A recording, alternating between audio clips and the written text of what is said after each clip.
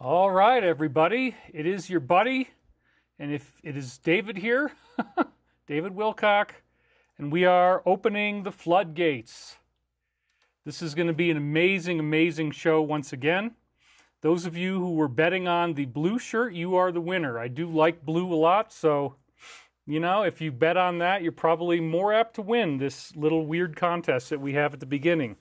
Josh O says, howdy, man. Digital Soldier says, showtime. I do apologize for starting 5 minutes late, but I had a very valiant reason. There is incredible breaking news happening. Oh, you look beautiful today, says Micah Heath. Richard Whitney just donated $250. Woo, there it goes. Thank you, David, for all you do. I'm so glad there's a beacon of light to give us the truth and the wisdom of our universe. May peace, love, and light be unto you always, and may God bless you for your exemplary bravery and steadfastness. Thank you very much. Angry Daddy, how dare you make a request when I was just sitting here trying to do my own thing and you're getting all mouthy, you're crawling up Daddy's business, and you think you can just sit there and ask for me to come out of this weird cosmic closet that I happen to be in and start getting on your case? God, I have had it! Woo! Oh yeah, that's good, boys. Look at that. Look at how the smoke rises. I love it. Oh, it's so gentle and peaceful, and the stench just makes it right comfortable for Daddy. Okay. Anyway, wow. We got off to a great start. He's bringing out the belt, kids. I don't want my dad... I told my dad on the phone the other day, like, no. You know, Angry Daddy is an archetype. It doesn't mean if I have this character do something that I'm accusing him of having done it. I got to de-shine my forehead. Looks pretty good now. All right, you guys. Wow. Holy crap. There's so much stuff going on. Golden Rainbow watched all your last show. Good morning from New Zealand. Counting up the views, hit the like button. Absolutely, says Roger Sigmund. This is one heck of a show, you guys. Once again, I have outdone myself. Once again, I have built a titanic amount of material. Colossal, gigantic, titanic, whatever you want to call it. Did the wind die down? Yeah. Wendy asked, and Lisa says, hi, David, why no Sunday show? We're already at 1,800 viewers, so you guys are still able to get in here. But yeah, the deal was we had the worst wind we've ever had here this winter yesterday. It was 35 miles an hour, and it just so happened that it started right in the middle of when we're supposed to be on the air, but the absolute worst of it was between 12 and 4 p.m. my time, which is 11 Pacific. So there is no way I can do a show at that point. So anyway, we got 2 donations. Beverly Adams, I had to go to work for the PM shift. I'll catch the replay. Jim Garrigus, keep us on the edge of our seats. Yeah, dude, I mean, it's so much more peaceful now. The sun is out. Yesterday was so bad, I had to put everything loose away, the barbecue grill, everything outside, because this is the type of weather that can actually turn over trucks and cars. This is the type of weather that can blow windows out of your house. This is the type of weather that could rip the roof off your house, as happened to my neighbor next door, and I did not like it. So, David, you're a TI like me. That's what Stephen is all about. You're a victim of gang stalking. Absolutely. I don't think anybody has ever been gang stalked as badly as I have been. The same kid has been doing this for 7 years. We strongly suspect someone is paying him. We have a good idea of who it is. And now that he has escalated into terrorism and making death threats with explosives from India and Russia, he's liable to a minimum of 16 years in prison. So it sucks, but you know what? It's only one guy, and we're just going to keep on going because I'm not going to let evil intimidate me. That's just how I roll. In fact, as a direct thank you to Stephen for continuing to do this stuff, I have put in more of the kind of things in this show that he really doesn't like, including whistleblower testimony, exposing the group that he may very well be involved with. So this is going to be one heck of a show. We don't pay attention to it. At the same time, of course, somebody like this does make your life pretty miserable. That is just a reality. Do we still support T? Absolutely, yes. Limitless Louise says. And I'm going to show you why. The title of today's talk is Open the Floodgates, and that is exactly what he has done. So let's get right into this. that was the me with shorter hair. Don't be surprised if I end up doing that. I know you love this wildness, but we got to start doing some business meetings pretty soon for our aerospace company, Stavati. We've got a gigantic investment that's potentially coming in. So I have to be ready for that. And I'm not sure yet if it would be more likely that we'll close if I have a shorter haircut like you see in this picture. So savor this long hair while you got it, because I don't know how much longer it's going to be. Danielle van der Cage says, "Hi, David. Are the turkeys okay? I hope they didn't blow away." Yeah, the turkeys are okay. It's just that they don't come out at all during this time of the year. You only see them up until Thanksgiving-ish, which is like they know better get the hell out of here. I would never do anything to them, but there are people who shoot them around here, especially what's really sad is the alpha male, or the tom as it's called, gets shot because he's the biggest, but he actually protects the whole flock. And so we lost a tom, and obviously, and I've been nourishing these youngsters into being, and the whole reason why I wanted to get out of here is about to end in 2 weeks, which is wind season. And I just went through the worst one ever yesterday, 35, 36 miles an hour. So I don't really need to leave anymore. And in fact, I'm not sure if I'm going to be going anywhere else until we really know what the company is doing. But sell your hair, LOL. I already do have a braid that I made from the last time I got it cut. I'll probably cut it again, save another braid. That way, in the future, people can DNA clone me or whatever the hell they want to do. Please don't, though. I don't want to have a bunch of Davids running around. But how are the moose? Well, we definitely have not seen them. I'm not walking very much. We can't lose the tom. That's right, says Monique Villeneuve. Don't cut it. It's your antenna. Well, I do kind of like the hair. I just, you know, it's a different kind of thing for me. I don't usually come out with this kind of wildness on my face and hair, but, you know, it hangs over your face. You can make it look really cool. You can kind of pull it in like that, give a more teenage look to it. But it's teenage no matter what. This is just me having fun and being unrestrained, wild, and free. And you know what? If, as you just correctly said, if I'm being gang stalked, why not have wild hair? Because it just kind of gives you a perspective on things. So we really do need to hit the ground running here, but we're going to also honor your donations. Kaylin Robinson hit me twice, the yellow and the orange there. Happy Monday, y'all, and then happy Monday, y'all, again, but it's a total of $30. Thank you very much. Tie it in the tail. Oh, my God. Can I just please say that if you're a man and you have long hair, don't ever tie your hair back. Because if you're susceptible to hair loss, that's going to make it vastly, vastly worse. So I'm never going to tie my hair in any type of ponytail or braid or anything like that at all. So we do need to get going quickly here. I don't have a lot of time because we have so many news stories, but you are going to be on the edge of your seat. You are going to be dazzled. You are in for a real treat here because we are at the very end of an amazing transformative process for planet Earth. And I'm so excited. We had another one come in, Koala. I think I got that right. Hi, David. I've been following you for years. I'd love to hear more about the UDTs trying to raise our vibrations. Thank you for all you do. P.S. Angry Daddy is a bit much at times. Not everybody likes the comedy, but that's part of what you do with comedy is you take a risk. So Angry Daddy is going to go on, and he will be long living forever. But yes, we did do one the other day where I started the show with a very intense round of Angry Daddy. You got to be in the right mood for Angry Daddy, I guess. Not everybody has processed their child abuse history to the degree that I have and made peace with it by making fun of it. But it's a great process, as many of you have said. So again, there are very exciting changes upon us. We're in an epic week of disclosure with far more to come. And the truth is definitely not going to be for everyone.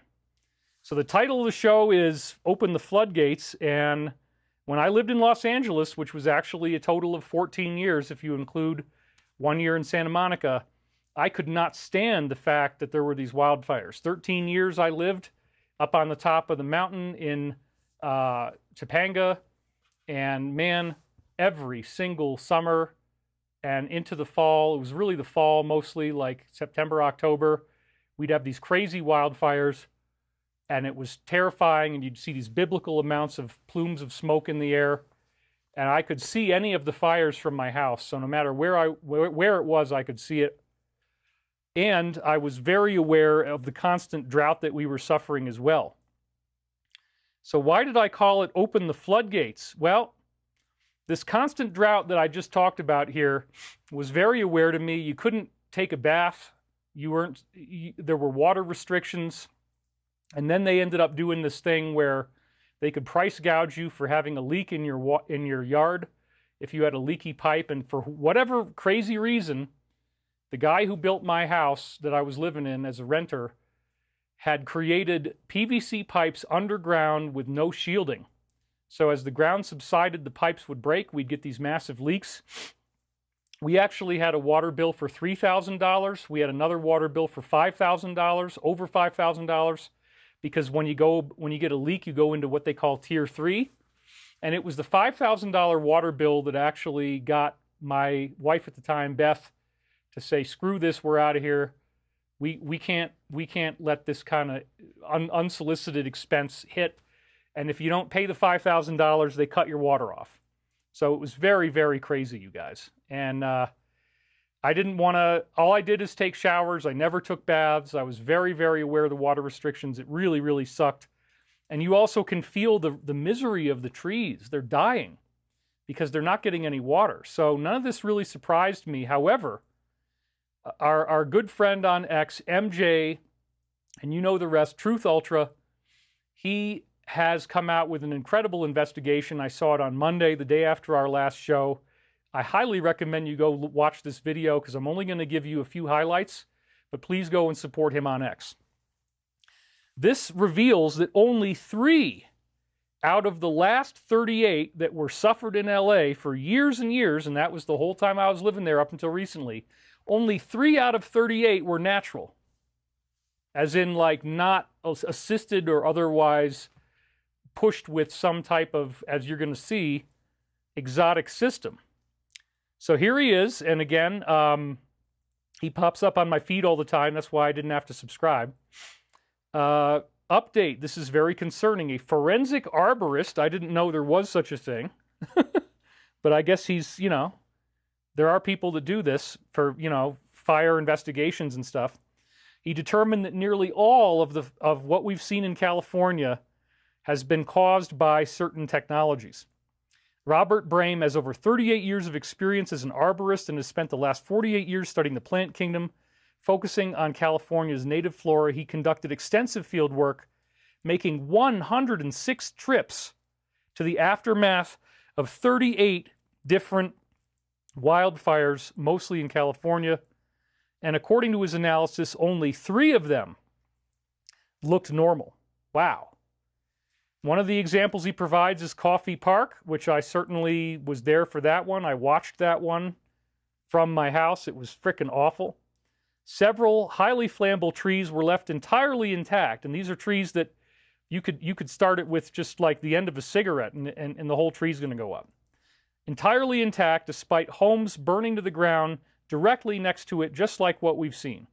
In all of his 120 trips to fire-ravaged areas, mostly in California, he found strange and consistent anomalies, such as melted glass and aluminum, which normally would never happen. The temperature is not, the temperature isn't high enough to make this happen usually. In other scenarios, fence posts that were only made of wood ignited near the screws. Let's show you that one.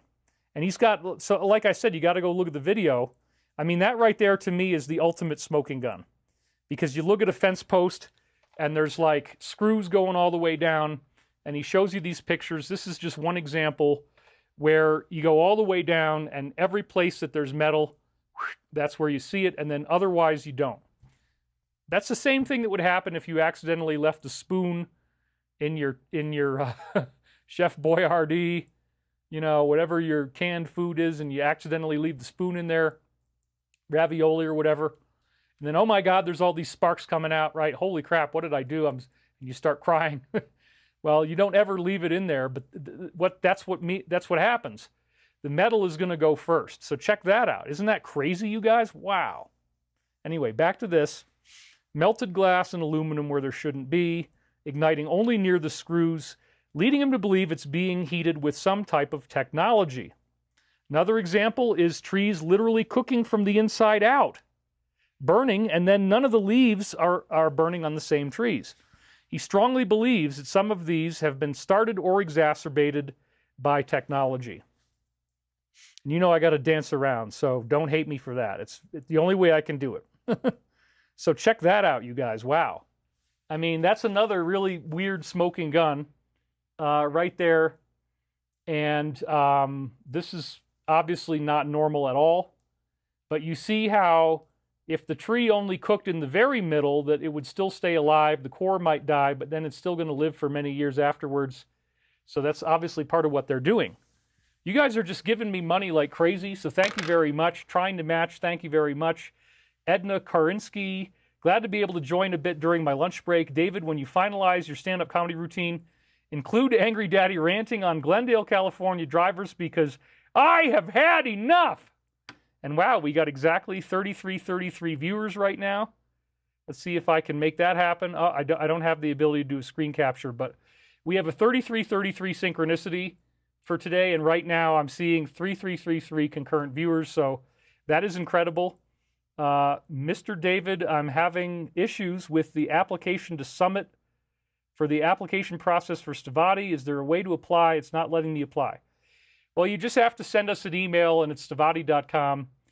We are going to be hiring a lot of people very soon. Press the print screen on the keyboard. Do I have that? Let's see. I don't even know if I have that. Well, it's okay. I mean, trust me, it's true. It's there. It just went up to 3413 anyway. So that's great. I mean, we're only 15 minutes in. We've already got a great turnout, and I'm very happy that you guys are here. I love you guys, and I'm so grateful to be here. If Angry Daddy scared you a little bit, you just got to get over your child abuse history, man. That's all it is. Because then you get to learn to laugh. If you can laugh at the attacker, then you're in a much better position. So again, look at the weirdness of what we're seeing here. We got multiple pictures. You got to go watch this video. I'm really serious. Around the screws, because they're getting all hot because they're being zapped, and then all of a sudden it burns only around them. That is absolutely not what would happen if it was a normal situation. Okay? Then we've got this, which you can see they're burning from the inside out, which is the same reason why it sucks to cook meat in the nuke, right? Because the meat cooks on the inside, not the outside, like if you sear it on the grill. So again, now check this out. Another example, whoops, is this tree trunk burned from the inside. They cut the tree down because it was damaged, and it has literally been cooked and burned into a hole inside the tree trunk. And if you remember from last couple, I think it was last week or the week before, Archangel Michael, because again, there's this whole set of tapes that I dictated. Let's go to the tight shot here. Again, I'm never going to stop talking about this until we're done with the time loop. These were all cassettes that I dictated using remote viewing protocols in 1999. That was the year. And these tapes are now time looped into the present. So it appears that some type of human, angelic, Christian extraterrestrial decided that I was a great choice to use for this type of telepathic communication. I began the work in 1996, and we have 7 Michael Prophecies books that extend through the year 2000. And then there's a couple other readings I did in 2004 and so on, but most of it is 96 to 2000. However, when I was writing those books, there was a period of time that I hadn't transcribed, and I was using my old tapes and my old transcripts, and so there's a big gap in book 4 between January and March of 1999. And it turns out there were 21 tapes that I just so happened to have not transcribed during the time that those 7 books came together. And that was between 2022 and 23. I didn't even remember this, or I knew there was missing stuff, but I thought it was just gone, and I didn't even remember that I had 4 other tapes that I hadn't transcribed yet until I was just leaving for Canada in September of last year. And then it was only when I came back from Canada that I realized, oh my God, there's 21 tapes, and I just showed them to you. So 21 cassettes, and it saves us the trouble of wondering if God has our back. Because this clearly is, according to the Bible, Archangel Michael is God's highest angel.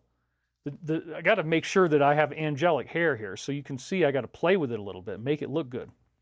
Make it really wild and bushy. So Archangel Michael is supposedly tasked with the destruction of Satan by Jesus Christ himself. And he is the highest angel. That doesn't mean he's above Jesus, and we always have psychopaths trying to entrap me in all this stuff. Jesus is in the Law of One, which is my original source teaching I started to read in 96. 10 months before this contact began for me, the Law of One attuned me to the contact, and it was ultimately the same source, Archangel Michael speaking. So the Law of One says that you can actually have the galactic mind embody in a human in the form of Jesus, and that is why they call Jesus the Logos. In the book of John, he says, I am the Word, and the Word is God, the Word was with God. Well, this is because God the Father is the Logos, the galactic mind is the Son, the Father is the universe. So a galaxy is a personality. In the Law of One, everything in the cosmos is intelligent and alive, and the galactic mind embodied into Jesus Christ as the logoic consciousness. And so this is when Pete Peterson, my top Area 51 insider, went to a joint human extraterrestrial base in Antarctica. There were multiple ETs who looked human, much more like us than Greys normally would be. And they said the reason they came here was because the galactic mind was embodying into a human in the form of Jesus. And for them, 2,000 years is nothing. They're time travelers, so this was just something that happened. He was standing up against Rome. They wanted to come here and see what the hell was going on. They were very excited about the logoic embodiment. That's one of many, many examples where over the course of my life, I've had, 40, 50 different people come forward who had something called cosmic top secret clearances, 35 levels of need to know above the President of the United States. And at that level, it's widely acknowledged that we have reverse engineered technology. It's been around for 80 plus years now. And so we have an 80-year history of building spaceships, of colonizing the moon, colonizing Mars, colonizing our solar system, and apparently there's 64 different locations in our galaxy that have Americans in them. So then we have a cosmic proxy war, as I keep saying, that's going on Earth, where we have evil aliens like Draco reptilians, like certain types of Greys, certain types of insectoids, and certain types of human-looking ones. There are some that look like gargoyles. And we also have positive ETs, of which those are the vast number visiting us. There's 53 different types of human ETs visiting us. That was discovered. There's all these great correlations between what it says in the Law of One and what it actually, we heard from the Disclosure Project in 2001. There was a guy there, Sergeant Clifford Stone, and he said they had the Heinz 57. He was responsible for UFO crash retrieval operations, and he had a field manual 3 inches thick that had 57 different types of humans that might crash here in their ships. And these are UFO crashes. He had a secret, a non-official cover or knock job. But then when there was a crash, they called him out there. The reason they need special people for this was that his intuition was used to connect telepathically with these beings. So the being is dying, and unfortunately, you will have a telepathic feeling of all of its death. If its leg is blown off, you'll feel like your own leg is blown off. You'll feel the terror of the death. And at the closed executive summary briefing for VIPs and members of Congress at the Disclosure Project, this was in 2001. That was on May 10th, not the one everybody else saw. This was a secret meeting just for Congress and VIPs. I got in because I'd been on Art Bell twice, and I paid $150. He started crying. Sergeant Clifford Stone started crying on stage as he remembered what it was like to experience the death of this beautiful being in real time as it's telepathically sharing this with you. So that's why nobody wanted to do that job. And now UFO crash retrievals have been openly acknowledged by the Pentagon. And last week we were talking about this weird egg-shaped object that was recovered, and they've showed us the film. And unfortunately, ever since the Kennedy era, we've been trained to call people tinfoil hat, conspiracy theorists, cranks, crackpots, etc. So UFOs are considered a laughingstock. That has not changed, and it's low-hanging fruit for psychopaths. Psychopaths want to find something wrong with you. That's why if I cut to this wide shot over here, oh, he's fat. I'm not fat. Again, I look fat from sitting in the chair because that's what the chair does. My back is slouched this way. My belly is slouched forward. Believe me, I'm not overweight. But anyway, nobody gets more trouble from psychopaths than UFO researchers because, again, the psychopath wants to find anybody who deviates from social norms, and then they want to attack you and say, well, because you deviate, because you're not conforming to the mainstream, I'm going to make fun of you, I'm going to laugh at you, and I'm going to torture you. So we're having this very interesting situation where negative extraterrestrials have contacted people on Earth through ritual ceremonial magic, and they create a global elite that's very hierarchical, much like an Amway. And we're going to talk about that hierarchical organization today, the different levels of what it has. You will understand a lot more by the time you're done. And so when you go into this organization, you will become wealthy, you will become powerful, you'll become influential.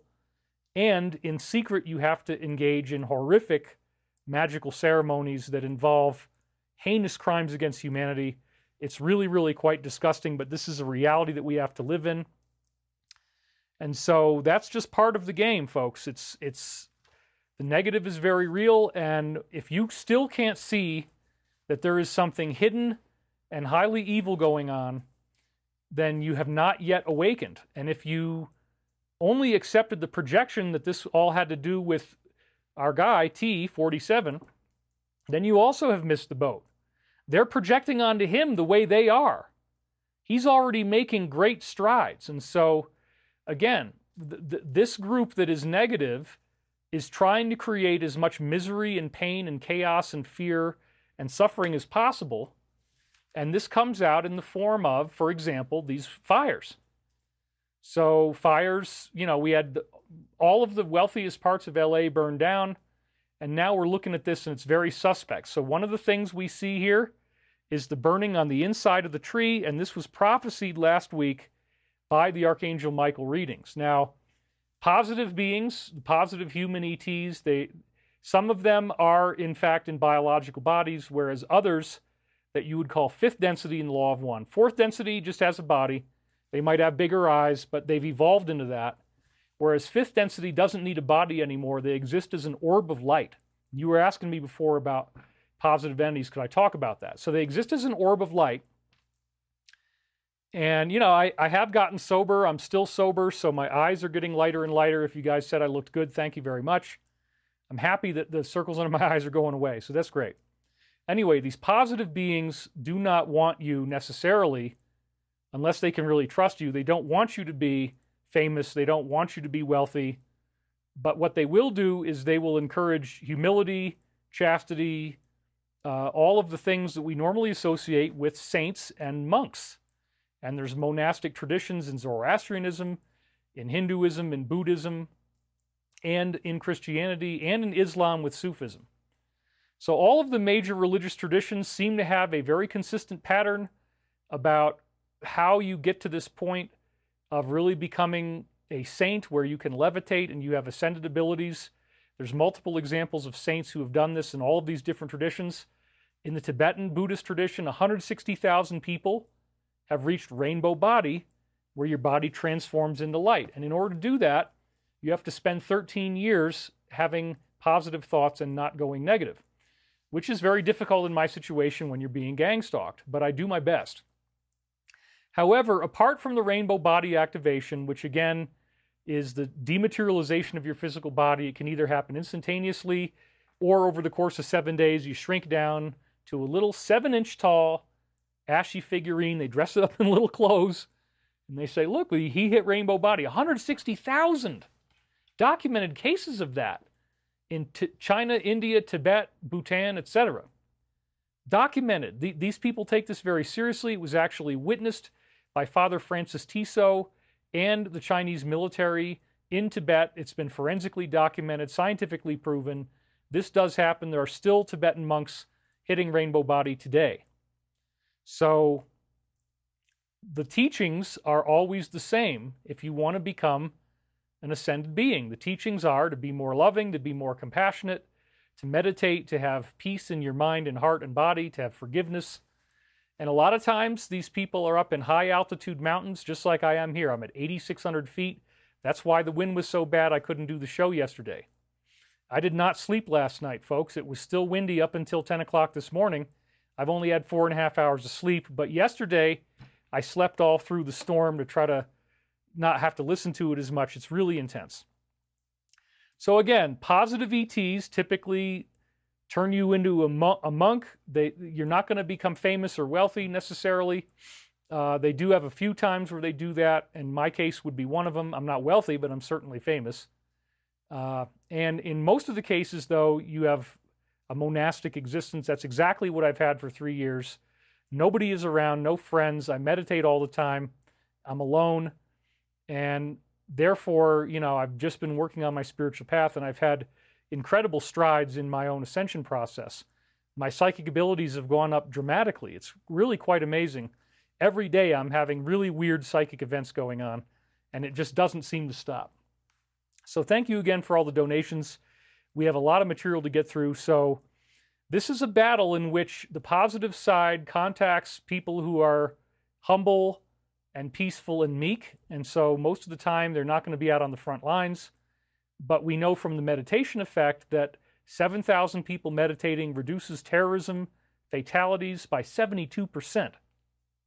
So 3 out of 4 people who would try to kill somebody, pick up a gun, create violence, end up not doing it if you are in a state of meditation as a group. That's very, very fascinating.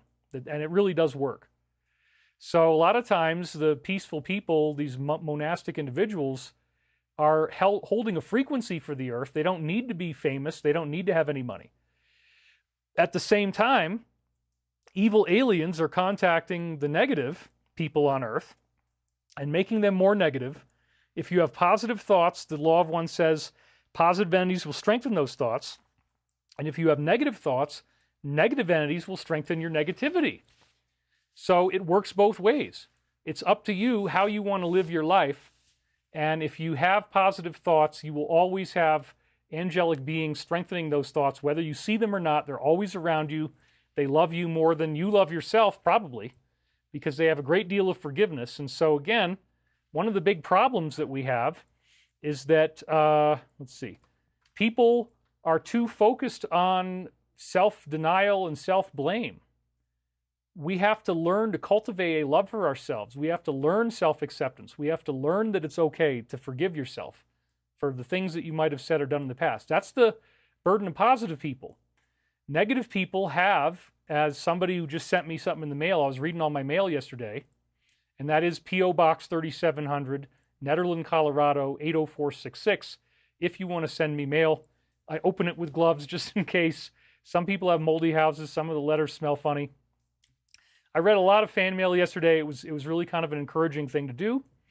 And somebody was talking to me about how their own process is, how do I learn to love myself and accept myself? And it's like, well, the beings love you probably more than you love yourself. And they want you to learn how to love yourself. And so at the church that I used to go to in Virginia in the late 1990s, we always said, loving yourself is the bullseye. All the other spiritual teachings are secondary to learning to love yourself. And if you don't love yourself, you're not going to be able to love other people. So this person who wrote me the letter was also talking about the psychopathic brain. I've showed MRI scans of the brain waves of psychopaths, and their whole frontal lobes are shut down.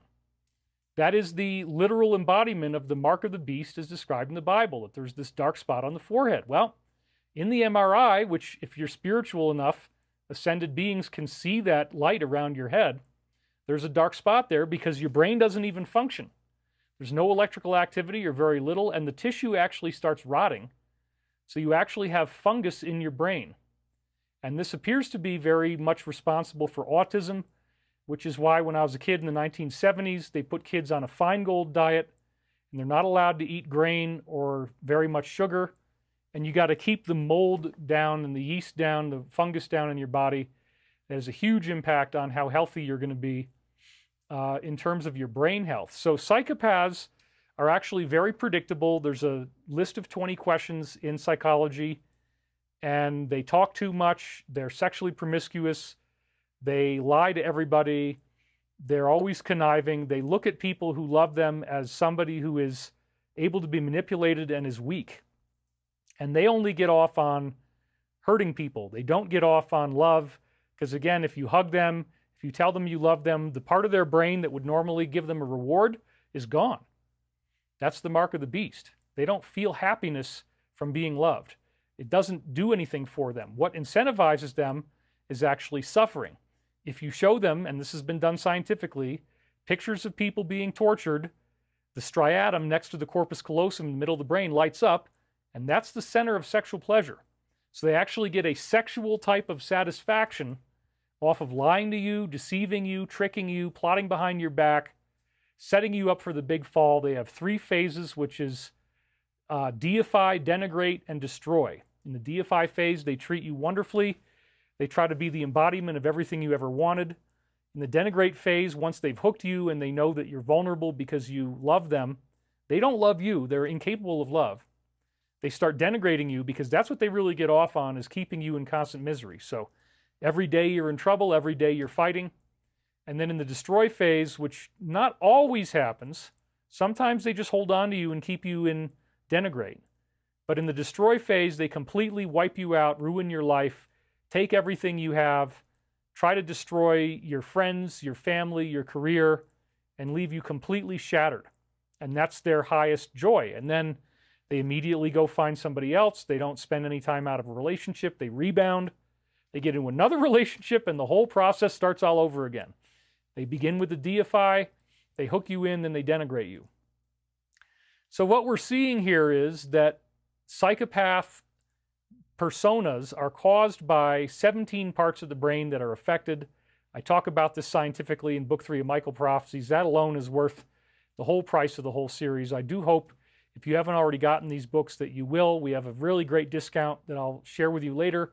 Only $144 now, and you can get all 7 books and 35 hours of amazing corollary supporting videos shot on 7 camera angles. So again, we still need your help, but we're very close to closing on a $10 million deal.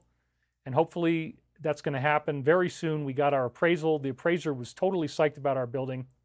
And again, we have another really big deal coming in. This company, by the way, is going to be doing Area 51 type technologies. That's the most dangerous thing you can do. That's why I'm on the tip of the spear. I've actually bought a hangar. We have it's huge, huge, massive hangar that we can build airplanes or hover cars in. And there's different technologies we can use to make hover cars. So we want free energy. We want anti-gravity. We want you to have an affordable hover car. And that is the future of manufacturing for America. It's going to put us back in the winning seat, back as a wealthy country. And all of these things have been supported by the new administration. Direct statements they've made. They want to build cities. They want them accessible by hover cars. That way we don't need to build highways as we colonize these massive amounts of land that America has that are otherwise undeveloped. And you can only take a fraction of a percentage of all that stuff and build new cities. It's going to be amazing. So, positive entities are trying to bring us through a quantum leap in human evolution. The positive ETs promote ascension. And they do this by contacting humble individuals who give you the same teachings over and over again. Learning to love yourself is the bullseye. Self-acceptance is the goal. So if you love yourself, then you can also love other people. Psychopaths are incapable of loving themselves. They have a fundamentally suicidalistic, that's not really a word, suicidal, self-denying personality, and they're always looking for thrills. They're thrill seekers. And the greatest thrill they get is off of destroying other people's lives. So, negative entities cultivate situations in which there is a group that traumatizes you if you join it. And as you get more traumatized, you become more psychopathic. You go farther down the psychopath spectrum. And that's where you're getting into murders and very bloody, disgusting ceremonies that nobody would really ever want to do unless you've been very thoroughly groomed and brought in and they tell you, yeah, you have to do this if you want to be in government, if you want to be wealthy, if you want to be one of us, you got to play along with the game. As you go through these highly traumatic ceremonies, you're getting more and more psychopathic, more and more of your brain is shutting down, and the likelihood of healing becomes more and more difficult. Healing is possible. It is possible to regrow that tissue in the brain, but it requires that you are no longer being stimulated, and most of the time it requires that you stop drinking alcohol. If a psychopath is drinking alcohol, it's almost impossible for them to ever heal because the alcohol keeps your brain pickled. It pickles every cell in your body, and your brain will rot even more. And so drinking makes you even more psychopathic. I have not drank alcohol at all since I got sober back in 1992. You can believe that. I did use cannabis. I've stopped it now. Cannabis, I think, is a lot safer, but that's dependent on your own laws and your own state, whether you can do it legally or not. But yeah, all the studies for going back a long time show it's way less damaging. It's still damaging, but way less. So we have this negative elite here on Earth, and they get traumatized more and more. Their brains keep rotting more and more. They get more and more of that dark spot on the forehead. They become more and more psychopathic. And that is just a fact. And so they're very wealthy. They're very powerful. And the part that people really have a hard time with is the degree of infiltration that really happened. Back in the old days, it was common for Christians to say, oh my God, the Antichrist is going to show up. There's going to be this guy, and he's going to be really horrible, and he's going to lure everybody into evil.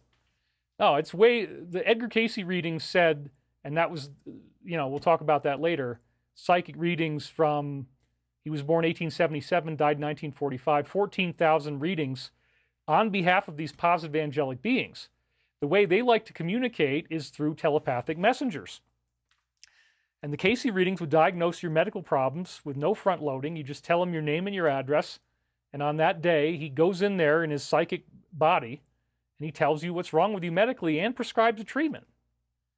So the Cayce readings firmly stated that the Antichrist is a cloud consciousness.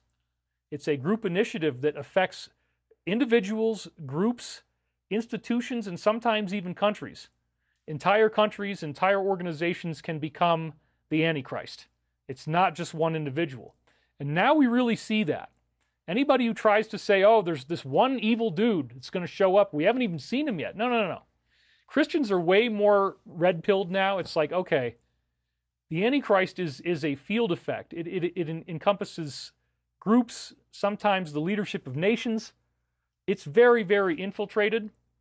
And so these entities that they're serving, these negative aliens like Draco-reptilians, feed off of human misery. They actually, just like a psychopath does, where they get enjoyment from you suffering, they feed off of this. So again, how weird is it that these fires seem to be done through some type of strange process? Look at this. The screws are burning, the wood there. We have the trees burning on the inside, and then we have this hole inside the tree. So my own work was contacting these positive beings. Later on, I found out I look just like Edgar Cayce. I appear to be his reincarnation. We'll get into that again. But I did this work from 96 to 2000 that now is time looped into the present. What that means is that I'm looking at these tapes I showed you from 1999, and the voice of Archangel Michael, which I got through remote viewing. The protocols say 99% accurate transmission of information psychically, so people can go and remotely view a location. You'll see that in a minute. So the remote viewing protocols were used, and that means I got my ego out of the way, and Michael was able to speak without too much interference. And so now, the latest time loop is happening week by week. Every week I get up to date. We're in early February 1999. And then after the show is over, I go and I unseal some more readings, and I read all that stuff, and it turns out that it's talking about what's going on right now in the present. And this just happened last week, and so they predicted something that I didn't see yet. So again, we saw this tree with the hole in the trunk, and that exact thing was mentioned in a previous show. This was January 31st, 1999, where I had a dream at that time, and I transcribed it, and now we're hearing it now. Something going on with California, like it might sink or a disaster. San Francisco was in there, and when I was thinking about California, I got the image of a tree trunk with a hole in the middle. And you remember I was trying to guess what that was? Well, yeah, in the redwoods there was a tree that had a hole you could drive through. That was a redwood tree. You could drive cars through it. No, I don't think that's what it was. That was another one of these amazing prophetic readings, and we're up to 4,400 people now. Thank you guys for being here. The tree with the hole in the middle, I only saw this on Monday after I did my last show, and I was like, oh, wow. And look at that, 4.1 million views. So MJ is bigger than the mainstream media right now. So then the dream also said we were trying to drive, but we had trouble getting where we were going.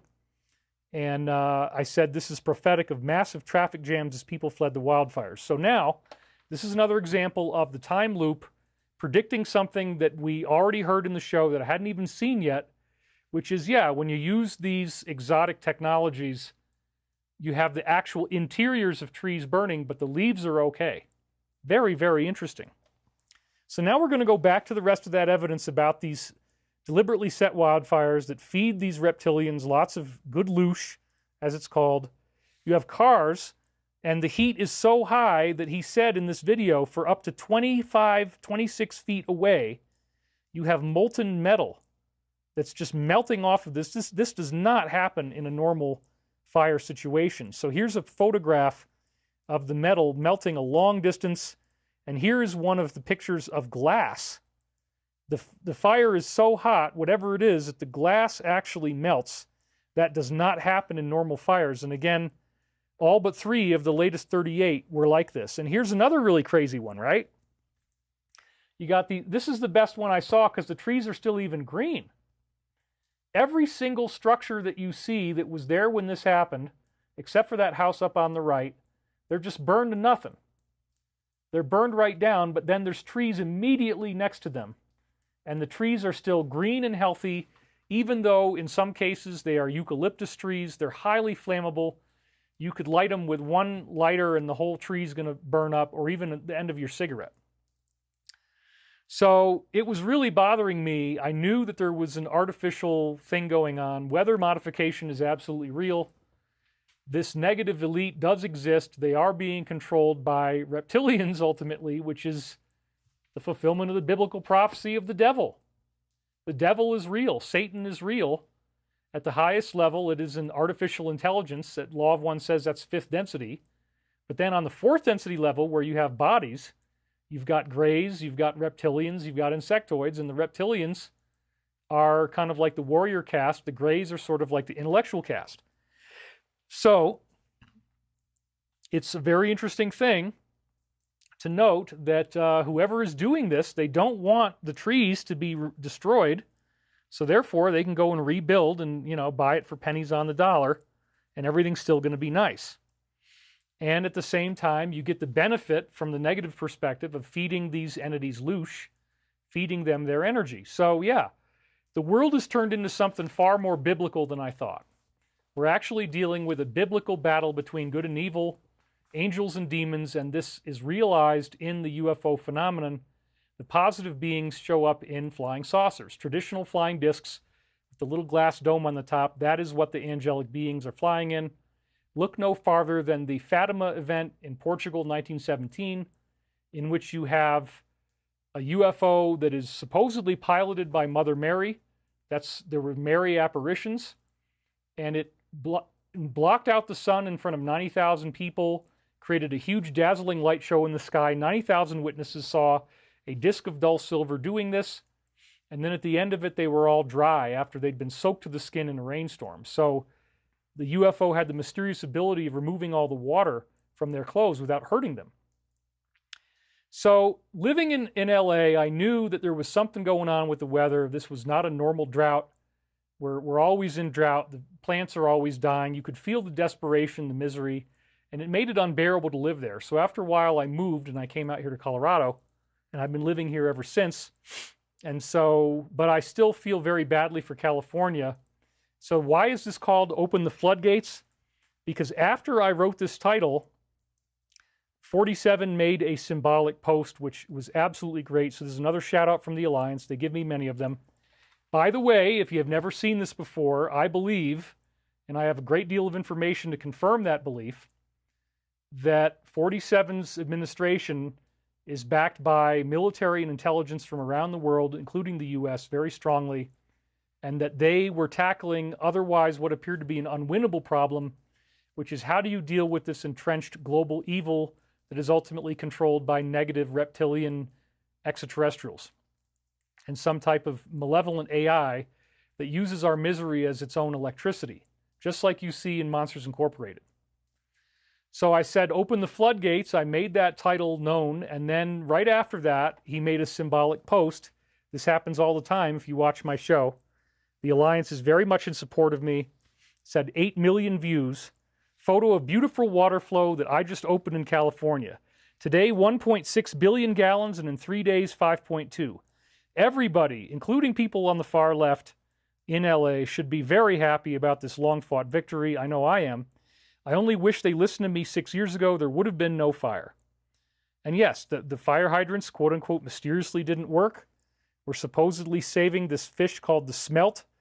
But, you know, it's not... The human life is more important than some fish, in my opinion. I hope you feel the same way. If not, then you really ought to check yourself. So 8 million views. To me, his stock price has just gone way up because everybody benefits from this. It keeps us much, much safer.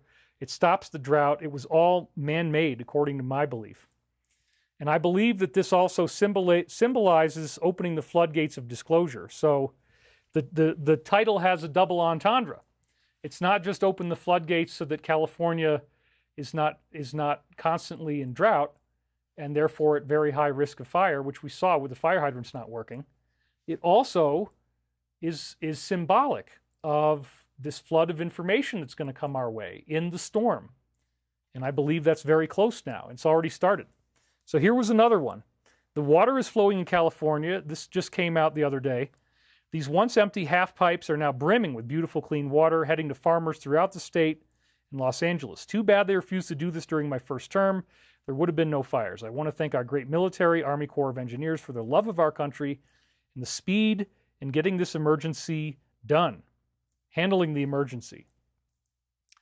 Okay, so that is very beautiful, and it makes me feel better because, again, never taking a bath, never feeling safe with the water, $5,000 water bills, all that stuff was manipulated, folks. And they're trying to say that the life of this Delta smelt is more important than us. Well, if the planet is destroyed, then we're all gone. And if the wildfire damage is far worse than the damage to these fish.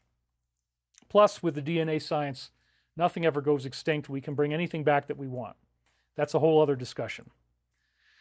So this has been a very intense week where, again, if you really understand, if you are so-called red-pilled, then you know that there's a lot of different things that most people are not aware of that we're all going to be learning about. The Alliance, through this new administration, is bringing us truth at a very fast speed.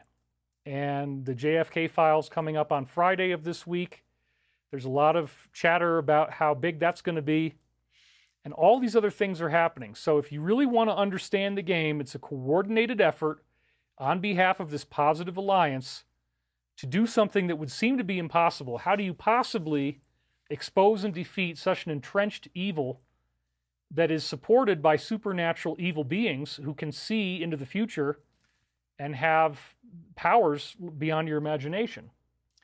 Kalen Robinson, does Michael mention anything about H from Germany? Media is calling him H47. It seems like Shadow is referring to him as a good guy. That is not true. Okay, I knew somebody was going to get caught on that. We're going to go through that whole thing. I thought that it was a little bit, it's going to take some clarification. That is not what they meant at all. We'll explain that when we get there. There's many other posts. You got to look at the whole context. You can't just look at one thing. The Alliance is not perfect. That post was very easily misinterpreted. So thank you, Kalen, for bringing that up. We're going to get there. No, they do not support him at all. And they've made that clear on many, many other occasions. So, what we are dealing with, though, is an entrenched evil that has taken over the top levels of a variety of different things, including various governments. That's what we're really dealing with. So, the Alliance is working with positive extraterrestrials to bring about positive change. And one of the ways in which we're seeing this that may be coordinated is the DeepSeek AI thing. Like, wow. Are you aware, going to the next slide now, that when DeepSeek came out, that there was a $700 billion loss in the stock market? Yep, it's true. Here's the proof. This was from ZH. And it says, this was after it first came out the week before. The following Monday, So if you don't know what's going on here, there's ChatGPT, and they wanted to make this this massive source of investment, put $500 billion into it. We talked about how that was a fake out, that it's not real. He just wanted you to get mad. 47 did. But they were propping up the entire stock market on this idea that AI is going to be expensive to manufacture, and they got to put billions of dollars into doing it. And it's going to take all this time and all this money, and then once they do it, that you're going to have to pay for it. And now China comes out and blows everybody's mind with DeepSeek, which works better than all the others. It's faster, and it's like a utility. It's like water or electricity. You can download it on your computer. You can run it locally, and it's better than everything else. So this caused $700 billion in losses, a sell-off that was triggered by this. That is very painful to these usual suspects. DeepSeek did not disclose who was behind these cyber attacks. Of course, that's what they want to do, is hack you and make it look like it's not a good thing. Given that hundreds of billions of dollars in market capitalization were wiped out from Mag 7 stocks, approximately $700 billion, plus this huge shift in the narrative around AI. Remember, the evil is at the top level. Satan is an AI, so he wants this AI to exist. One might reasonably speculate about where the attacks are coming from, directly or indirectly through proxy groups. In other words, the DS, these global elites are trying to, destroy the credibility of this new system. Connor Hargraves, sending you lots of love, brother. Keep doing what you're doing. You're doing a great service to humanity. Keep on keeping it real. Looking handsome as always, says Diane Casey. I love the angry daddy. I'm laughing my ass off. Is DeepSeek sentient? Does she have a will? Cynthia Marie Brewer asks. Well, you gendered it. I didn't. Margie Chisholm says 2 Corinthians 11:14 King James Version, and no marvel, for Satan himself is transformed into an angel of light. Yeah, and Seeker of Truth, I'm confused why patriots talk about how great AI is. We all know how it ends when AI takes over the world. Why would we even consider going there? So anyway, this is something that's a very big deal. When we see all this stuff, it takes an enormous amount of effort to have your strength and have your courage. And remember, you are not alone. You have angelic support, and that's what these time loops are about. That's what Archangel Michael is about. The evil is very scary. No, AI is not going to take over the world. The positive beings won't let us. The Alliance won't let us. Krista, I got it right this time. Krista Litchens. Hi, David. JFK files will not come out on the 6th. We misread the executive order. It says in 15 days there must be a plan. Well, I'm going to show you some things. There's a couple slides in here, but I hear you. It may not be that very day, but it's coming soon, and you better believe that they're freaking out about it. There's so much evidence of this. But thank you guys again for the donations. You say I'm looking good. I appreciate that. Does no one realize a good AI will take out a bad AI? Think bigger instead of what movies have shown you, says Laura S. Well, the AI is very vulnerable to being infiltrated. That is possible. I don't rule that out, but I also don't want to, take this at face value that it's just, it's such a good thing. I don't mess around with AI. I haven't even used it. I'm not using it for any purpose. Showman's Sauna says, good evening from Norfolk, England, mate. Elon and DJT are giving me an odd feeling at the moment. They are not being very honest about robots and AI, for example. All the best.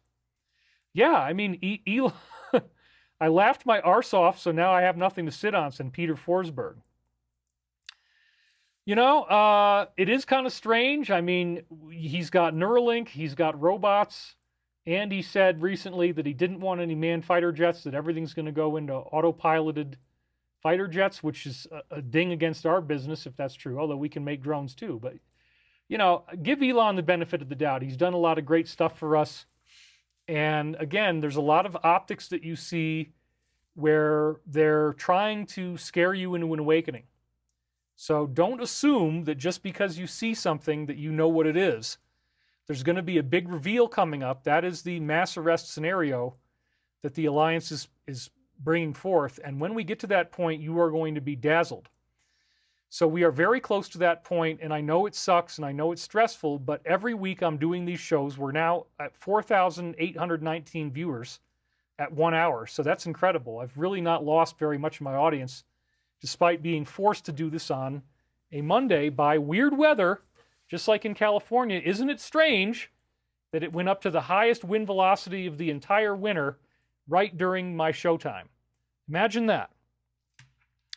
So, $700 billion is no joke. And again, this might have come from a benevolent faction in China that wants to weaken and cripple the negative. And I think that's what this is. So this meme came out. It was very funny. It shows the HAL 9000 computer from 2001. Dave says, increase the order book for NVIDIA chips. I'm sorry, Dave.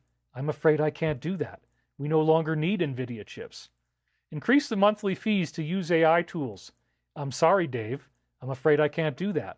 The software is free to everyone with a smartphone. That really made me laugh. And again, just to show you the severity of what's going on here, this Black Swan event, you couldn't call anything else, $700 billion, could consume the stock market bubble in a single gulp. And sure enough, it started today. This is why I was 5 minutes late, you guys. The biggest crypto bloodbath in history, bigger than COVID, bigger than Sam Bankman-Fried and his polycule, as they called it. They're all poly. I don't even want to get into it. I don't even want to get into it. The polycule is so gross. But like, yeah, they're all having sex with each other while they're ripping you off is basically the point. The biggest crypto bloodbath in history has just happened today. If you don't think this is significant, I don't know what to tell you. Here it is, and this is one of the reasons the show was late. I had to get all this breaking news into the show, so I do apologize for starting 5 minutes late, but I think it's pretty good. Over the past 24 hours, the crypto market experienced an unprecedented liquidation event. And this is today. I got this slide this morning. So crypto is in a free fall market collapse right now, an unprecedented liquidation event with more than $2 billion in value wiped out and over 700,000 traders who are probably members of the DS selling off all their stuff all at once.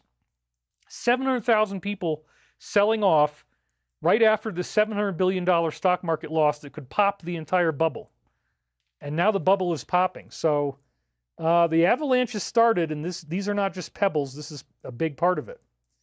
Let's just look at this whole thing, because this is fire, dude. You like that? I know, it's cheesy. Whatever. This event marks the largest daily liquidation in the history of cryptocurrency, surpassing significant past events like COVID-19 and the FTX collapse. My God. Major cryptos like Bitcoin and Ethereum saw significant declines, and Bitcoin dropped below 95,000. Again, if you're not getting this, this is the kind of stuff that happens at the end of the game, and we'll see why they were doing this a little bit later. It's because they have had a lot of assets that they were holding on to, and because all that money got wiped out on the stock market, now they got to cash in all their secret stashes of cash in desperation to fund their operations for this final push before we see what will likely be arrests on a massive level.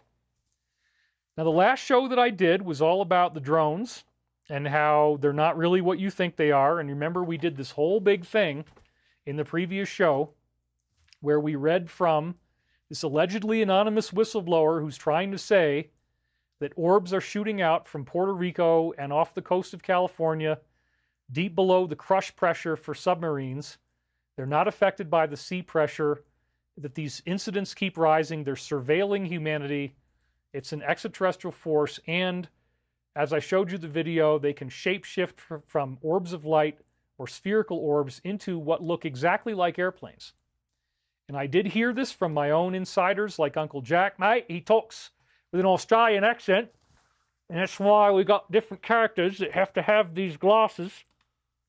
And he says, mate, if you look up in the sky, you see these airplanes. They might not be airplanes, mate. They might be something else. Oh my God, I just burned myself.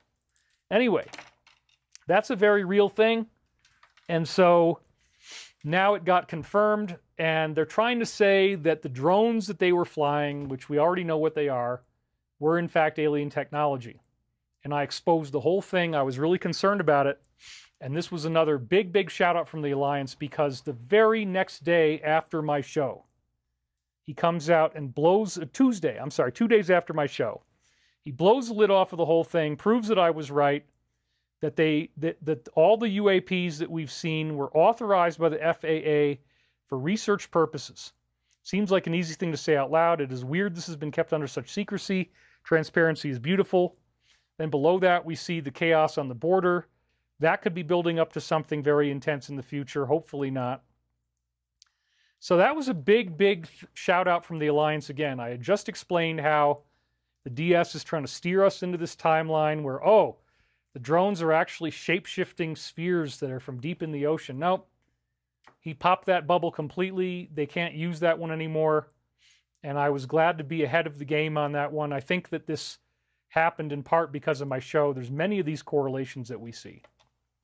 Then as the week went on, we saw these confirmation hearings for RFK Jr., Cash, and Tulsi. And this is another very big awakening event for those who are still clinging and haven't really woken up yet.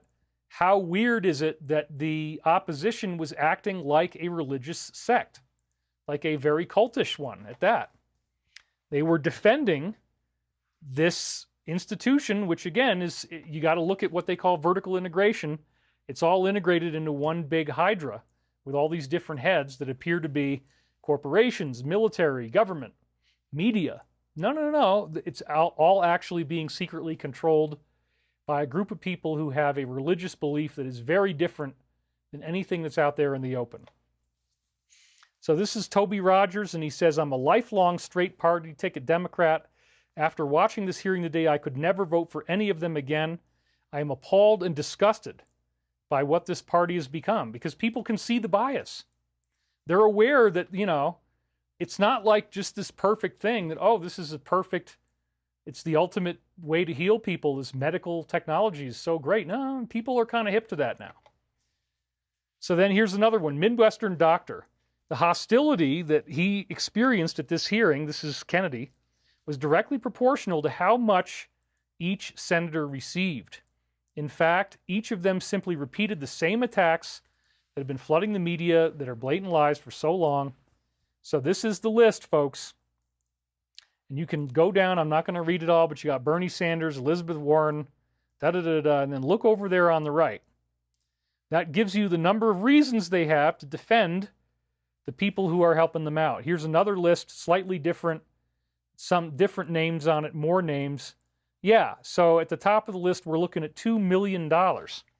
So that's somebody with 2 million reasons to do whatever the hell they want. Because, $2 million will get you, in most districts in the country, you can buy the ultimate mansion for $2 million. Except maybe California, but certain parts. But otherwise, you got $2 million, you can get that house that sets you up for life. Now here's another one that happened this week, very, very significant, where he posted this particular phrase. I don't even want to say it. And it ties back to a movie that's talking about poison being introduced into nature. So although the original movie was discussing water, this may be a wink to the idea of the fog. And so I didn't actually, for some strange reason, I tried to photograph this thing on X about somebody saying that they had taken samples of that whitish, lightweight material that had fallen after the fog appeared. And then when they analyzed it, it seemed to be very much loaded with parasites. So there's this huge aspect about parasites and health. And, once again, we're only going to very briefly touch on that for various reasons, but that will make you sick, and it will keep you sick. So if you're breathing them in the air, but there is a treatment, as we know. So just in case you don't remember this or you don't know this, $8, $9, you can buy this. It's a tube. You squeeze out a little glob at a time and take it when you're not eating anything else, and they will completely no longer be a problem for you. So even if you breathe the fog, Now we've got the research coming in that it is parasite-based because, again, if you have a high parasite load, you can get sick and you can stay sick for a really long time. So $9, folks. I'm not selling it. You can go buy it yourself. I'm not making any money off of telling you this. Anyway, another really strange thing is that there is an embossed letter in the American flag, just like what I like to have up here. Okay? So back to the slide. So this is what happened here. You can see, drop a frog if you know. He posted this. And this, again, is our friend MJ. So this just happened this past week. And when you look at it up close, sure enough, it has that magical phrase, which partly seems to be about the floodgates. But if you've seen the movie, then you know it talks about poison. And then behind it is this letter. So that letter is everything. That letter signifies what we're all going through here. The organization, that's how they refer to themselves, the Alliance. So big stuff is getting ready to happen, folks, and he's letting you know if you're awake. You know, he can't really come out in the open, and again, there's lots of disinformation going on, but he's letting you know what the deal is. Another really cool thing that happened this week that blew me away was a huge UFO disclosure from Jason Sands, who was on with Joe Rogan, confirming many things I've been telling you about extraterrestrials. I was blown away by this. Again, his name is Jason Sands, and he revealed on Joe Rogan it's the biggest show in the world.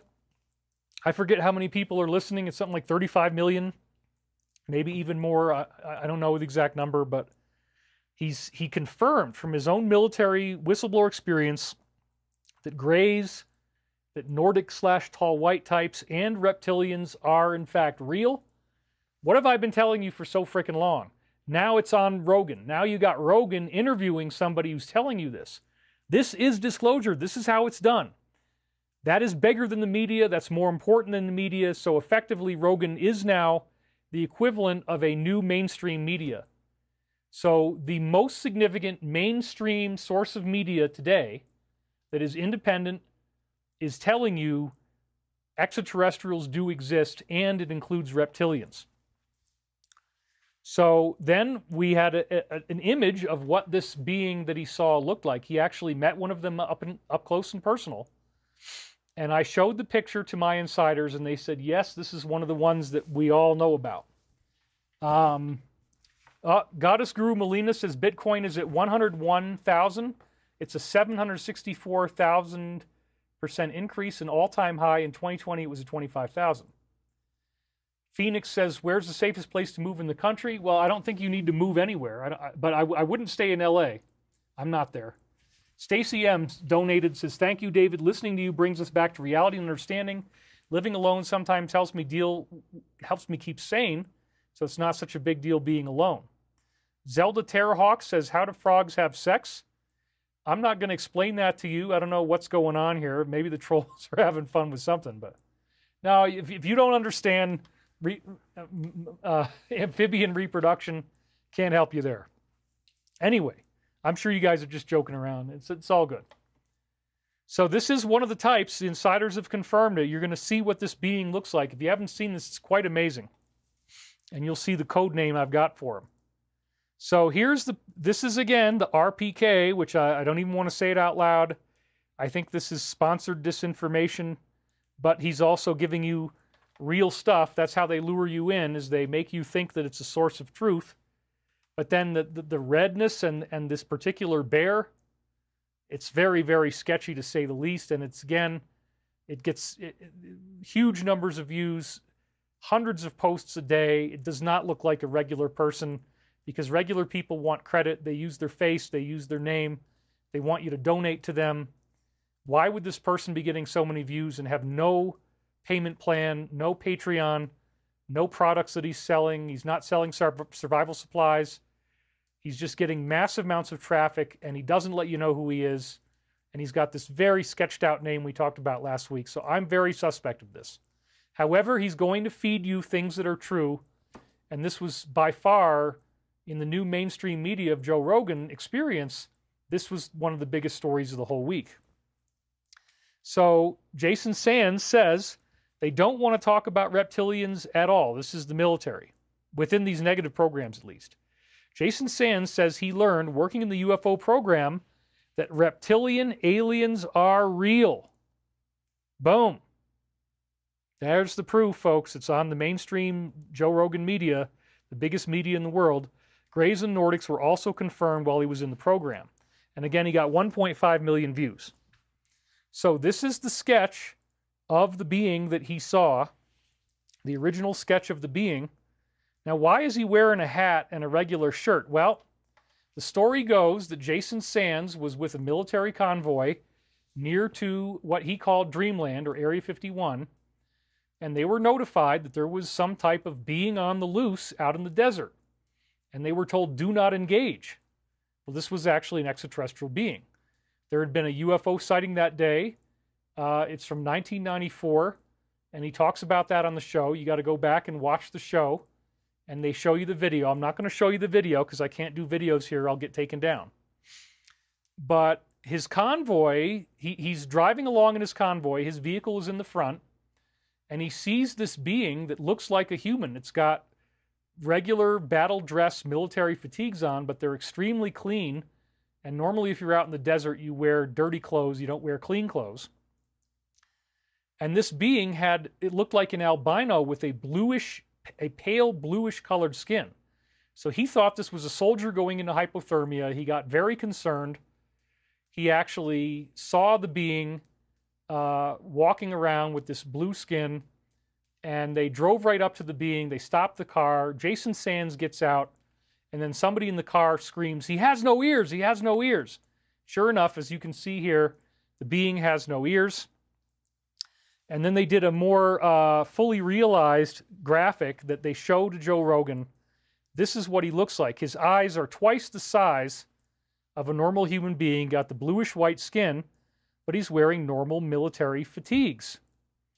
And so then he proceeds to say that his ship was in need of tritium material, which is radioactive. It's the stuff that makes your watch dial glow without any electricity. For whatever reason, his ship needed tritium, and he asked Jason directly, do you have a way to get tritium? But as he was speaking, I'll get through all this. Anyway, before we get into all that, there is one thing wrong with this diagram. This is probably because they had to use computer animation. It's going to give him an aquiline nose. He said the tip of the nose was actually slightly rounder. So this is more authentic in terms of what the face looked like. Then you got to add in the bluish color. So when you look at that nose, in my view, this is really great for the field of disclosure because tall whites, right? And Nordics, oh, they look like white people. No. This nose makes him look more African than Nordic. So again, this animation is wrong. The aquiline nose is wrong. This is what it looks like. So in all seriousness, I think he actually looks a lot like B.B. King. B.B. King is the all-time greatest blues man, and I mean no disrespect here. I think it's actually great that when the first real human ET that's getting broken out there on a wide level, yeah, his face is all pale, but feature-wise, he looks like B.B. King. He's got the same kind of lips, the same kind of nose, roughly the same. So in honor of Roswell's EB, I hereby knight this being as BB.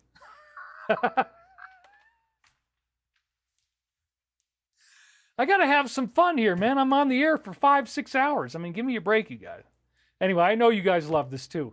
But isn't that great? I mean, people of color have been like, oh, the good ones look like white people and the bad ones are reptilians. No.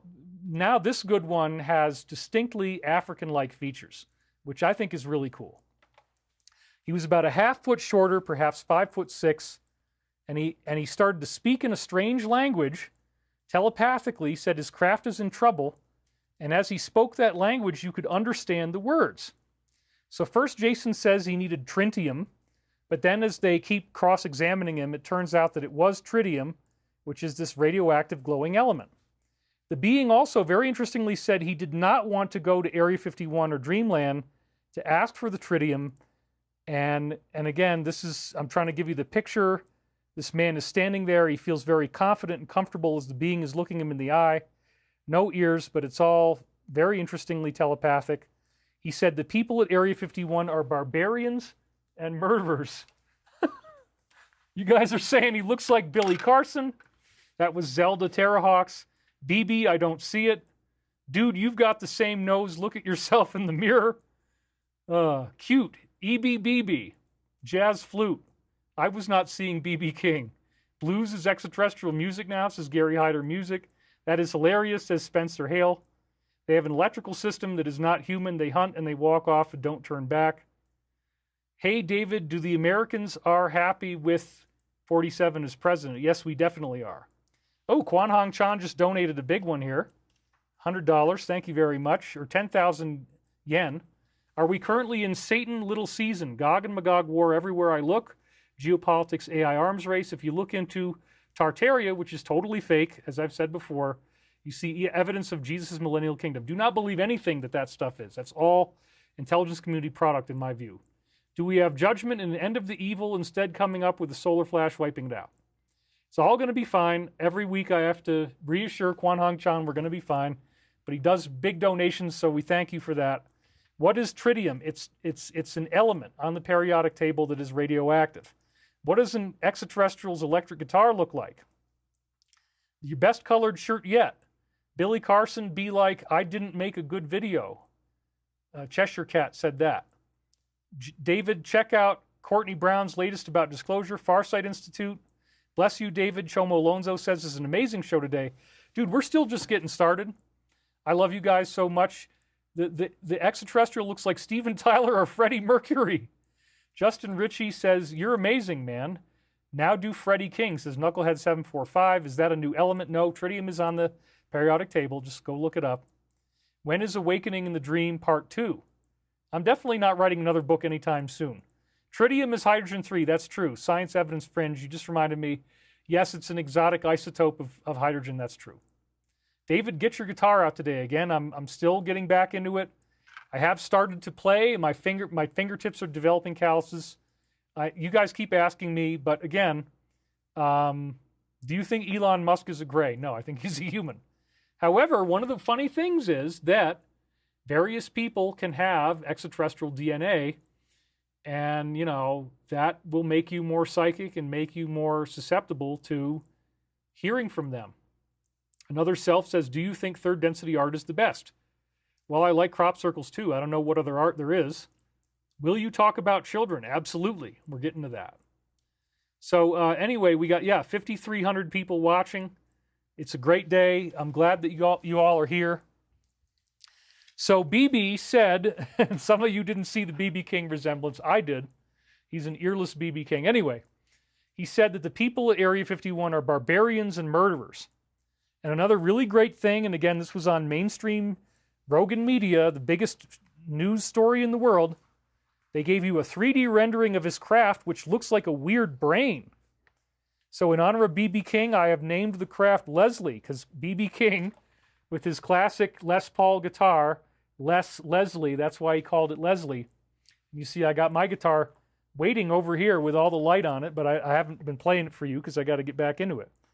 You want to see this craft? It's really freaking weird, dude. Check this out. So they show you this. This is a 3D rendering of exactly what it looks like. This appears to be the front of the craft. It's got this white surface with a black-shaped, kind of like a head. It almost looks like it's standing on two little feet. It's got a little body. It's very interesting. Maybe there's a little creature on his home planet that looks like this, and they honored that creature, just like we honor our turkeys. You know, Chris Somerville, we used to make tritium at Chapel Cross in Scotland nuclear plant. BB's guitar was Lucille. Didn't I say that? I think I did say Lucille. Anyway, if I didn't, I'm sorry, but there you go. It's Lucille. So, what did I say? Let me go back and look. Oh, I said Leslie. Yeah, I was wrong. It was Lucille. You guys are right. I'm sorry. That's because I was working too fast. Anyway, Lucille. Sorry.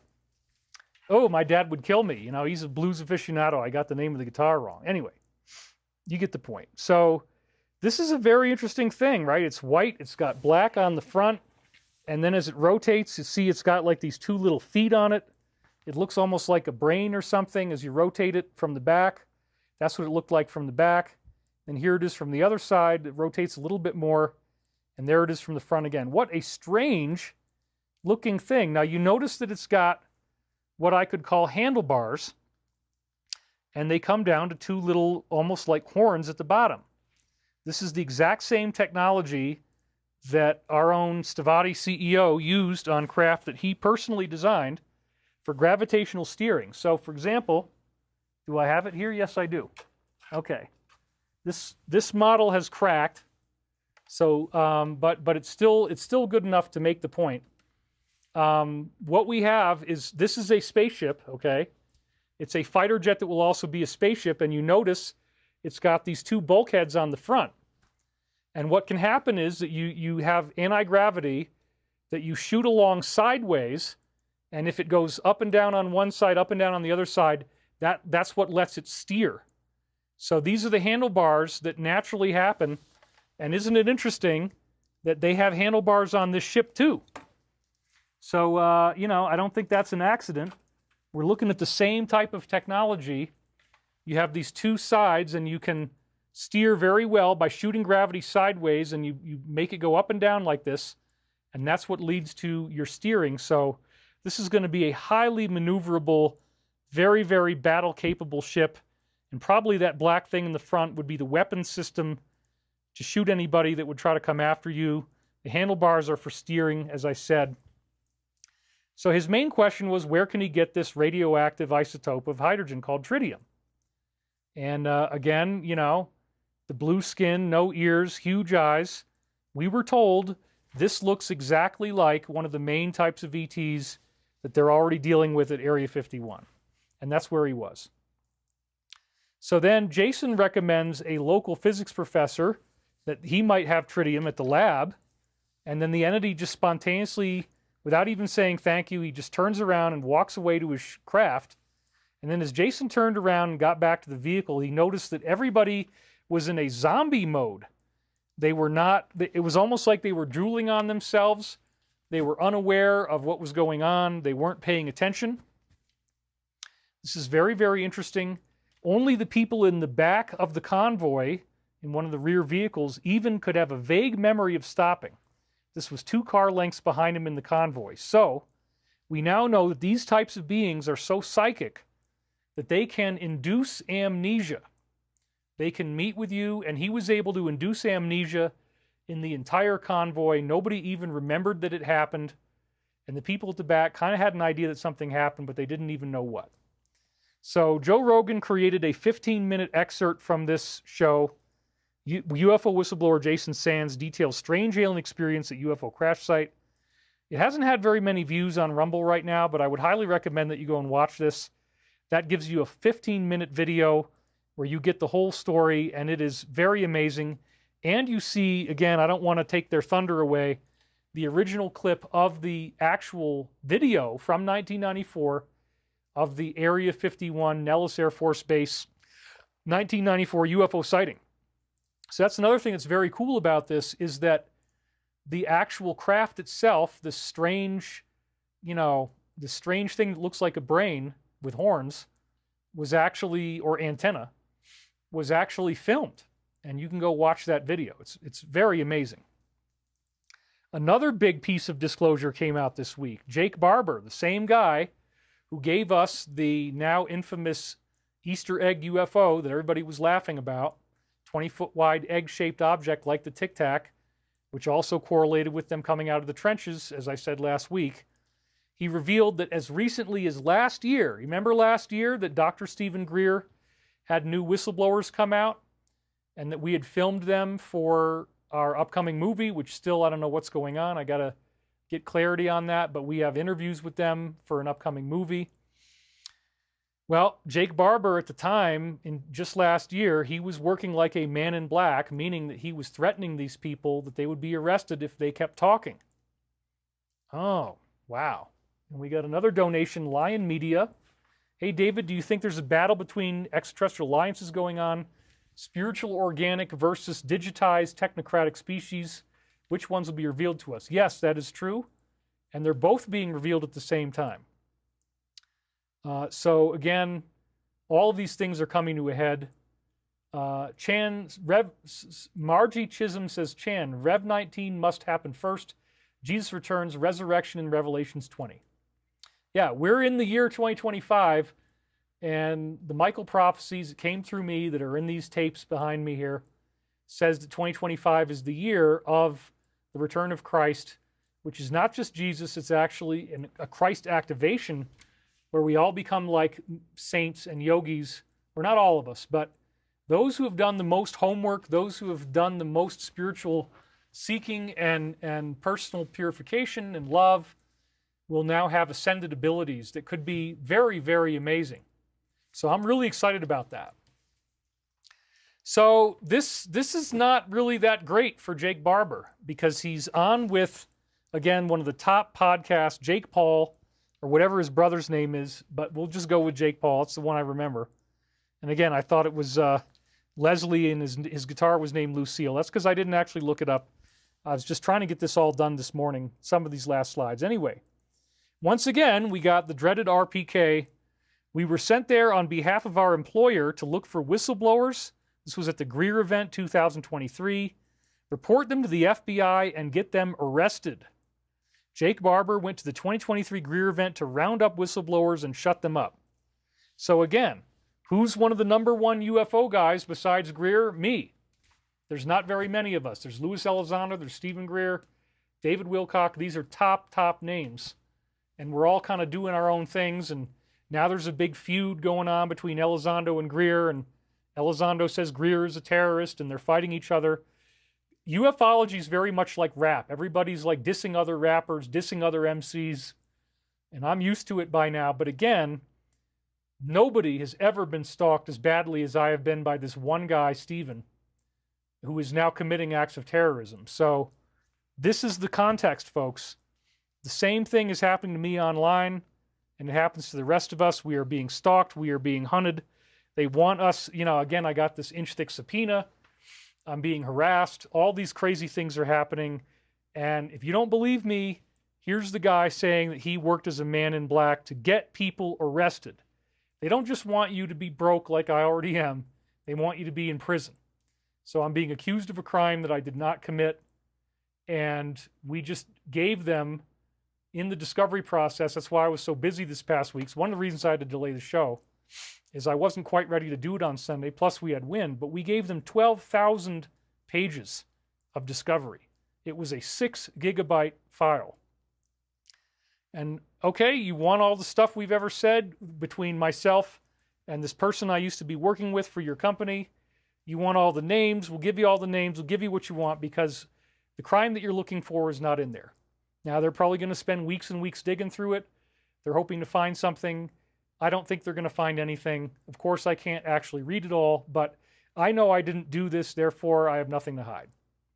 But again, that's the level of upset, to have to hand over 12,000 pages of stuff to disgorge your life to people who may very well, they're telling you in writing, they want to use this to hurt you, and you're forced to do it, or else you're going to be held in contempt of court and potentially go to prison.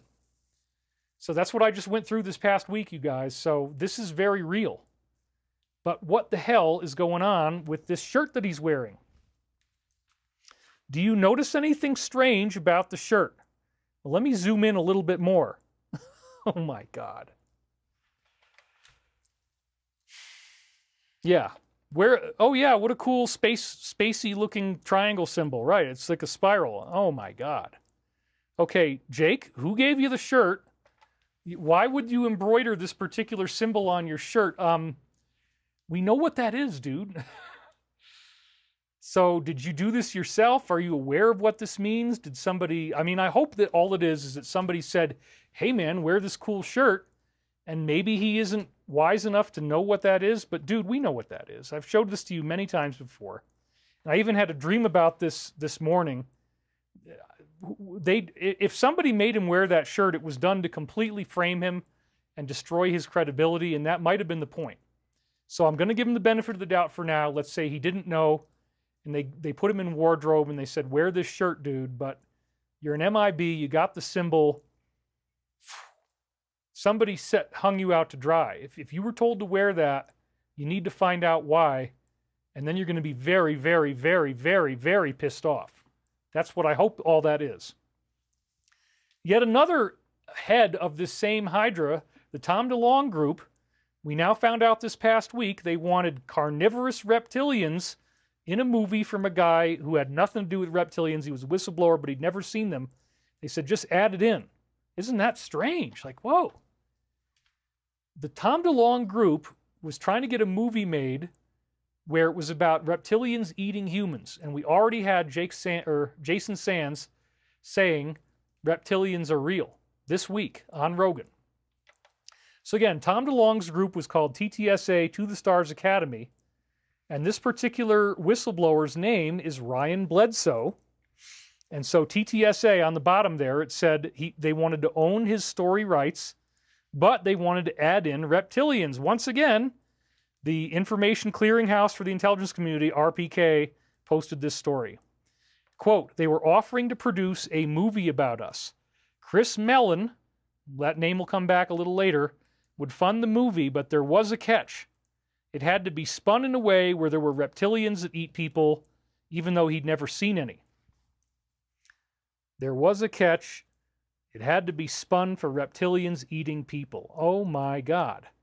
So the Tom DeLonge group knew about the reptilians, and that was their main focus. They never made enough money to get a movie done like that, but that's what they wanted the movie to be. It's just that, you know, the public did not support them and give them money. So here again, our picture, this is Ryan Bledsoe being interviewed, and here's pictures with him and Elizondo and Tom DeLonge. And then here's a picture that he apparently took of Tom DeLonge, Elizondo, and Chris Mellon. So yeah, they're all kind of working together here. Isn't that strange? And why were they so excited about reptilians? What's the big deal with the reptilian thing? Well, there's a lot involved in this. So then we had that strange plane crash. And, you know, it was very tragic. It was heartbreaking, the helicopter crash. Did you know that it was actually targeting continuity of government, which is exactly what the alliance is about to start doing?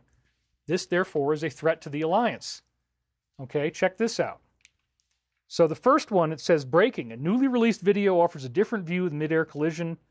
We saw that already right in front of the White House Capitol there. Secretary of Defense Pete Hegseth revealed that the military chopper involved in the crash in D.C. was an airplane on a continuity of government mission. Whoa. So they did it in D.C., and so that is exactly what the alliance is about to start when they do the arrests. And so here it was in the Ezra posts. The U.S. Army Black Hawk helicopter collided with a passenger jet, was part of a elite doomsday readiness unit responsible for evacuating top U.S. officials in a national crisis, just like the one that we're expecting is about to happen. So that's their way of threatening the alliance, the DS, and saying, hey, you guys, you know, FAFO, if you screw around, you're going to find out. It's a very big threat. Doesn't make me very excited about flying at all, to put it mildly. It says the helicopter was preparing for its role in transporting leaders to secure locations if the Capitol came under attack, which will probably happen when they try to do these arrests. No question. The secretive unit has a long history of critical operations, including emergency flights in 2001. More simply, it is known as continuity of government. And there again, transporting leaders to secure locations. So they're trying to threaten everybody and say, you better not do these arrests. We're going to blow you guys up. Well, there you go. We're at the end, folks. This is all reaching its apex. This was a direct threat to the alliance. Another one of the provocative news stories you may not have caught this week was this revealing poster from Space Operations Command.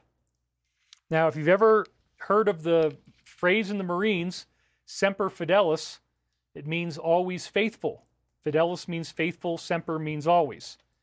This particular Space Operations Command poster says Semper Venator, which means always the hunter.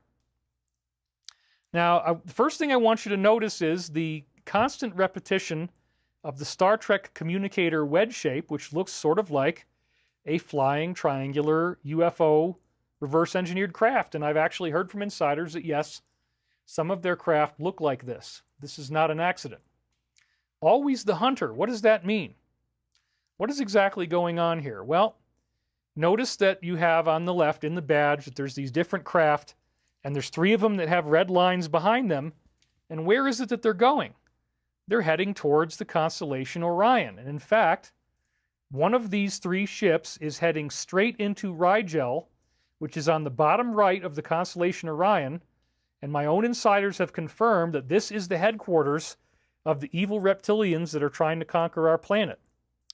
So if you look down at the bottom, you see the wedge-shaped flying craft at the bottom is flying into the bottom right area. There it is, of Orion. That is Rigel. That is the reptilian alien headquarters. Do you really think this is an accident? Do you really think they didn't intend to say that they are always the hunter? No, they are hunting the reptilians, and they're hunting them back to their own home territory. So this is very exciting, and it again shows that they are going to tell us that UFOs are real and that they are always the hunter. And again, the JFK files are due to arrive this Friday, or at least the schedule of when they're going to come out, the plan. I don't know. Maybe we're not actually going to see them on Friday, but we're very close. So buckle up, because this is the final stretch of our marathon. And this is where it was this Friday of last week. Long-awaited JFK files could be released soon. Another big news story we saw this week is crippling tariffs. Canada 25%, Mexico 25%, China 10%. And this was also done on Friday, after the first plane crash had happened, that was threatening the alliance. And so, sure enough, just since that started to happen, the Canadian and Mexican dollars or pesos go into free fall. The peso is now 0.047 United States dollars. So 1 peso is less than 5 cents now. It fell off the cliff. The Canadian dollar fell off the cliff, as you can see. And already what we've now seen is that Mexico's female president, Sheinbaum, has made a deal and announced tariffs have been postponed for a month because of her discussion. And he comes in and says, I just spoke with President Claudia Sheinbaum. Very friendly conversation. She agreed that she will supply 10,000 Mexican soldiers to separate them from the U.S. They will be specifically designated to stop the flow of drugs and others into our country.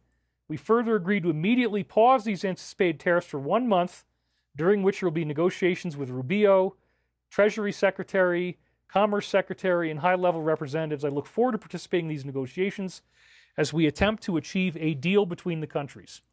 So yeah, tariffs work. And then, same day, Friday, they also announce, in addition to these crippling tariffs, 30,000 more beds going down there in Cuba. Oh, wow. I wonder who's going to be sleeping in these beds. I wonder what this is really about. Well, you know, this is the scenario. We already know the answer.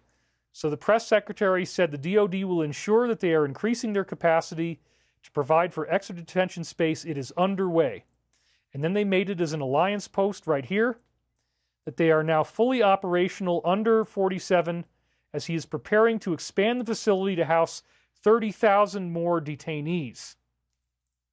And then he's winking again at you at the bottom here, because we already know the answer. Hopefully they can send some clients in that direction. They already know that's what this is for. They're not admitting it, but they're hinting at it, you see. So then that's the video from the Post. So the first strange plane crash was on Wednesday, which was the same day that all these interesting things start to come out in the news. And then we find out that there could be remote piloting involved, where it says Lockheed has been pioneering unmanned Black Hawk technology, allowing the helicopter to fly entirely without a pilot, thanks to the Sikorsky Matrix system, a fusion of AI, sensors, and automation. Cutting-edge system enabling it to take off, navigate, and land autonomously, even in complex environments, while also allowing for optional manned operation. They demonstrated this remote-controlled Black Hawk in Washington just weeks before the election. So you see what's happening here, folks? The people inside the plane were screaming. They were talking to the tower. They've got the flight stick. They're screaming. They're like, we can't stop this. We're heading right for it. It would have been an absolutely horrific, terrifying death because the controls are overridden. The same thing can happen with any car 2007 and on up, which is why I don't drive anything newer than a 2006. Because it's a secret mandate that after 2006, they can remote pilot your car. Well, now they can do it with a helicopter. So the people inside had no idea that this was happening. They were screaming. It was very sad, very tragic. And this was intended to scare them because, again, it was a continuity of government operation over Washington, D.C. Wow. Holy crap, you guys. It is on. The same day that the tariffs came out, the second airplane disaster occurs, another threat from the DS because they're in futility, they're bleeding and on the run, and they want to scare everybody. So here it was. It says, what in the hell is happening with American aviation this week? And the explosive power seemed far greater than you would get from regular jet fuel. 6 were feared dead. And it was a medical helicopter transporting a young female patient. We'll get more into that much later in the show when we get into the Alliance section. And then as it hit the ground in the second one, this medical plane, the medical Learjet, it was again traveling as if it was being remotely piloted, which it very likely was. And it probably had extra stuff on board they didn't know about to make a bigger bang because it flies down like a missile. And we'll see a lot more slides about this. The precise moment the plane just crashed, numerous casualties reported. What do you notice? And it was flying very, very fast. So then they had the 109-second video, which is our favorite post of all, 109. Thank you to the Alliance for once again acknowledging Archangel Michael by doing this. Again, the number of minutes corresponds to a post. And here it is. There's Michael's sword. And the prayer is, Saint Michael the Archangel, defend us in battle. Be our protection against the wickedness and snares of the devil. May God rebuke him, we humbly pray. And do thou, Prince of the heavenly host, by the power of God, cast down to hell Satan and all his evil spirits who prowl about the world seeking the ruin of souls. Amen. Woo! So, yes, thank you, Alliance, once again, because this is not just about David Wilcock. This is about me being used as their messenger for something that's much bigger, much more powerful than I am, much more powerful than any government on earth. And I have been through absolute living hell to do this work. I haven't really been that happy about my life, honestly. It really sucks to be threatened with death. It really sucks to be gang stalked. You saw Jake Barber was part of a team last year who wanted to get Dr. Greer's whistleblowers arrested by the FBI. And it's not like they did anything wrong. They're trumped up fake charges. So I'm happy to be doing this, and I've really had an epiphany about it. I was on the phone with my friend Artie. I was very sad about this. It's like, I'm just tired of doing these super long 5-6 hour shows every week. I'm tired of being threatened so much. I'm tired of, the amount of risk that I have to take to do this, to read the stuff from the Alliance, to read the stuff from Michael. And all I have is the power of God, the protection of God to guide me, because otherwise, how am I still alive? That's one of the questions. But no, there is a higher angelic force that is protecting us, and we're almost to the point where you're going to hear from them in the time loop, which is very, very exciting. Then, again, don't hate on Elon just yet, because this past week he discovered that the Treasury has been paying out to everybody auto pay, no matter who you are. I got to talk carefully here.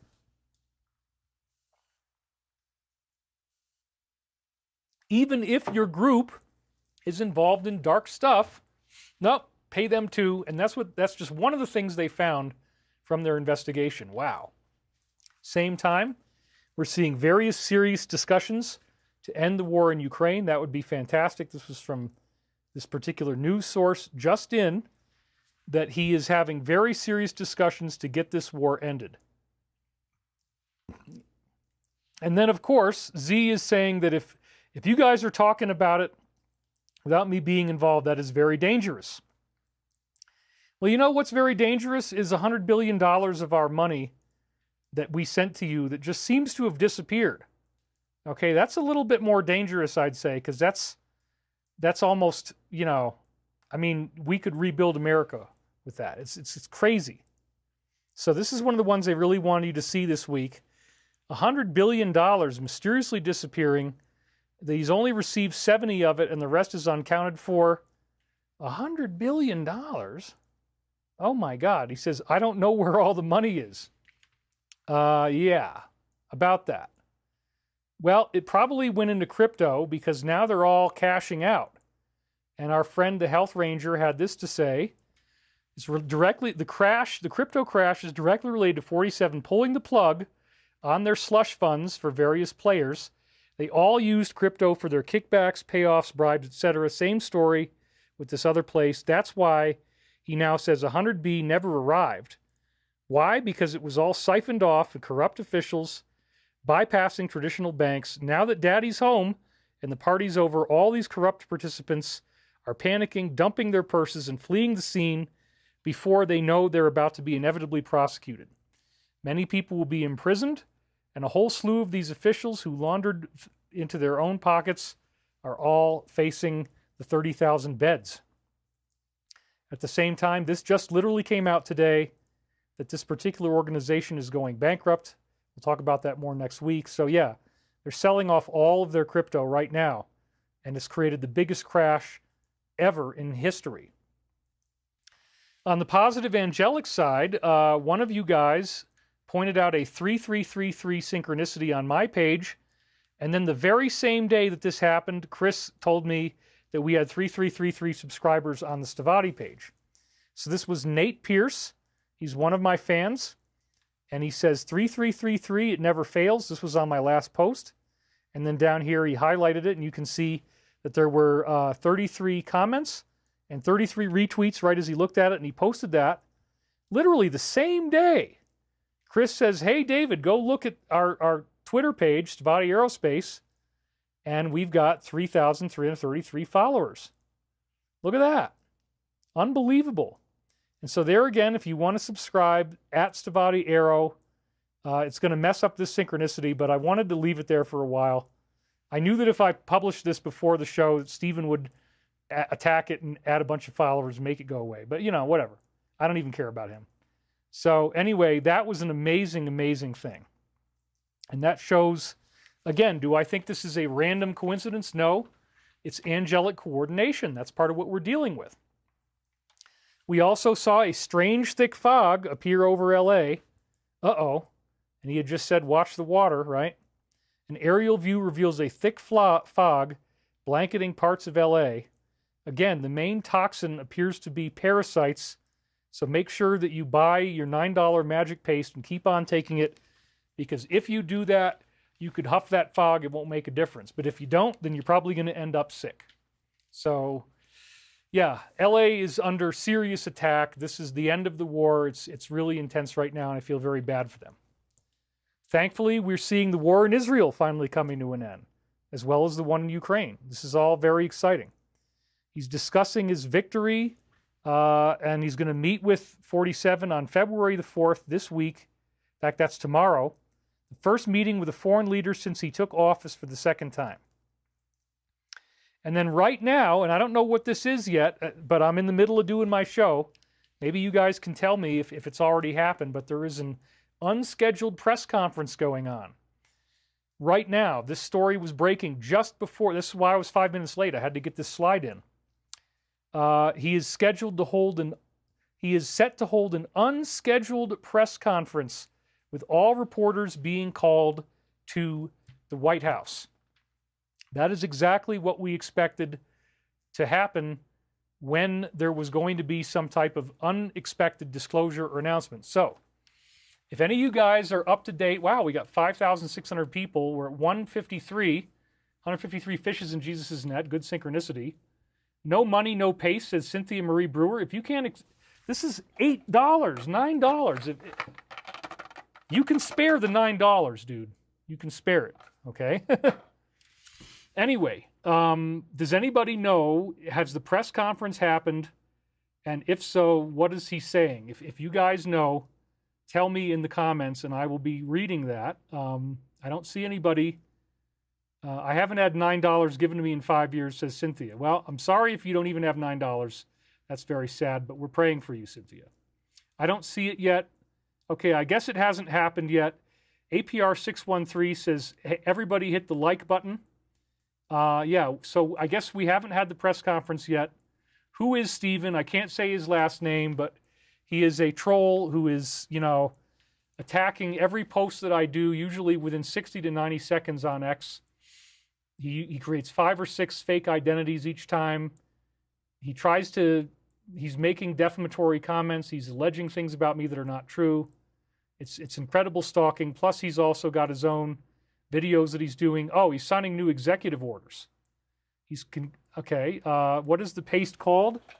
Again, I'm not going to say it, but if you need to buy it, if you want to buy it, there it is. And it's done a great job for me. It actually kills acne. And there we go. So there's a lot of things that are going on that are interesting. Stephen does seem to have a little guild of other co-conspirators. And I think we know where they're all from ultimately. So we're going to go back to our original whistleblower, words that I can't even say. But I want, the more that he's going to keep attacking me, the more that I'm going to expose the organization that he appears to be supporting. So this again is a term that you've already heard before, and the name might not be familiar to you, but we've done other shows on her in the past. She came out in 99, 2000, 2001. The information rocked my world. I found it in 2001 after the Michael Prophecies was already finished. And it's like, wow, this rabbit hole is much deeper than I thought. So what we're going to do today, just before we get into the time loop section, is talk about the different levels of organization in this group. This is obviously a secret group, very wealthy, very powerful, but she blew the whistle on things that I've never heard anybody else disclose, and this is probably going to be very fascinating for you as well. So if you want to go look this up, it's the WordPress website, part 12, the top of the pyramid. So this is how the organization is structured, and this is her own whistleblowing. The lowest level could be in any town in America or other countries, but we're going to go through America right now. And it starts out with what are called sister groups. Sister groups, there will be 10 to 30 sister groups in most urban metropolitan areas, depending upon the size of the city. So this is the lowest level. Nobody works alone. They work in sister groups. Depending on the size of your city, there could be between 10 or 30 of these sister groups. The larger the city, the more sister groups they have. Now, these are, again, evil, satanic, and they are involved at that level. They're called the slicers and dicers. They're involved in ritual magic, which is horrific, bloody, nasty stuff. People in a circle, the robes, the masks, the candles, that kind of thing. So they'll have 10 to 30 groups in every city. That's pretty scary. These groups exist in, she says, in every major city in the US and Europe. The first level is what is known as anarchical, meaning it has no real leadership, or the lower level. And this is where most people are reporting ritual abuse. It doesn't even really happen as much in the higher groups necessarily. It's far more apt to happen in a sister group. There is a high priest and a priestess who preside over each group, and it also contains a group of 2 to 4 trainers. This is people specializing in the MK Ultra mind control, and then others who perform various jobs. So that's where it starts. The sister groups will unite on rare occasions. They are aware of each other, but each one of them works fairly independently, and they only report to their local leadership council. That brings us to level 2, the Metropolitan Leadership Council. This is where all the sister groups get unified per city. This is what the local leadership council over these groups will look like. It will also cover scattered groups in outlying rural areas. So everybody answers to their Metropolitan Leadership Council. Now, Baal, as you know, is the name of the devil, at least one of the forms. So the head of the leadership council is called Baalim or Baalim. Then he's the leader. Then you have the assistants to Baalim, administrators over finance and day-to-day happenings. There's going to be 4 of those. There's going to be 6 head trainers who oversee and teach other trainers on how to do mind control. So these are the numbers of members of each of these groups. So each leadership council has one head, 2 assistants to the head, 4 financial day-to-day administrators, and then 6 head trainers, totaling, 13 members. The Baalim and his 2 assistants then are the only people who report on behalf of the leadership council to a regional leadership council, of which in America there are 7. So you see how it's getting hierarchical now. There's 7 different geographical regions, and their original plan was that they were actually going to divide America into these 7 regions. Everybody's in mandatory camp. You're basically put in prison, and you get mandatory treatments. Right? That's what they were going to do. So those 7 groups were already decided upon. They were going to balkanize America into 7 nation states, each one of which would have its own emergency government, which they were running, and each one of which was going to be rounding everybody up. Thank God this didn't happen. So you have your Metropolitan Council that rules over the sister groups and the local groups, and then that in turn, they respond to the Regional Leadership Council, which each one of these runs one of 7 partitions of America. And then each of the 7 partitions of America has a 13-member leadership council that coordinates with the local leadership councils. And she says, are you getting the idea by now? They are set up a lot like Amway or any other well-organized business enterprise, with a flow chart of accountability for each member.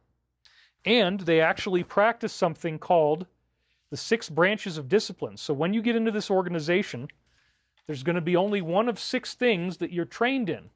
Not everybody gets trained the same way.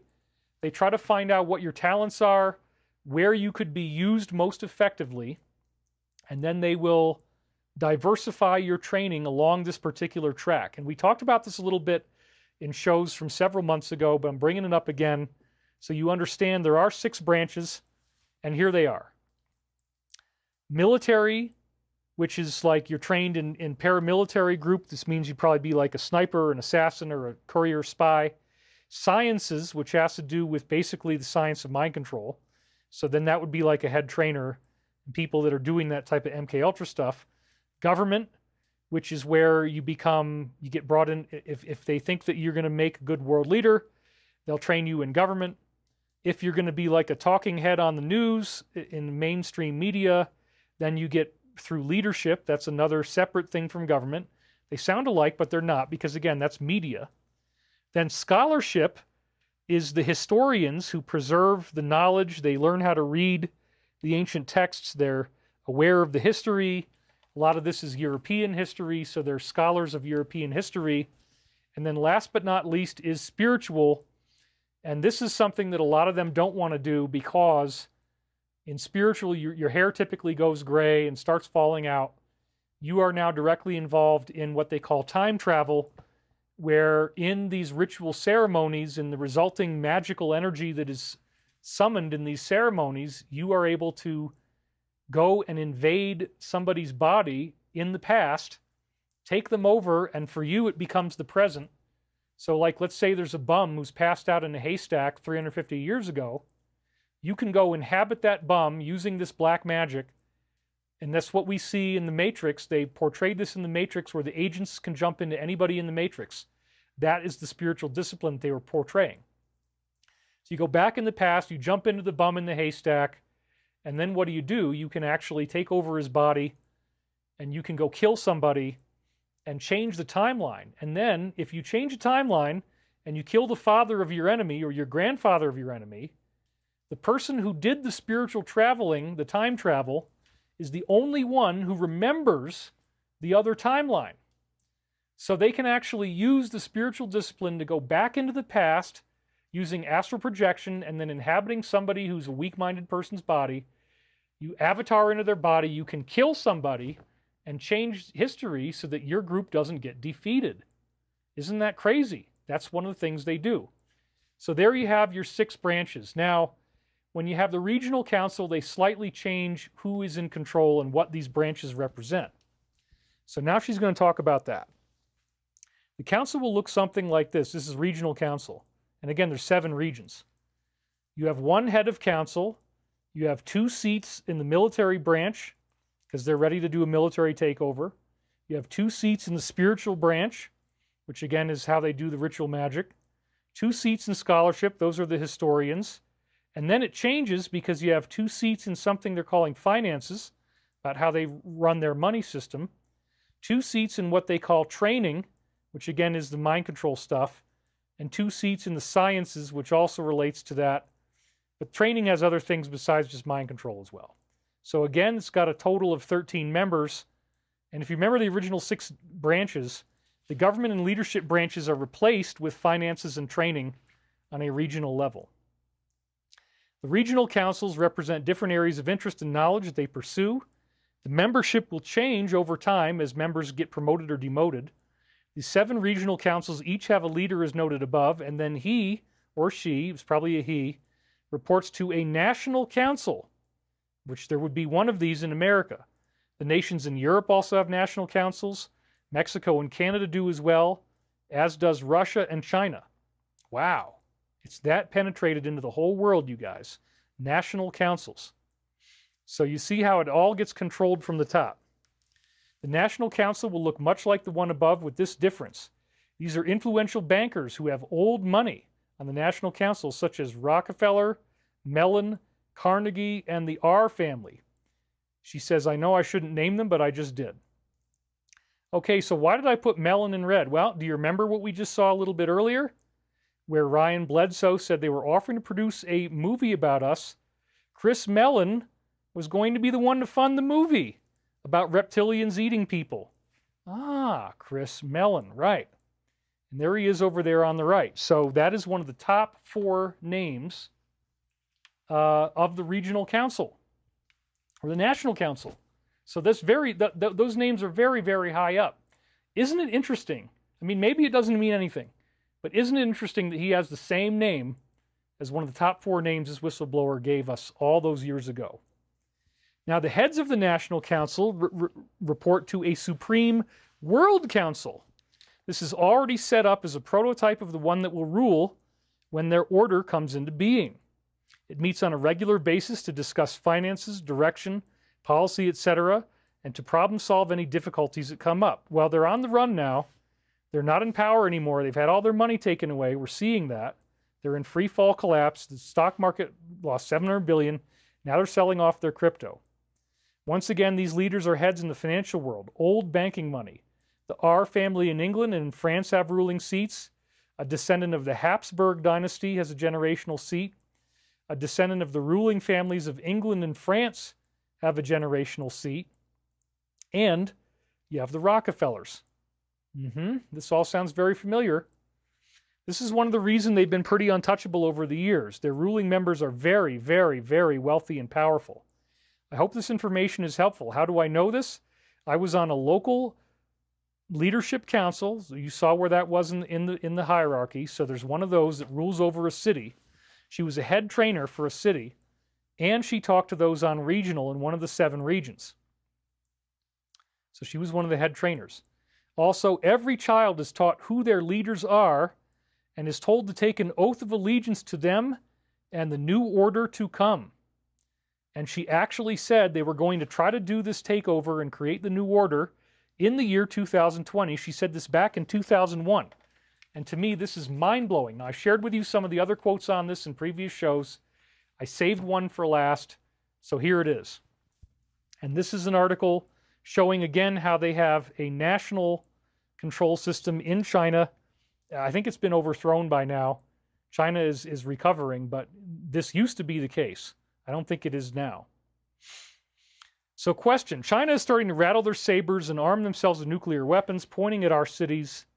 Is this all occurring according to the agenda, or is there still a fairly large uncertainty, random X factor beyond their control?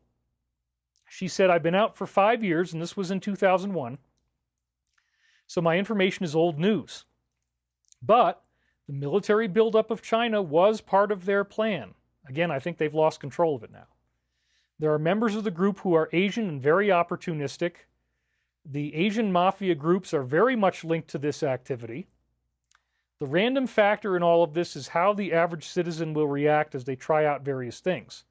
This cannot be predicted, although their leadership will often invent different scenarios, and try to decide how they will act if the ordinary citizens react in an unexpected manner. I was told that around the year 2020, she said this 19 years in advance, that their agenda would be openly revealed. Whoa. And she also said that the agenda includes the possibility that they would use viruses to try to create a worldwide control system. We read that in previous shows. If you read my Michael Prophecies books, all this stuff comes to you. Around 2020, oh my God. I mean, how did she get that right? Well, 2020, this is a plan they've had for a long time. Apparently it had to do with the Jupiter-Saturn conjunction. We're at 5,500 people watching right now. I am just about to take my break, but we'll do that before the time loop. She said, I don't know if this is accurate or just propaganda that I was taught, or if they have changed this date since I was in the group. Well, they didn't change the date. In 2020, we had the election and we had COVID. So, wow. Holy crap. And they really did make their big effort to do everything right then. I began reading this material after the Michael Prophecies was finished. And then tragically, right around this time, right after I went to the Disclosure Project event, less than a week later, my ex-girlfriend Sabrina got hit by a car and nearly died. And when I saw her in intensive care, it made it a lot easier for me to read this upsetting material.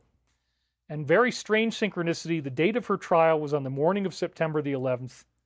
And in the middle of all this, I was wrestling with my identity and the prophecies, because by then I knew, okay, I have this stunning facial similarity to Edgar Cayce, as we've said before. No doubt. I mean, there's my picture on the left, there's him on the right. Reincarnation apparently works like this. You get a facial similarity. And since Stephen keeps threatening me, I'm going to keep talking about this. So we have an astrological similarity that's very amazing. I've talked about it before. The best alignment in 157 years of the planets after his death. On the most superficial level, we have Sun, Moon, Mercury, Venus, Mars, all in the same signs, Pisces, Taurus, and Pisces. We have the same year of the Chinese zodiac, the year of the ox, and the moon is down to 1/360th probability because we're both on the 13th degree in the same sign of Taurus. And most of the alignments you see here are much closer than 1/12th. And if you want to look at it up close and you know astrology, they're all very, very tight. Then later, Johnny Barnett, as I said before, showed that even the death chart, or what's called progressed, the progressions at the time of death, they all match up as well. So I've got these incredible similarities in the planetary alignment with Edgar Cayce, as well as the facial similarity. And Cayce was doing medical readings, as I said, deep trance readings, prescribing unusual treatments, and he had Archangel Michael readings where his body would levitate and speak with a supernaturally loud voice. And now Michael Prophecies. So all of this stuff, thank you, Stephen, for making me say this again, was based on the Bible. The Bible predicted this. At that time, meaning the times we're in now, the end times, Michael, the great prince who protects your people, will again arise. And Cayce's body literally rose off the table. There will be a time of distress such as not happened from the beginning of nations until then. But at that time, your people, everyone whose name is found written in the book, will be delivered. Multitudes who sleep in the dust of the earth will awake, some to everlasting life, others to shame and everlasting contempt. Almost everybody's going to ascend, though. That's the good part. Those who are wise will shine like the brightness of the heavens. That's the prophecy of the light body activation. And those who lead many to righteousness like the stars forever and ever. But you, Daniel, roll up and seal the words of the scroll until the time of the end. You can read this in Daniel 12:1. Again, Michael, the great prince, will arise. This is right in the Bible. Everything that's happening here was biblically predicted in advance. No pressure on your buddy David Wilcock as I go through death threats, terrorism, whatever. Okay, but I'm here to do the job. I'm going to keep doing it. Cayce also foresaw that he would have a future lifetime. If you haven't already saw this, he was the guy who built the Great Pyramid, Ra-Ptah. Is it not fitting that Ra-Ptah would return, as this priest may develop himself to be in the position as the capacity of a liberator, not a messiah, just one of many liberators, like 47, like the Alliance, a liberator of the world in its relationships to individuals in those periods to come, for he must enter again in that period or in 1998. And this was 294-151, July 29th, 1932. And sure enough, I moved to Virginia Beach in October 1997, and by the beginning of 1998, as it says right here, that I would return, there I was in Virginia Beach, and everybody's recognizing my facial similarity and saying, my God, he looks just like Edgar Cayce. So no pressure. Again, it took me many, many years to be comfortable with this. I ran away from the readings. I did all the readings. I stopped in basically 2000 doing most of them. Had clients until 2004, then I stopped that. I went completely into the science. I was advised by Richard Hoagland and others, don't even talk about this Cayce stuff. People don't like it, so okay, fine. And it wasn't until after my divorce that I started to read the readings again and realize that they were all talking about COVID and all the things that are happening now, all the names, and now we're in this amazing time loop that's happening now. So I've definitely got an amazing pedigree behind me to be doing this work in the present. Now here's the other one, 262:49. What is meant by the day of the Lord is near at hand? And that's 2025. That's where we are now. As has been promised through the prophets and sages of old, the time, half times, has been and is being fulfilled in this day and generation. So time and half times has to do with 3.5, or the tipping point between third and fourth density. This is being fulfilled in this day and generation. Michael the great prince will return in a time of distress. It says that in Daniel 12:1. Soon there will again appear in the earth this person through whom many will be called to meet those, and I'll paraphrase, angelic beings who are preparing the way for his day, that's Christ's return in the earth. The Lord then will come, even as ye have seen him go. And this is again 262:49. So, we got to unpack this because it's worded a little funny. There will again appear in the earth that one person through whom many will be called to meet the angels, preparing the way for Jesus' return. The Lord then will come, even as you've seen him go. And that particular passage of the Bible, as you see him go, has to do with him being in a cloud, which is a flying saucer. So there is going to be a mass UFO sighting. We're expecting it this year. The Michael prophecies talked about this.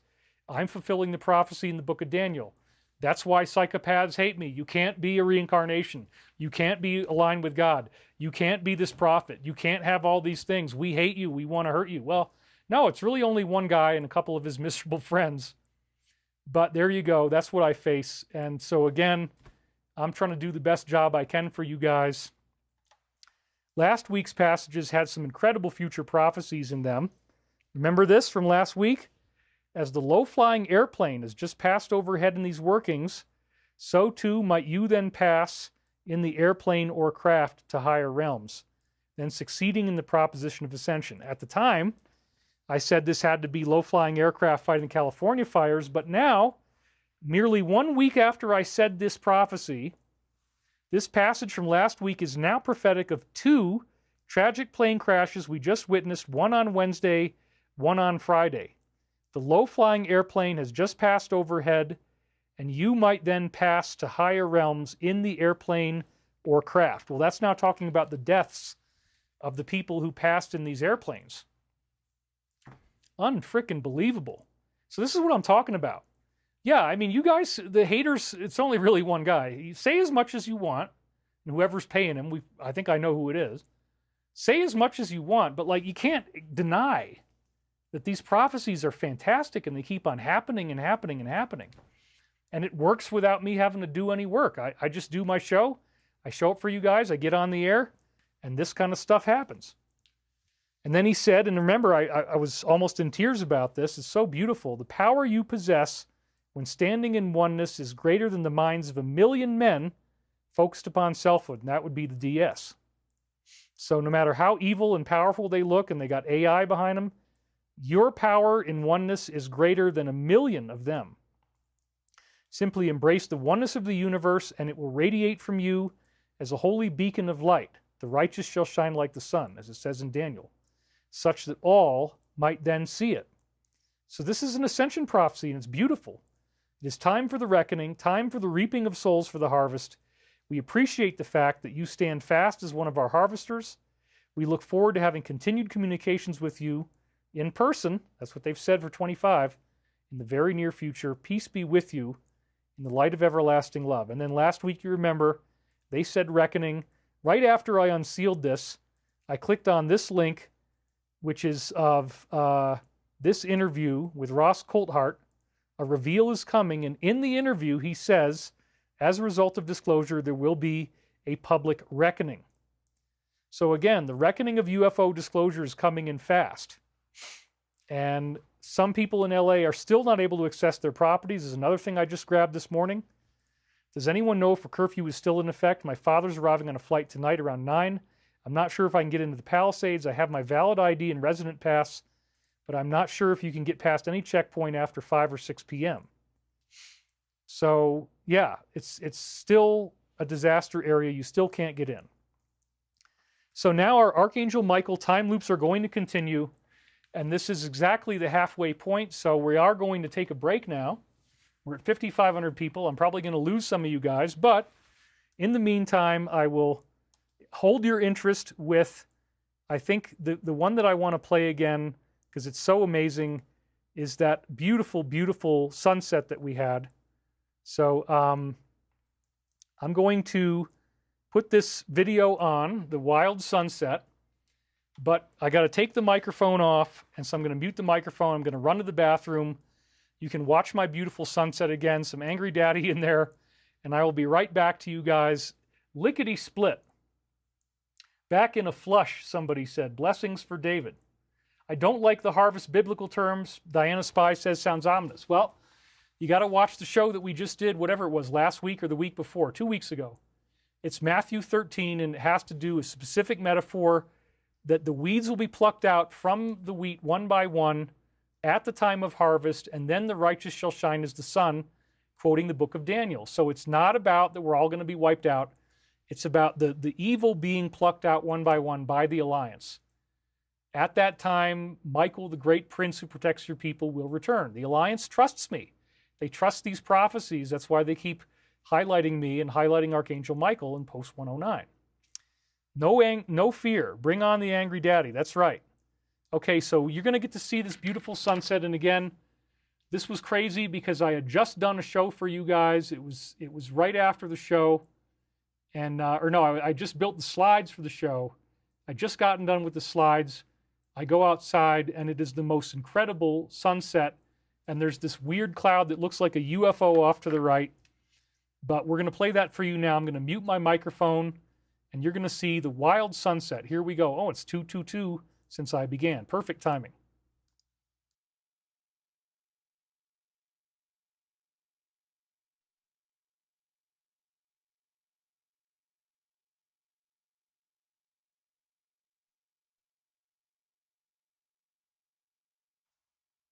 Okay, my microphone is off, and here we go. Let's roll the tape. Something very, very, very cool is happening outside right now. I don't even have a jacket on, but this is wild, dude.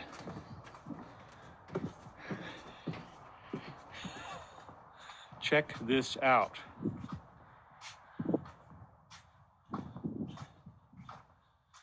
So incredibly beautiful. You guys said you wanted angry daddy. I don't know why the hell he's bringing me out here in this goddamn cold just to look at the sky. I mean, come on, David. Why don't you get with the program, son?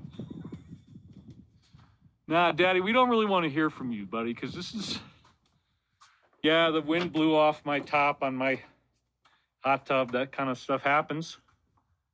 But look at these cloud formations, dude. This is just exquisite. There was such a weird color outside, and I'm like, okay. That's pretty janky in there, huh?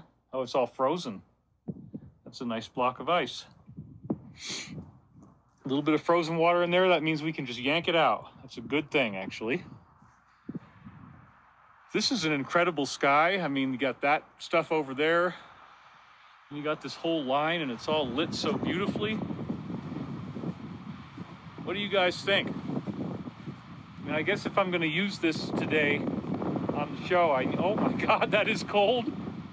David, you see, you set yourself up for failure, son. I don't think you pay enough attention in general. Hey, you know what? This is just amazing. Can we just be honest about, like, how cool it is to have that big orange line in the sky? It's incredible. So I'm happy to be out here despite how cold it is. And I wanted you guys to see this. You know, it's a beautiful climate to be here. But man, the wind is just horrible. It gets so cold. You know, and there's not a whole lot that you can do with that. Except to wear layers, and then you get to be a master of wearing layers. You know how everything works. I don't know why I'm still talking. I guess I just need time in the bathroom to pee. It's basically what's happening right now is I'm willing to sacrifice myself in this incredible cold that's outside. Willing to sacrifice myself. Oh my God, will you look at that? Oh my God, this is so great, you guys. I'm gonna just stay out here in this weather with nothing but a shirt on. Something very, very, very cool. All right, I'll run to the next one. We have one heck of a sunset going on here. These clouds over here are just wonderful. It's an amazing situation that we've got. Look at these cloud formations, mate. Look at the clouds, David. Pay close attention to the ones that are moving in funny directions. That's when you know you got the family coming, mate. Your relatives from home. We miss you, David. We miss you. They come right back in here, mate. They don't care about what you're doing. Yes, I have a busted hot tub right now. Don't hate me. You see that right there? That could be a ship, mate. How do you know? Isn't that beautiful, you guys? Wow. Can't be so foolish as to ignore the significance of something like this, David. Chantel says I want to work for you. I mean, I feel tripped out. I really do. Like, looking at this kind of thing, and wow. I mean, it's just incredibly beautiful. But I am damn cold, and so if I want to do more of this, I should probably do it with a jacket on. Might be a fun idea. You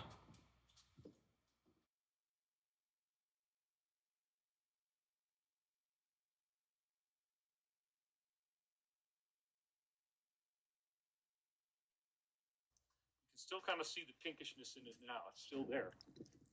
I mean, this is just incredible. Look at that gold lining. How incredible that is, you guys. you Walk out guys. of the house. That's what you got in the sky. And everything has this weird pink, surrealistic glow. Not quite purple haze like Jimi Hendrix. This is a pink haze. All right, good enough. It's an incredible day. Good enough, you guys. So now let's cut to me. Okay, here we go.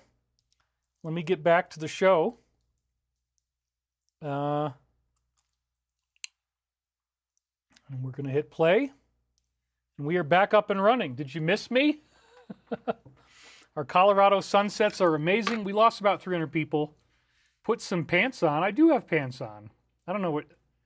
There's always some trolls. Whatever. Did you wash your hands? Yes. That was beautiful. Barbara Vada says, thank you for being you. Back with snacks. Yes, I ate something. I feel a lot better now that I had food. That's a good move. Duality has taught us much, somebody said in the comments. Okay, so we still have very, very dazzling time loops. We already had the one about the hole in the tree. We already had the one about the low-flying aircraft. Those have both proven true just in the past week. Right Phoenix again says, David, what's the best part of the country to move to for safety? I would say anywhere outside of a city is probably the best. Love your hair, says a bald guy, 180-degree shutter. I went to Farsight for a minute, says Cosmos Baby. Sky was falling, Underhill says. Just kidding. All right. Thank you guys for being here. Thank you for the donations. I'm going to hit the ground running on these because they are amazing. The Michael time loops, I showed you the tapes involved. They're all from now February 1999. And we resume with a stunning dream from February the 4th, 1999. Here it is. At first, I was staying in this weird house. I knew my high school buddy Brad also lived there, though not at first. And he was kind of a rough dude, kind of a criminal-minded person. I don't use his real name. This is the name I always gave him in the transcripts. There was definitely a partying atmosphere about the whole thing that was strange. This whole dream, by the way, is going to be about the DS, that crazy satanic thing we were just talking about. Here it is. This dream is all about it. It's time looped into the present for you. This was definitely run down, not the most friendly looking place. I somehow found out that Brad had 1 or 2 series of videotapes that were very interesting to me. This obviously relates to other matters having to do with music, having to do, I got to be very careful, having to do with people who were recently popped, and you know who they are. And, you know, he was filming everything. So that's what this is about. It's amazingly prophetically time loop to the present. Oh my gosh, we had a whole bunch of donations come in. God Phoenix donated. Judy Booth. David, this will probably be my last donation, as my sister passed away on the 25th, and her loving soul was a big support to me. I'm on disability. Thank you for all you do. Well, thank you, Judy. I really appreciate it. We really do appreciate you. And we pray for your sister. Leslie Lamar. David, I've been following you since 2017. I don't know how I would have kept my sanity without the vital info you share in your videos. Thank you for your service to humanity. Celebrating your 10th super chat. And Lorraine Knott says, bless you, Judy Booth. So sorry for your loss. Yes, Nisa says the did. Yes, this is all about what did and did not occur. So this video tape thing is totally about him. And there's a new show that you can watch on Max called The Fall of da-da-da. And it's about him, and I watched all 5 episodes. And there's a lot of things that they leave out, but it gives you a good, you know, inside grasp of the story. The Tupac Shakur assassination, the Notorious B.I.G., they talk about that. It's worth seeing, and it sets up a lot more reveals later on, in my view. So here we are, a partying atmosphere, series of videotapes that I found out about. Since we were friends, because he ends up not being my friend, I thought I would naturally have no trouble getting the tape and borrowing it. I knew he wasn't there. I went up to his apartment, went inside, and oh, just like our friend, it was crowded with electronic musical equipment. This is the music industry. It's very prophetic. I tried to be very careful and quiet as I went into the other room. I snuck over to where the movie was being stored inside a box. And again, electronic musical equipment directly ties in with what we're seeing in the present. This is prophetic directly of the tapes as mentioned. Remember, we had the rundown, partying atmosphere, the bad energy, all that stuff. Then a nerdy guy from high school, some other people were outside, including children. I saw them in the window, and they knew where these tapes were. They saw me. They freaked out. Everything got really scary and weird. This whole area was being run by the children as if it was their club. They were very highly guarding the movie, and to them it was extremely important, and I realized that they were all guarding this one videotape with their lives, and it got really scary. So there you go. This is prophetic of them guarding their own secrets. They don't want the Alliance to expose them, but it's already too late. By watching the windows, they all saw me in there, and now I had a flash of panic. I didn't know what to do, so I got myself the hell out of there. As I'm trying to get out, they all appeared in the room before I could even blink. I sheepishly tried to explain I was a good friend of Brad's and I just wanted to see the movie. So again, they will kill you, they will threaten you. We had Jake Barber, 2023 last year. He's going there and threatening Greer's people. He's got this strange symbol on his shirt. They really came down hard on me. They got the tape back. They were also annoyed at my audacity to suggest that I ever had the right to see it. Then in the next part of the dream, it focused on a passage that the farmer I was living with in his barn at the time, John, he read us a passage in our study group that night before, about a group of young boys who were leading a 600-man strong resistance movement against Nazi Germany. Wow. And this is prophetic of the Alliance's effort that's going on right now. And we had just heard about this the night before. I went back downstairs. I was trying to find a place to hang out. I was no longer interested in the videotape. Everything was dirty, weird, rundown, and not pleasant. There was a window you could push your body through, just about the size of your body and not any bigger. This is the entrance to a lower basement level. And again, this is symbolic of the Great Pyramid and the entrance into the descending passage. So my dreams use pyramid symbology a lot. We've talked about the fact that the pyramid is a monument to Christ, that it was the coming Christ. It had all these prophecies in it. 1 pyramid inch equals 1 year. There's exactly 500 million pyramid inches between the North and the South Pole of the Earth, which is not an accident. Shows extraterrestrial intelligence was involved. And if you want to go down the pyramid into the descending passage, you have to crouch. There's a crouchy descending passage. You got to push through it. And the descending passage symbolizes evil, trials, initiation, humanity's suffering. So when I go through this passage into a basement level, that is directly about the pyramid and is showing that we're dealing with the evil aspects of society. And I would understand this because I'd already researched a pyramid when I had this dream. Once I went into the dark basement, I found another friend of mine, Doug, who happens to be a musician. In this case, he was a jazz bass player, and he was very, very sexually promiscuous. I'm not going to give his real name out, but he had had sex with hundreds of women in college, and everybody knew about it. These boys were, so that's obviously, again, very prophetic of what we're seeing now throughout the whole industry. These boys were around and something was going on. They had a big cabal or club, and it was very serious and very scary. Just like I said, they're very organized. They had this whole system involving killing people, but they were doing it very selectively. Well, there you go. Think about the fires in LA. Perfect example. Even though they were all younger than me, I was still feeling very threatened by this, and I had to wait a long time before everything was going to work out.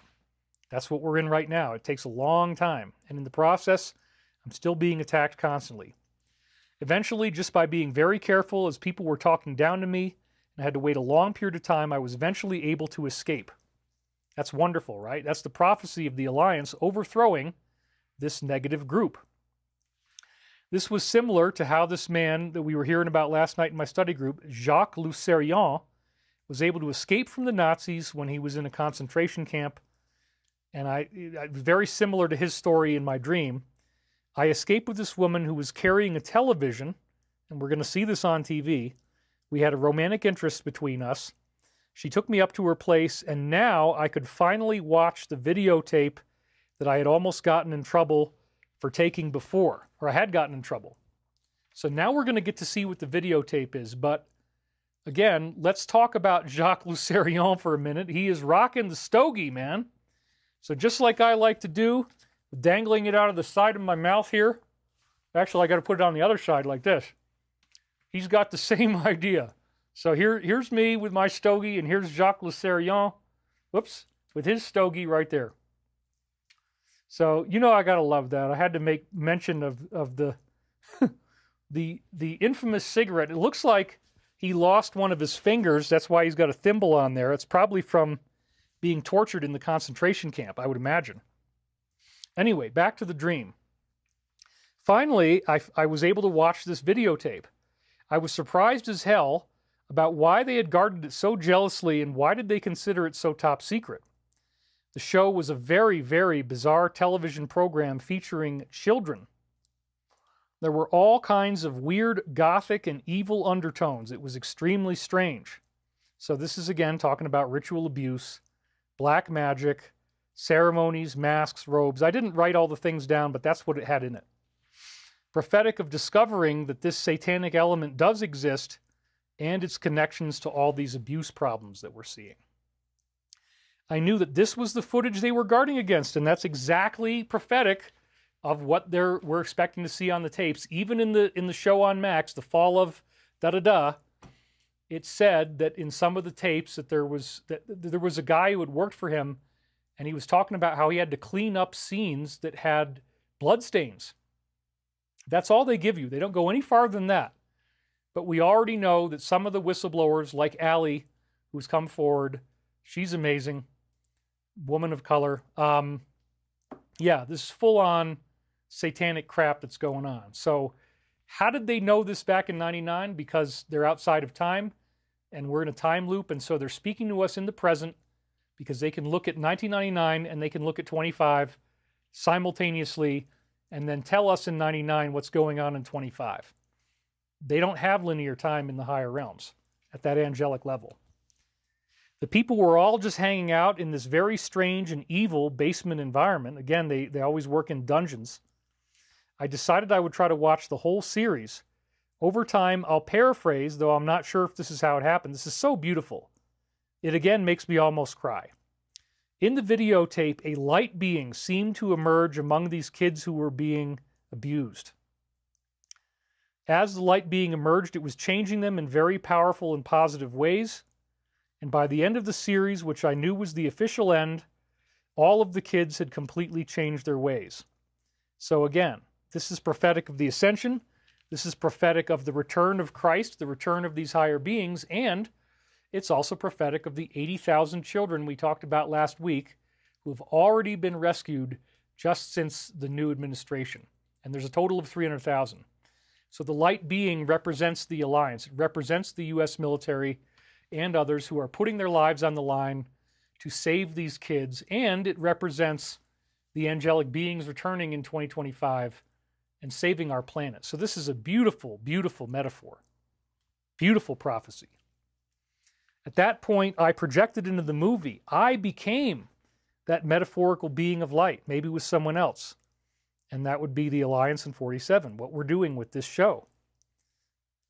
We went back down into what I can only describe as a children's dungeon, where these people all thought they had everything under their control. And we were gradually just lifting out the children one by one and saving their lives. It's so amazing, isn't it? Ascension prophecy par excellence. There was a feeling of outrageous triumph as we pulled the kids out of this sewer and were rescuing them. We didn't know if we could get all of them, but we were getting a good number. And again, this is prophetic of the 80,000 who have already been rescued. And again, they're held in sewer-like tunnels. And they actually do have, waste and very horrific smells in there, which is what the demons like. Then I entered another very long section centered around the notion of the 25,000-year cycle of the precession of the equinoxes. It was wild, and it went on for a very long time. I was shown that all of my work was moving the direction to verify the existence of a great solar cycle of 25,000 years in length, and I was told that the great cycle would produce global ascension. Wow. And that's what I was doing as the light being, saving these children. Michael already tells us the arrests are going to lead to ascension, and the first wave of ascension begins in 2025. I mean, that dream right there, it's like, what else do you need? We're already done for the whole week. However, it goes on and on and on from there. There's more stuff, but that one is so beautiful, so precise. You got Jacques Lucerian, 600 children being escaped from Germany. You got the kids being rescued out of the satanic situation by a being of light. I become the being of light.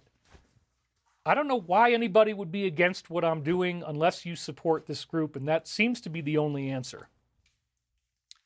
So another prophetic dream occurred the very next day that also is mind-blowing. I love this dream. And it was scrambled in the way that I first wrote it up, so I had to descramble it. So in these dreams, I'm descrambling them to make them easier to understand. When I recalled them, I didn't get them in linear order.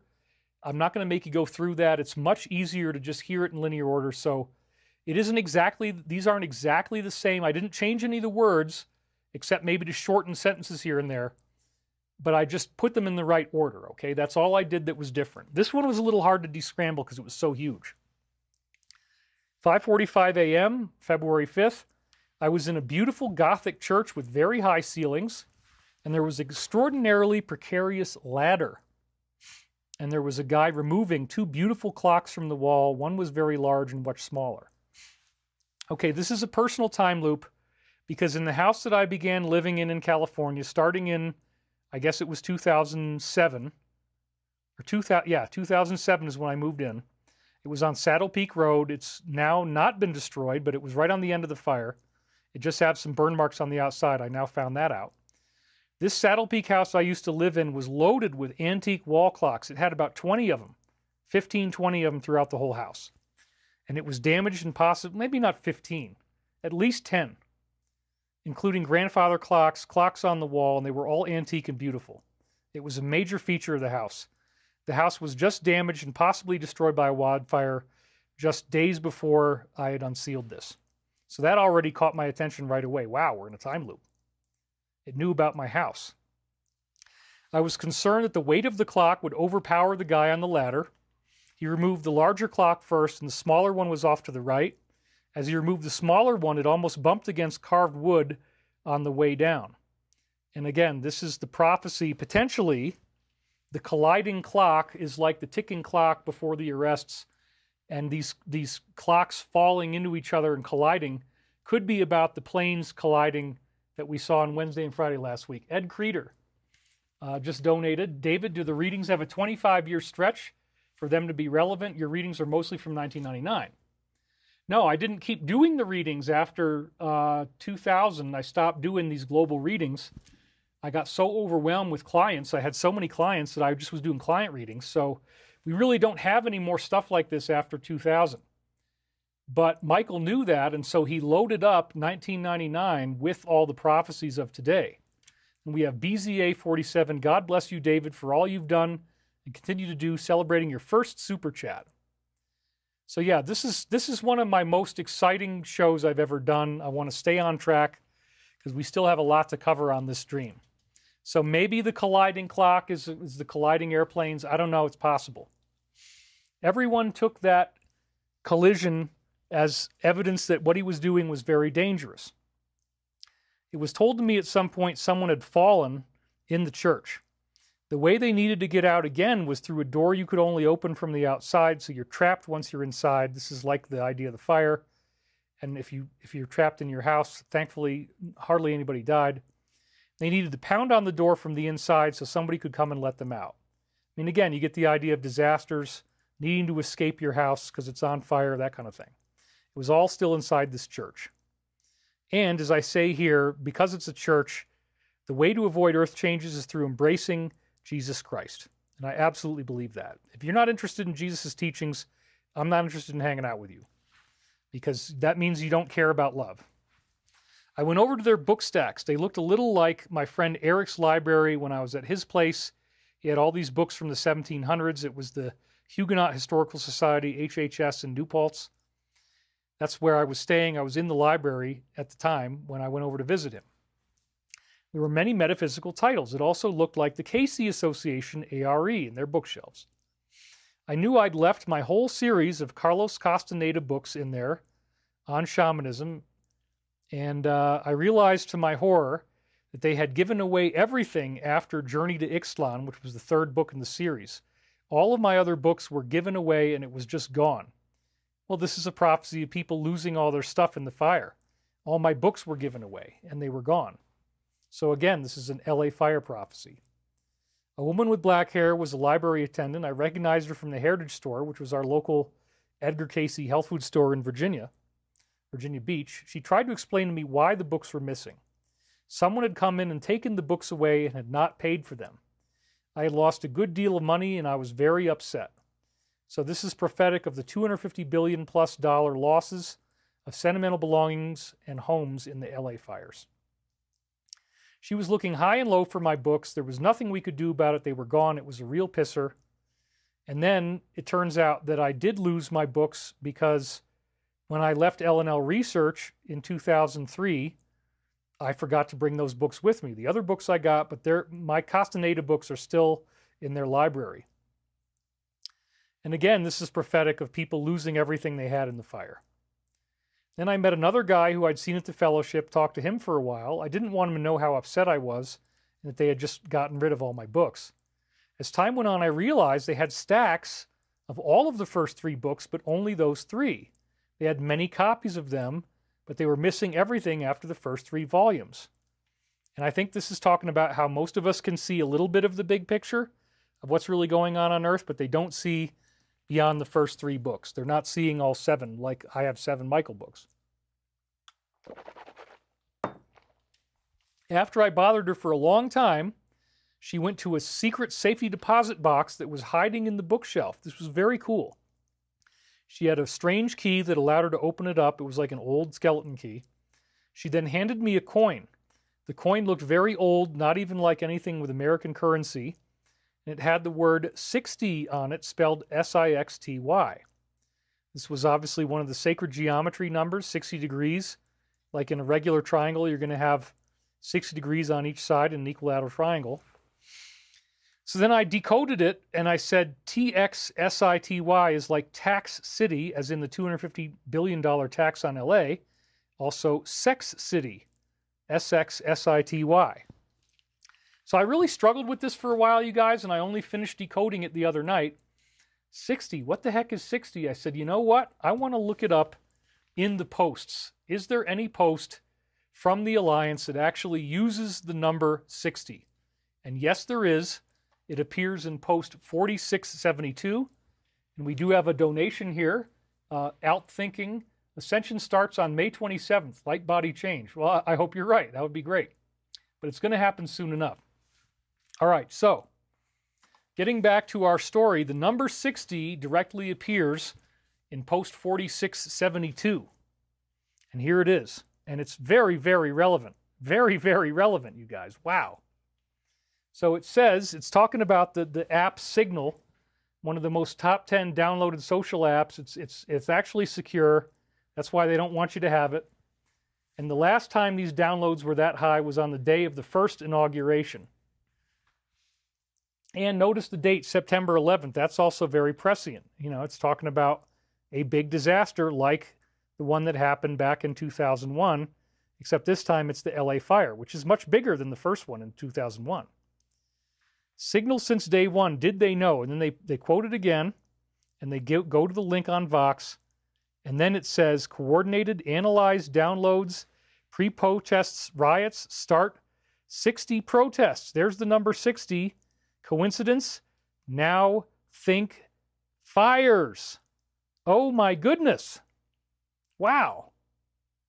We just had that fire. Michael mentions the number 60. You got 60 protests, and he says, now think fires. Well, there's going to be a lot of protests coming up as people start to get arrested and misguided individuals think that, you know, this is bad for them. We're already seeing protests in LA right now. They're shutting down the freeways. So I want to say thank you to Michael because this is a very clever proof that he gave us. Bravo, sir. The fire was indeed a $250 billion tax on Sex City. The only one of the posts, 4672, that mentions 60 says, now think of fires. Dang, that's good. I love the time loops, man. I love it. Now we're back to the dream. With this little coin that says 60, I was now able to open up a secret box at the bottom of the safety deposit drawer. There were gifts hidden inside the secret box, and they were stored in white plastic bags from the grocery store, all ready to be given to people. So this, I believe, is prophetic of our ascension. That's the gift, and the Alliance's gift of the arrests. Plus, the bags from the grocery store normally would hold food, right? You buy food, you put it in a grocery bag. So this is prophetic of people needing to have food banks after the fires. And again, the only time 60 appears in the posts, it says, now think of fires. And it talks about 60 protests. Really, really amazing. So the gift is what we get as a result of going through these karmic burn-offs, this karmic discharge. Remember in my show, The Fires of Gehenna, we talked about the burn-off, that the weeds being plucked from the wheat one by one in the book of Matthew, that's the harvest metaphor. And then shall the righteous shine like the sun. Well, sure enough, it takes this very bizarre ascension twist from here. I opened up the white bag and I looked inside. The secret gift, symbolically it was groceries, but here it's about another book. This was a new book that I hadn't read yet. It looked the same as Carlos Castaneda's book, Magical Passes, which I had seen in the store. In the dream, it was called Magical Light, or something with light in it. And this is, again, I believe, prophetic of the first wave of ascension. Well, then I said, let me go back and look at that book cover. And the book very much looks like the idea of fire and death. And remember, Michael is doing all of this intentionally. So there's the book cover for Magical Passes, The Practical Wisdom of the Shamans of Ancient Mexico. everything behind the hand looks like it's on fire, doesn't it? It's all red, it's orange, and it's got the same desert climate and rocks like we see in LA. It's a very fiery looking cover. And then you have a human hand that is, looks like it's dead. So it's talking about the deaths and the death of the land. So wow, once again, like a very strange, fiery book cover. And again, the hand being like the sky suggests the ascension, the rising of the body, the light body where it becomes lighter than air. So there's clouds inside the hand. What an amazing, amazing prophecy. And I had just bought that book at the time. It was a new book that had never before been seen. I believe the full title, I think this is the closest I ever got to it, was The Magical Life of Light. Even though I'd lost all of my other books, I was excited that the copies of the first three were deep in the vault. And now this hidden book inside this double hidden secret room, Magical Life of Light. Well, after this first wave of ascension that all these prophecies, 7 different prophecies tell us is coming in 25, we will all begin living this magical life of light, which is the ascended light body. Wow, what a prophecy.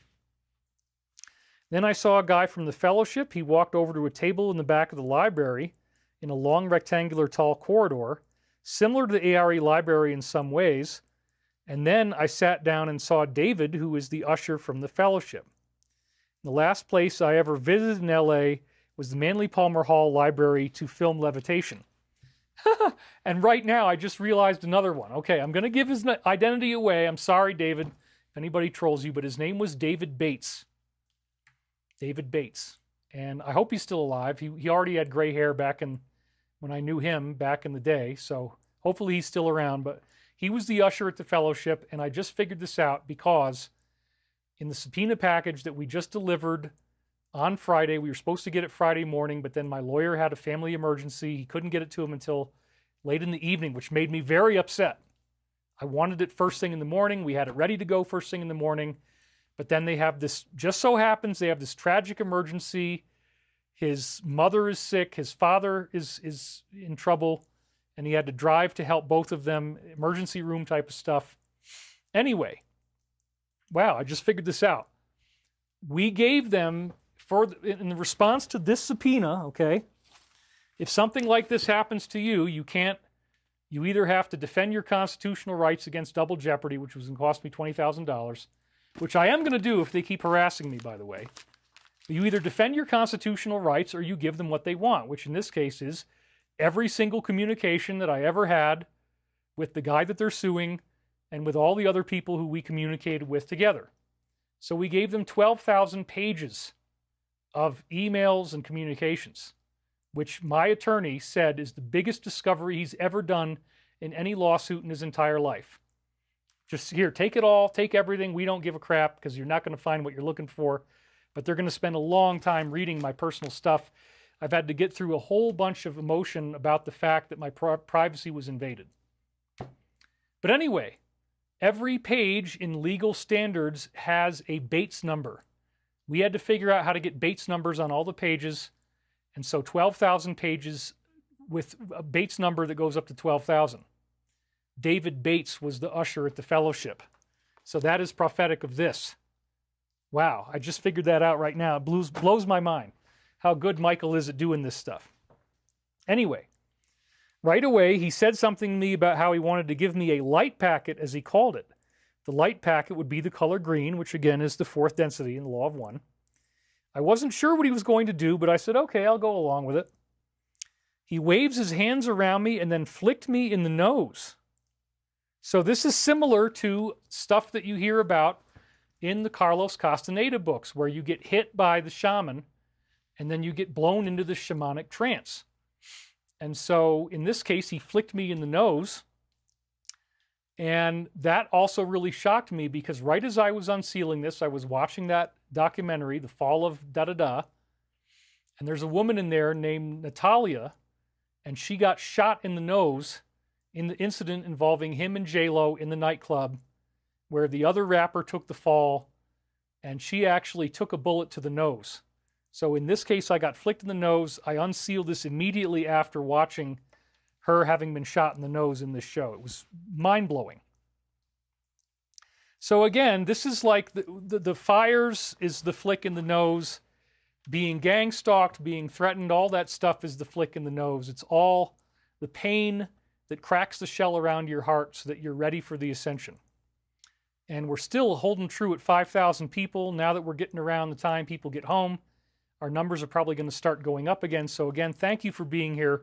Don't leave. Dude, wait till you see how much more prophecy we've got waiting for you. This is an amazing week. So again, the light packet, you get flicked in the nose, but then all of a sudden, just like the shamanic thing would happen, I get flicked in the nose, and now I can do amazing psychic remote viewing. That's what happens next. So this is talking about, again, the Bates numbers, the subpoena, that this type of suffering, I get positive karma for this. The more people try to hurt me, the more that I lose my privacy, the more that I'm attacked, the more that I'm threatened, the more that various stalkers try to threaten me with death by explosives, try to threaten me with that I'm going to be killed, that they try to blackmail me. We know who it is. It's all being reported. He keeps threatening and threatening and threatening. It's, nobody ever sees it because, again, we have a team of 8 people and we catch everything within seconds of when he puts it up, but he just never stops. It's very bizarre. It's absolutely a part of my life. I call it Steven time. Anytime I'm going to post something on X, I say, get ready for Steven time. Here it comes. And then they have to go and read all this horrific stuff that's very inflammatory and very disgusting and treats me like I'm the biggest piece of crap who's ever lived on Earth, which is not true. Anyway, that's what he thinks because, again, I think I'm striking against his own interests and the group that he loves. It was a little bit painful, but when he flicked me in the nose, again, symbolizing the subpoena and all the other stalking I have, I got this huge psychedelic high, threw me into a deep trance. This is exactly what the shamans do in the Castaneda books. After giving me this light packet, he and some others asked me what I saw. I started to sketch things out just like a remote viewer, and they were amazed that I was seeing everything that they could think of. One of the things I saw was a merry-go-round, and this was prophetic of the remote viewing techniques. Now, this is before I knew that the merry-go-round was one of the classic Joe McMoneagle examples. So here it is, and if on the right is the picture that they used as the target. It was blind. He didn't know what the target was, and then he did remote viewing, and on the left, that's what he sketched. I hadn't even seen this yet. I don't even know if the book had come out yet in 1999. Maybe it had. But anyway, it was amazing that it talks about this. So if you want to go look at this for yourself, newdualism.org, Hal Puthoff's CIA-initiated remote viewing at Stanford Research Institute, SRI. So you can find this right there. And they talked about it in the prophecy. I started doing a remote viewing style freehand sketch without even trying to control myself, and I was building up the planet Saturn while cueing on Stevie Wonder's song Higher Ground, which was also covered by Red Hot Chili Peppers. Right as I was transcribing this, originally, the first time I ever transcribed it was in 2006, June 29th. I'm living in Santa Monica in a horrible lower floor apartment. I had done a DVD for our film Convergence. We never actually got it into production. And the intro music was Superstition. So here I'm literally watching my DVD, Stevie Wonder song Superstition. Then I unsealed this while transcribing it from 7 years earlier, and it's got a Stevie Wonder song in it. So at the time that I was transcribing, I was totally blown away. Wow, time loops are happening. So they knew when I was going to transcribe. That's the point. And then we have one for right now, which is that Saturn was a relatively new car that had popped onto the market not long before this time that I was transcribing. And now I'm in the car business, and we're going to be doing amazing Porsche-style electric vehicles. And it's a very expensive car, but, the first year it's only going to have like 275-mile range, but then when we get the exotic batteries in there, it should be able to drive for like 1,800 miles on one charge. So imagine having the best sports car. It looks totally awesome, like a Ferrari, a Lamborghini, or a Porsche, and you can drive it much farther than any car. That's what we're going to be doing.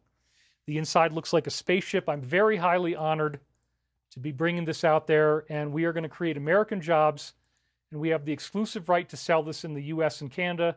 In addition to everything we're doing with airplanes, And this also breaks us into selling passenger vehicles like we're later going to do with hover cars. And we're expecting the first working prototypes within 1 year after we get financed. So that's very cool.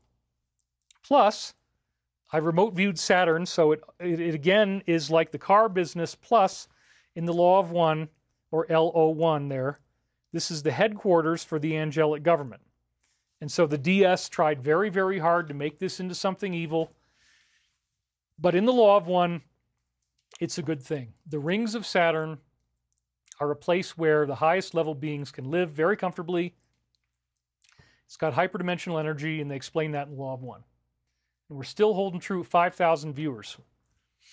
So this dream is obviously about the deposition of Michael and how upsetting it is to me. Not much more needs to be said.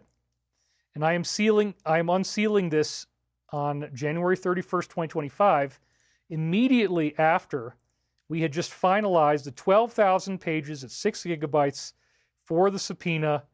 And of course, the person they're suing, who is not me, it's the other guy who lost his previous case, he is going to be deposed. So Michael was the administrator at the Fellowship of the Inner Light, where David and all the others were. At the time, he was in a horrible lawsuit, which I don't even remember who was suing him or what it was anymore. It's been too long. But he had just completed a hostile deposition. So yeah, I mean, I'm not named as a defendant, and if they keep harassing me and they ask for any more stuff, we are going to file what's called a motion to quash. I'm going to load it up with the truth, which will be very, very damaging, because I have evidence to back up a lot of things that nobody's ever heard before, and it's all going to go public. So if they keep harassing me, it's going to backfire very badly. So let's hope that they're happy with 12,000 pages, because if not, all I have to do is tell the truth, and it's going to be something they really wish didn't happen. And you're all going to get to learn about it. So let's hope they back off. But if not, I've got the money, we're ready to go, and we're going to defend my rights, because this is harassment, I believe, and it's also unconstitutional. So I just want them to know that, because I know they're watching. Don't do it. Leave me alone, let me go. It will be much better. You never saw what would happen if I really want to tell the truth. If I want to tell the truth, you're going to be like, oh shit, I forgot about that. I forgot about that. He's got this. I have 200 pages. When I first got sued in 2018, I put together 200 pages of private notes with evidence to back up every single thing. And it is shocking how bad this stuff is and how many different things I can prove with emails, with witnesses, you name it. So don't go there. I'll just say that. Okay. Many thanks to you, David, for sharing your wisdom. You are a shining light in my life and countless others. Give my love to Tran-Ma and her sweet, sweet kitties. I've built in a Tran-Ma routine coming up, so wait for that. It's going to be great. Anyway, hopefully they're smart, and hopefully they don't make me tell the truth because they think I wanted to hurt them. No, if I really did, then I'd tell the truth, and that's much worse than what you think already happened. Much, much, much worse. And it's all provable, and I will be fearless, and I will tell everyone. And then all the other things that are happening to them are going to get much worse if I do that. So you know what to do. I had a whole dream about this, okay? And it's not going to be pretty. So anyway, moving right along at a deadly pace. Yet again, the very next day, we have another dream that is astoundingly loaded with prophecy. But again, isn't it weird that it said the deposition of Michael? And Archangel Michael has said that I will become Archangel Michael in the future. So deposition of Michael was shockingly relevant because I'm trying to do Michael prophecies and then I get this subpoena. So no, we're going to file a motion to quash if we get harassed anymore. And it will be 100 pages long, and I've already written most of it, and it's devastating. So if you want me to tell the truth, I will. 10:18 a.m. Grandpa, my mother's father, was now in a nursing home. This is prophetic, as I've said before, of my close college friend, my roommate my senior year, Artie, is now having to live in a nursing home, but he's acclimating, and he's starting to have a good time. We got him a single room. Everybody loves him. He's very popular now. They all know that he knows me. I'm talking to the staff on the phone. It's fun. He was asking for things that I told Artie he was in the show. So here it is, Artie. He was asking for things that he wanted, including a blow-up raft, a radio, and some blankets. All of this was set up in the front yard of 621. Emergency supplies in the front yard, nursing home. Yep, sure enough. This is another prophecy of people losing their homes in Los Angeles' fire and needing emergency supplies. So once again, bang on, fire disaster cleanup in the dream from 1999. Incredible.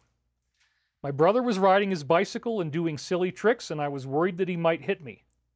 So this is again talking about the bicycle, I believe, is like the drones that they use to start these infernos. And I was worried that I might get hit. People were worried that their house would be burned up. Interestingly, as I'm transcribing this, I had just gotten off the phone with my brother Michael, and then I was awaiting him to call me back, and then I go transcribe, and boom, there he is in the dream. Now back to the dream, I realized that Grandpa had tried to get into the raft, but he had fallen. And what finally forced Artie into the nursing home was that he was no longer able to walk without falling. So again, shout out to Artie by Archangel Michael. His legs had gotten twisted over each other, but he wasn't dead. And for some reason, we weren't freaking out. We just laughingly said, okay, let's get you back in the chair. And we hoped everything was all right. So this is partly about LA. It's not really dead, and they need to get back in the chair. They are recovering now. Plus, Artie went into a new room, and the room has a recliner. Paula Francis just donated, said thank you. So yeah, this is a funny thing too. Artie, when we got him into the single room, the other room that he was in before had nothing in it, no furniture. The new room has a recliner, which now allows him to not have to be in bed all day.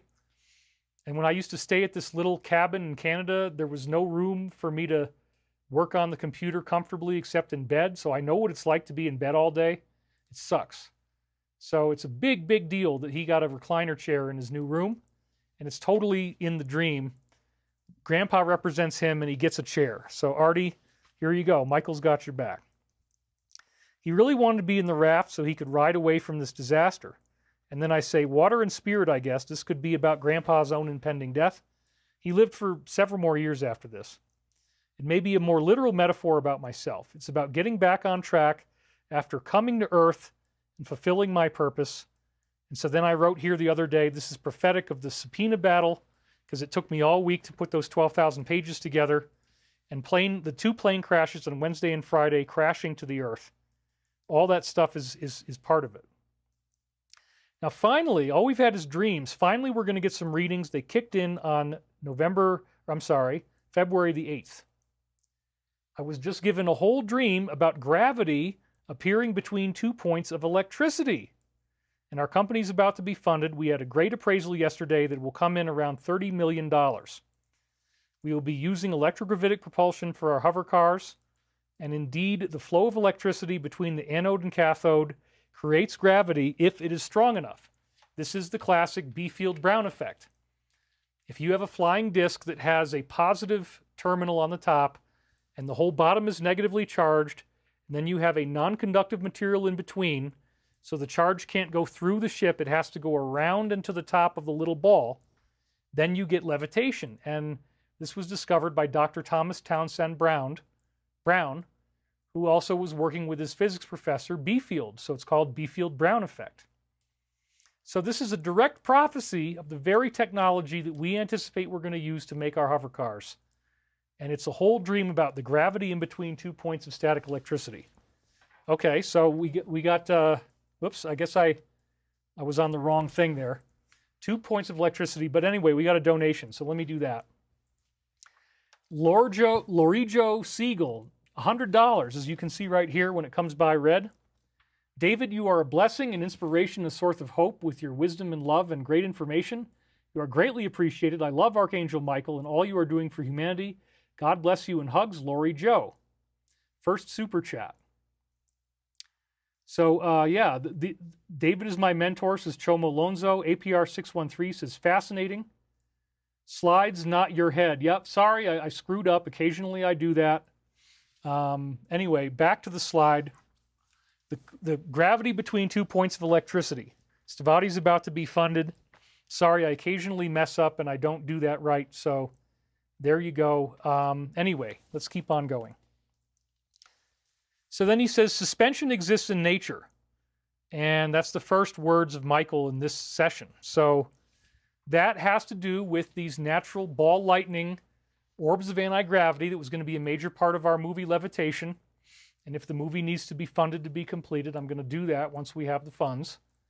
I do want this movie to come out because we wrote a brilliant movie and I already taped everything. I'm not really sure what's going on. But anyway, if you think about fish falling out of the sky or frogs falling out of the sky, that's because one of these ball lightning orbs appeared in a pond, scoops up the water with the fish or the frogs in it, it levitates up into the air, and then it eventually wears off and the frogs and the fish fall, and now you have frogs or fish falling out of the sky. So that's your natural anti-gravity. And then Michael says, later I came in on my hands and knees. This is what's happening to people in LA. They're being brought to their knees. Asking the one for some sort of permanent echinacea tincture or milk of magnesium to then stave off those difficulties that were found when we never really applied what we knew in the first place. So I say this is the prophetic of the healing after the LA fires. Echinacea you take when you're sick. And also very important is that regarding the medical treatments that have occurred in the last few years, in the Michael prophecies, they are referred to as milk, rotten milk. So we need to heal from those as well. So the Ascension is a permanent healing. We will be able to heal anybody who has biological damage to whatever cells. It's like the permanent echinacea tincture. So, and we will stave off those difficulties. So once the Alliance finishes the job, we're not going to be living in constant fear. We're not going to be terrorized by people who are ultimately run by reptilians. As you can see, they're pushing that message everywhere they can. They want that message out there. So this is prophetic of healing all of the things that they have been doing to us, including these LA fires. Oh, and the suspension in nature also would be about the anti-gravity drones that we're seeing that may have caused this. What we know is that the essence of being all in one, what we know is that essence of being all in one, one and all.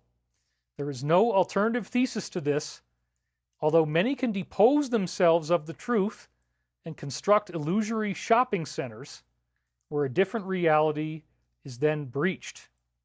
Dang, there's that word deposition again. I just went through a subpoena. The defendant is going to be deposed in this case. After the fires breached LA, there will be many new shopping centers created. So you see how these cryptic phrases, I mean, that's the problem. When I had this study group back in the day, like, you know, at John's farm, like, hey, let's read David's readings. You know, let me make sure the hair looks wild enough. De-shine a little bit. Okay, that looks good. So the people in the group didn't always like these readings because there was all this strange stuff in there that didn't make a lot of sense because every reading was actually encoded to the present. So I was reading it to the group and nobody really liked it that much. Illusory shopping centers being created, depose yourself of the truth. Well, now it makes sense. Because again, the other guy's being deposed and I just got subpoenaed. And, you know, the illusory shopping centers, that's talking about how they want you to buy into their agenda. And now after LA, we're going to have to rebuild the shopping centers. Very fascinating, huh? So also, as I was rereading and unsealing this, Chris and his wife were being deposed in our main lawsuit that we're facing until we can pay off the debtors. And then as I reread it the second time for the final unsealing, all depositions had called off. I mentioned that last week because we're getting our first loan and we showed them the proof. And now they're like, okay, we'll wait and you'll pay us back and we thank you. And they're going to write an apology letter. We do have a wide level of control over the physical realm. They're demonstrating it right now with this time loop. And the judges, queens, and magistrates and the common ordinary person will seem simply revealed with our energy. Well, they're trying to bring me in front of a judge. If I didn't comply with the subpoena, I'd have to go in front of a judge. So there it is again. The farthest place from the sun in your solar system was once considered to be Pluto. That symbolizes death. Similarly, the boundaries of your own existence continually expand and redefine themselves. Think about the southern border, right? So, and the DS has penetrated queens, magistrates, and judges, so that will all be revealed in the coming arrests. And Pluto, the death planet, it's going to be a big deal. Backspinning throughout the creation, it is easy to get into one of those modes where the truth seems lightly veiled from the whole. We wish to explain this understanding through a cooperative effort between all parties involved. Interesting, huh? And I say here, Michael and his people are working with the Alliance to reveal the truth, which, as it says here, the truth is lightly veiled from the whole. Cooperative effort between all parties involved. The Alliance is working with angelic higher intelligence to bring our planet to safety and to bring conspirators to justice. Princess Anne took you for a ride. And I was, the farm that I was living at the time, which I was about to be kicked out of in 3 weeks, or maybe it was a month and a half, because I think it was March 31st I can't remember. It might have been March 1st when he first told me I had to move out. I can't remember. But anyway, I was about to get kicked out from the farm, and the farm was off of Princess Anne Road. And also, the second place I ever lived in Virginia Beach was off of Princess Anne Road. So Princess Anne took me for a ride, had a very intense meaning about the fact that I was about to get kicked out. I didn't know it yet. And it has other layers as well, as we'll say. So Princess Anne took you for a ride, but we find out the outcomes were very good. So again, John's farm was off of Princess Anne Road. I hadn't gotten kicked out yet when this came in. And it may also be about my time at L&L Research, where again, I basically had to leave because I didn't like the way things were going, as well as other recent events. You can do the math on what I mean. My life is now on a great trajectory after a 3-year ride of bankruptcy and isolation. Juxtaposition this against the emanations of misery from your past, and you will indeed see that progress is being made in a variety of forms. So this is talking about the Alliance removing the misery from our planet. Don't fail to forget the distinctions between self and other self, which, as you know, are non-existent. Abraham with Esther Hicks also had another party involved. We do find the deepest work can be done in those cases where a conductor is then present. So my movie Convergence, which I was very involved in at the time, I'd moved to LA to do a movie, not realizing at the time I was going to do Ancient Aliens and television instead. But I started by thinking I was going to do this movie Convergence. The movie was partially inspired by the success of The Secret and also What the Bleep Do We Know. But The Secret movie featured Esther Hicks channeling as Abraham. The content of this quote suggests a negative greeting to some degree in her work, because again, it said somebody else was involved. That doesn't sound good. And I considered The Secret to be a spiritually materialistic film. There was a whole period of time where everybody thought, oh, all I have to do is write myself a check for $1 million, put it on my refrigerator, and I would get $1 million. So what you had is these people who were spiritual hucksters who were saying, I will teach you how to make tons and tons of money. Come to my seminar. It's very expensive, and I will teach you how to make money. And then basically the teaching is do seminars like what I'm doing, charge lots of money, and then you will make lots of money. So there was a period of time where people wanted $500 for a 1-hour session, all this kind of stuff. None of that really worked out. It's spiritual materialism because, again, I didn't like The Secret. The message of The Secret was all you have to do is ask for money, and the universe is going to give it to you. Wow. It didn't say anything about having to be loving or compassionate. It was just ask and ye shall receive. If you want millions, the universe will give it to you. Just write the check and put it on your refrigerator. Well, it obviously didn't work. All that happens is people sell you that information and they're the ones making money. Sloan Daniels donated $20, says, this should cover lunch for your next podcast. I love you, David. Prayers for Michael. Prayers and thanks to all beings working with and for us, and blessings. Thank you very much. Thank you very much. I really do appreciate all you guys. With all the threats and all the crazy stuff that happens to me, it's really nice to know you guys have my back. I do love you guys, and I'm so glad that you're here. And I feel very safe and supported with you and with the Alliance. Yeah, New Age scams. So, anyway, I'm probably going to stop the time loop pretty soon because it's already 3:30 and I don't want to be here all night. Let's have the opportunity to embark on a journey of discovery. I didn't even catch that one. I forgot to highlight it. In fact, let me do that right now because discovery is what I just went through. Discovery is what they call it when you have to give people personal information because you've been subpoenaed. It's called discovery. So I'm going to highlight that in red. There we go. Okay. So now let me save this, and then we're going to replay the show.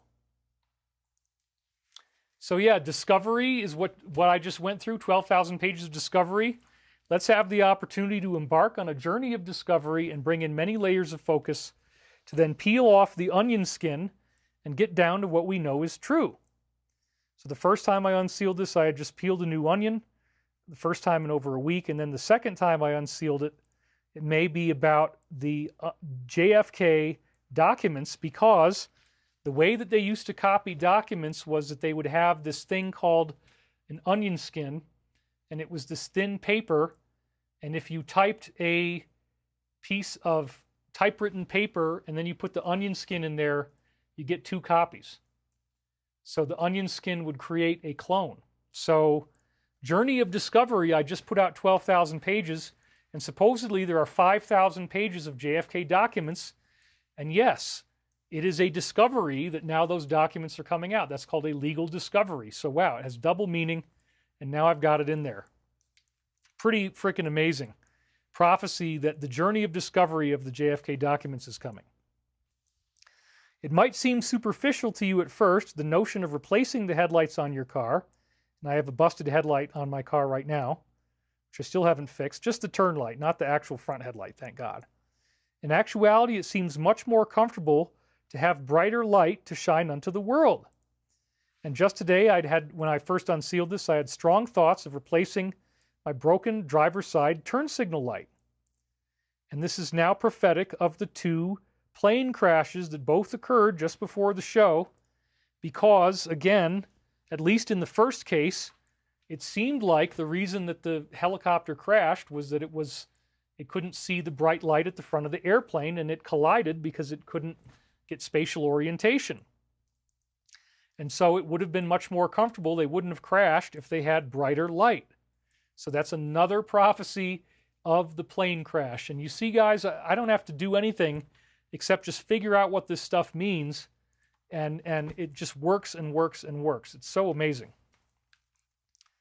So this is another direct connection to the present. Back when I transcribed it in 2006, my brother had called me because he had car trouble and he had downtime. It was not a headlight, but his tire had to be fixed. He called me from outside the Walmart as the repair was being done. And I had gotten a gold-colored Toyota sedan. I ended up giving it to my girlfriend. I had just bought it, and this was the first time I'd washed it. So there you go, the gold-colored Toyota. Do not worry, he says, Michael says, about the problems and inconsistencies that have marred the smooth veneer of your past. If the natural affinity is present, it is time to pay heed to it, as you will find this to be the most exemplary form of service that can be provided. Now, this is another crazy one. Why? Because I had the 2 back molars on the right side of my mouth replaced this past Monday. Both of the veneers had shattered, and I had to get them crowned.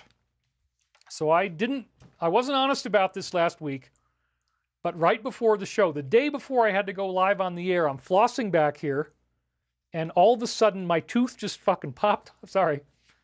It was really bad. Sorry I cursed. My tooth just popped off, and it rolls out of my mouth and rolls around like a dice. I couldn't believe it, and it kind of hurt. And so I went to the dentist, and it's like next to the other tooth that I already had to get replaced. Now everything's good. We got it all done. Everything's great again. But I had a gaping hole in my mouth last week when I did the show. I'm like, I'm just not even going to talk about it. So I had to have both. So I go in there, and I was supposed to be having my tooth put back in. Actually, it would have been today. I had an appointment for today or tomorrow. No, it was tomorrow. It was Tuesday the 6th. I was going to get the teeth put in tomorrow, but with this gaping hole and the nerve sensitivity, I'm like, dude, I'm going to go in there and get this done first. But then they'd gotten the other crown already. So I had 2 crowns put on at the same time, and it was horrible. That was last Monday that I did that. So then, this was a result of shattered veneers, because I didn't want all the tooth removed to create the crown. The crown takes, all they give you is a little bitty stump up at the top, and then the whole rest of the thing is just a big attachment, whereas the veneer, you keep most of the enamel and the dent in, and then you just get something on the front. But the veneers had cracked. So again, inconsistencies and problems that marred the smooth veneer of your past, and now I have a natural looking tooth again. So that was really, really cool. The time loops never stop. Kayla Lynn, David Beloved, I read a book about Edgar Cayce's past lives. He also had there's a time loop. Somebody literally just yesterday, I got it right upstairs, gave me the book, Edgar Cayce's Photographic Legacy. A fan of mine sent me that book, and here you are talking about that. So you guys are psychic too. He had a precognition that in the future he would re-enter as a liberator of oppressed humankind. That is you. Yeah, I actually read that prophecy earlier in the show. Maybe you weren't there for that. Dental work is so expensive. Rainbow Sky says, yeah, it cost me $1,950. Wendy says, I just went to the dentist today too. There's a synchronicity for you. Jack Starseed, the second one I mentioned, not the one you'd heard about, to clarify. Jay Money says, drones were looking for explosives and biological weapons. They found and destroyed them. The helicopter hitting the planes that had one component of a two-stage biological weapon. That's an interesting theory. I'd never heard that one. Don't know if it's true, but it's interesting. I just realized David was live at 3:33, says David Caron. Mercury, electricity, uranium, anti-gravity, says Charles Alvey. Baking soda for your teeth. I think you missed a super chat from Jeff Extra. Thank you if you did. Thank you, Jeff Extra. Really appreciate it. Sorry if I missed that. No root canals. Better remove the tooth, says Guitar Ronda. Absolutely. I have no root canals. Crowns are not root canals. They leave a little stump up at the top. It's basically nothing, but then they glue the rest of it on, and it's supposedly very strong. The reason that the new one fell off is that the old one, I couldn't floss in there. It would cut the floss, and it was so expensive. I've been so broke that I left it broken ever since last March, and that's what rotted out the other tooth, and then it popped off with my dental floss. Kathy Rennick says, I need 2 implants and crowns are difficult. You're darn right. I had 2 crowns at the same time in the same visit just last week. And again, what does he say? Don't worry about the problems that have marred the veneer of your past. So hopefully now these teeth are going to take. All right, let's get through this because we got to get to the Alliance. We're behind schedule. I'm wondering if it's possible to shift gears a little bit and do a reading for the book about harmonic laws. You know what I'm talking about, so I don't have to explain it. I will only take excerpts from this reading as my conscious mind got involved. There are far fewer time loops and it got confusingly technical. So this is the last thing I'm going to leave you with for today. And again, as I said here, let's go over to another camera. This particular reading, my mind got involved. I tampered with it, and I got really into detail about square root of 2, square root of 3, Fibonacci spiral, basically the spirals of sacred geometry that underlie, quantum mechanics, and the fact that it's all ultimately derived from particles that are really actually sacred geometry vibrations. So this reading got very, very technical. In the future, I will release it for those who are interested, but it's definitely not appropriate for this. So we're just going to cover the highlights and not all the details about the geometry, because again, I get criticized the next day for my ego being involved. But not up until, most of it was still clean. So I'm going to read you the clean parts. The seed of all creation in the universe is the fundamental nature of harmony and harmonics. Simple harmonic structure is intended for a wide variety of purposes, and yet at the same time there is but one purpose, namely the Creator knowing itself. The discovery of the root of all vibrational physics is, in a sense, a momentous occasion. It lays bare the foundations behind many principles that might seem rather difficult at first, but are actually simple. It is important at the outset to realize the fundamental nature of light in the universe is what you would call upward spiraling, and they talk about this in the Law of One quite a bit. Plus, you remember last week's reading, they talked about the upward spiral going through your DNA and unlocking the DNA molecule with your ascension potential. As our solar system goes into this higher region of power in the galaxy, the upward spiraling light literally forces your DNA to open. And if you are not ready for it, you will literally burst into flames. So that's part of the rapture process. And the burning of the evil ones like weeds, that some people are just going to burst into flames from this. Only the really evil ones, I would guess, but that could happen. It's not anybody except the most sadistic, evil, satanic people that might happen to. We'll get to see it if it happens. We'll find out. So the fundamental nature of light is upward spiraling, including the DNA. The upward spiral emanates from everything, and thus our design becomes more complex. If you can understand that there is but one being, and that linear space and linear time are both illusions, you can see there is no real space for this upward spiraling light to pass through, and there is no time in which it is done. Well, that's how they work. They're working through the spiral, and so there is no time for them. That's how they're able to talk in 99 about what's happening now.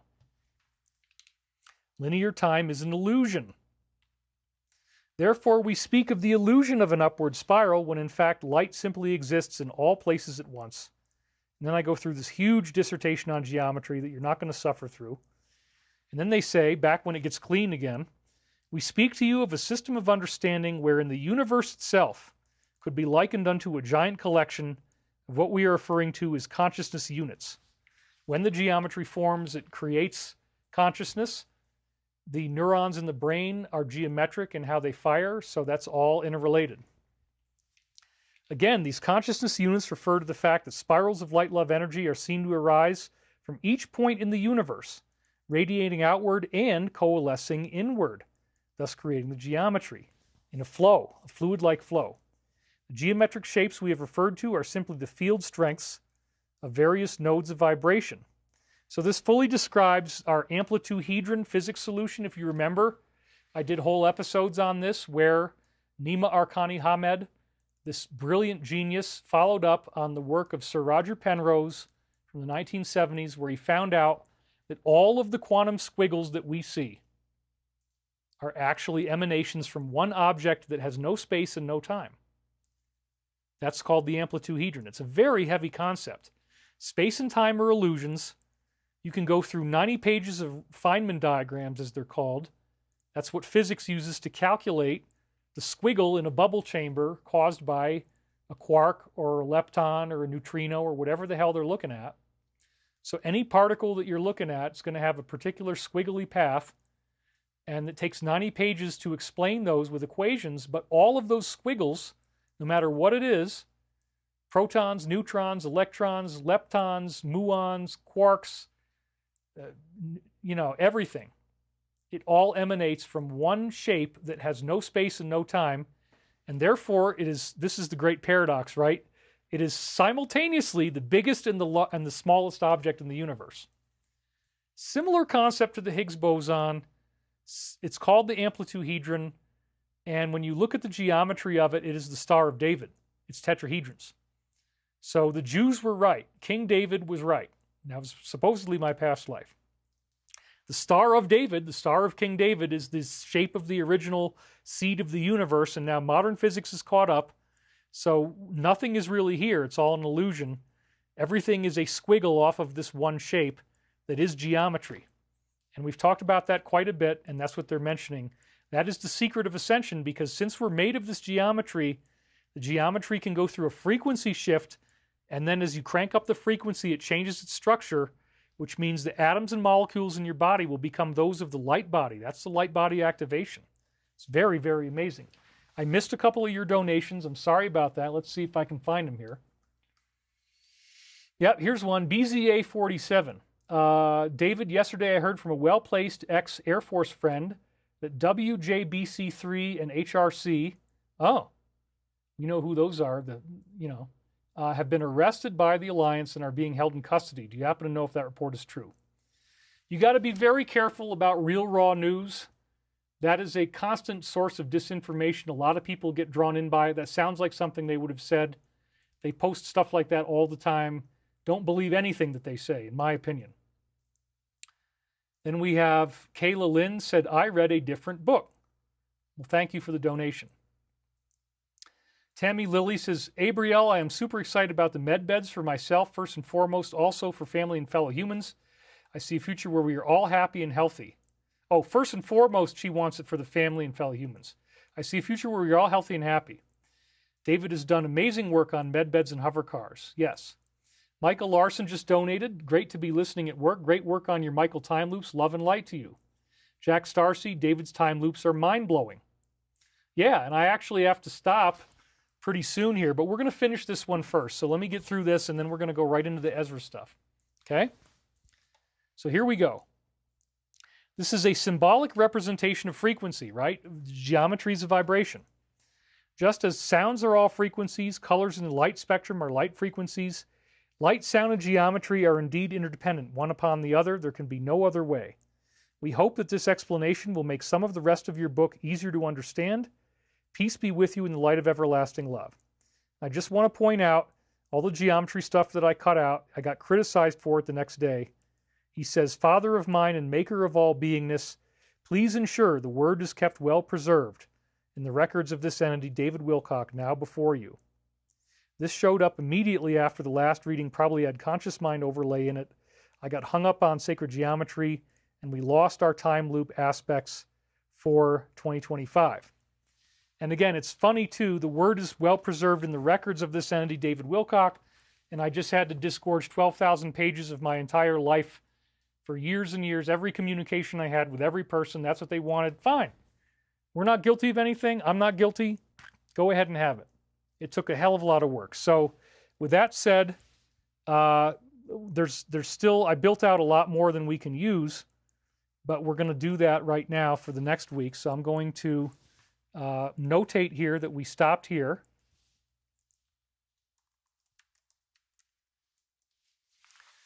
That way I know, so I remember where we stopped. Okay, so that's done. I put stooped. All right, so now I'm going to jump ahead because otherwise it's going to take even more than 6 hours to get through this, and we don't want that. Wow, there's still a whole hell of a lot of stuff. Well, that's great. That means I don't have any work to do next week. You know, we got to do as much as we can. So let's start with this. But again, I mean, what a fantastic collection of prophecy for just 1 week. Look at all the stuff that we had about the Cabal, about the plane crashes, about the fires, about my own deposition, the deposition of Michael. They actually said that. It wasn't a deposition, but the discovery process, 12,000 pages, all these things that are going on with the Alliance. And again, I mean, I just had to skip through as many slides that I've already built as what we just read. So the new time loops will continue on through February 1999. I just want to point out this to you. Each week, a few of you bless me with your purchase, and it really does help us out quite a bit. So again, if you love these Michael prophecies, everything in 2022 was time looped. Everything in 2023 was time looped.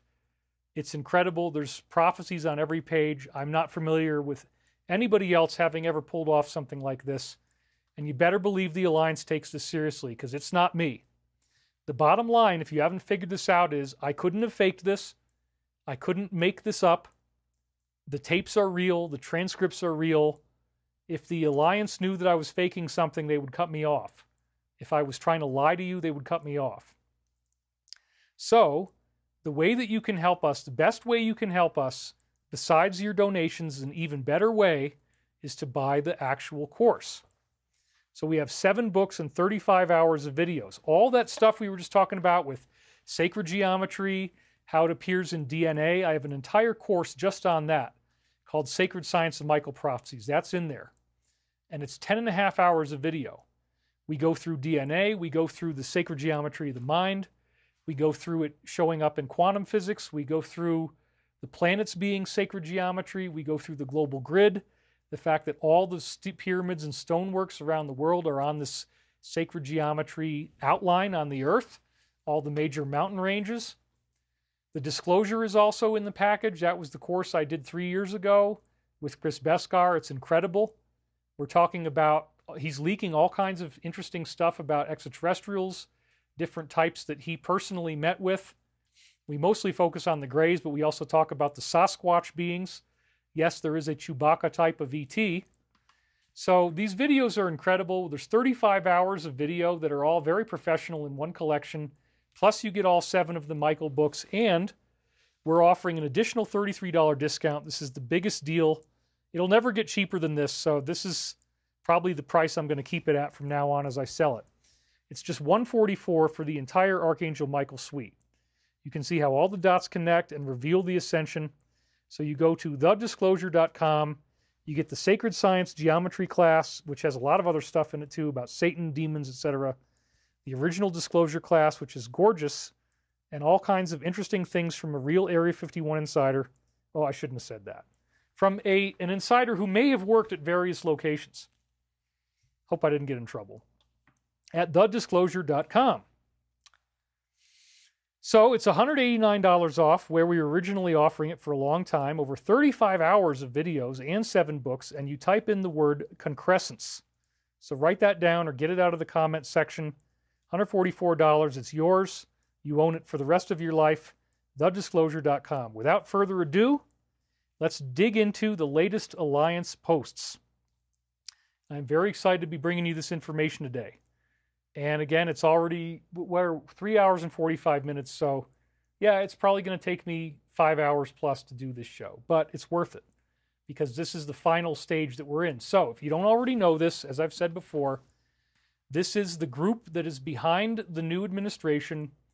It's a secret group. We don't really get to know everything personally, but remember he typed in that meme that said, watch the da-da-da-da, and it had the letter behind him.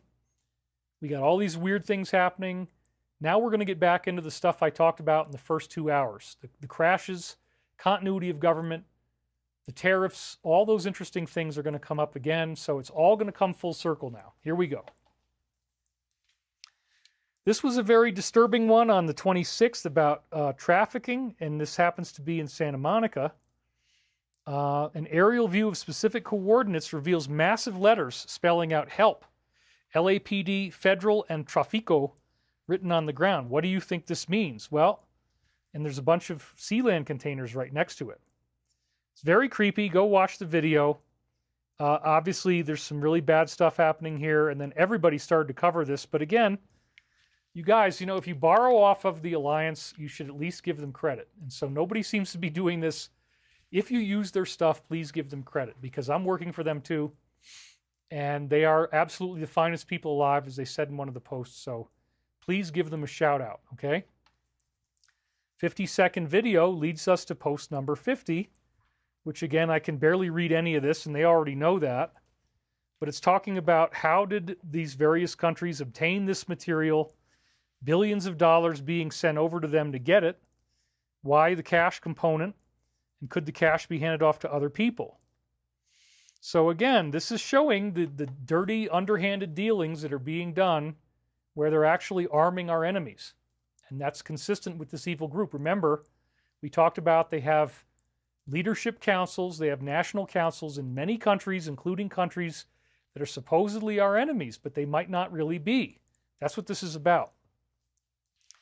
And it's not, the leadership of the country is not the one that's really in control. It's a powerful entity that uses wars for their own benefit, and they can hold us hostage using miniature weapons.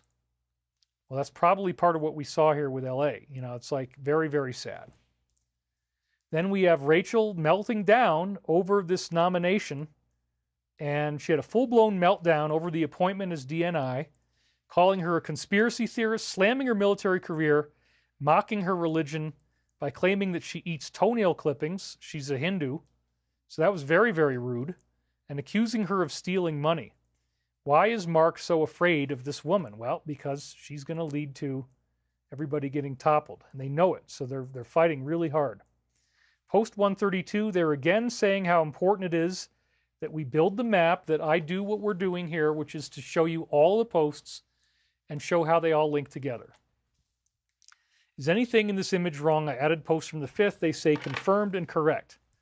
The post they gave on TG was much sassier, where they said, this woman is on the verge of being arrested. And I think what I'm going to do here right now, just to give myself some freedom from this misery that I'm feeling, is I'm going to show you another video, and I'm going to take a very quick pee outside or somewhere, because I have to do that. So I'm going to show you a really quick one here. Let's make sure that it loops. Let me arrange it and make sure that it's going to loop here. It does. Okay, great. So we're going to show you the turkeys with the deer because I gotta run really quick, but this is going to be very short. I'm just going to go right over there and I'll be right back. But here we go. So just hang on for a second, and then I'll feel so much better.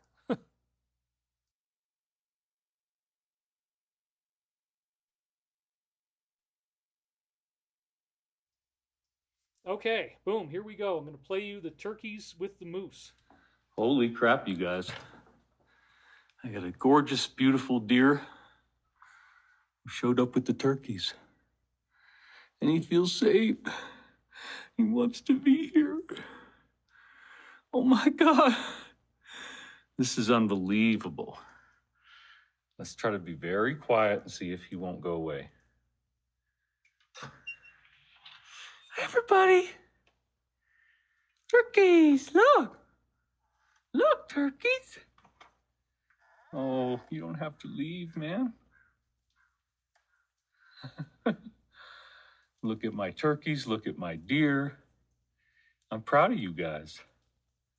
Yeah, I'm proud of you guys. It's okay. You don't have to be scared. Nothing bad's gonna happen, okay? You just loved here. That's all it is. You just loved here. Turkeys and deer can work together and they can feel safe, can't they? Sometimes they can. It's okay. Yeah, he's terrified. Sorry, turkeys. I don't want you to lose your big protector. But you have me. This guy still... He's not actually all that scared. He's hanging around eating some leaves. He's waiting for me to get in the car. I got to go to my massage now. Tuk, tuk, tuk, tuk, tuk, tuk, tuk, tuk, turkeys. I think they're probably going to need one more cup if they want to get all their food now. So I got to delay my departure just a hair, but we'll go get them one more. Holy crap, you guys.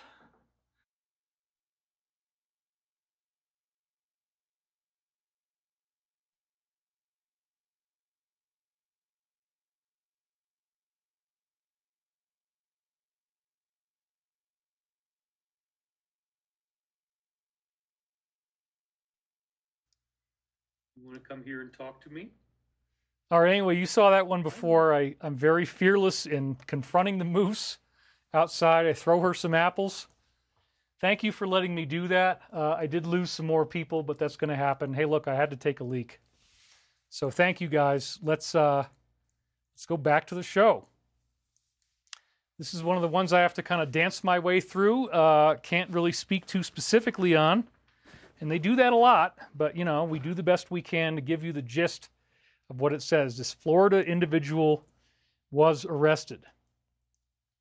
He is with these folks, and the U.S. Marshals nabbed him for these reasons. He was the treasurer and president of the Rainbow Group, and they found him with, yeah. He now faces up to 20 years. You can read the rest. Again, I don't know how the hell people get stuck in this stuff. I feel very bad for them. If you're doing this, they know. They can find out. So nobody is safe.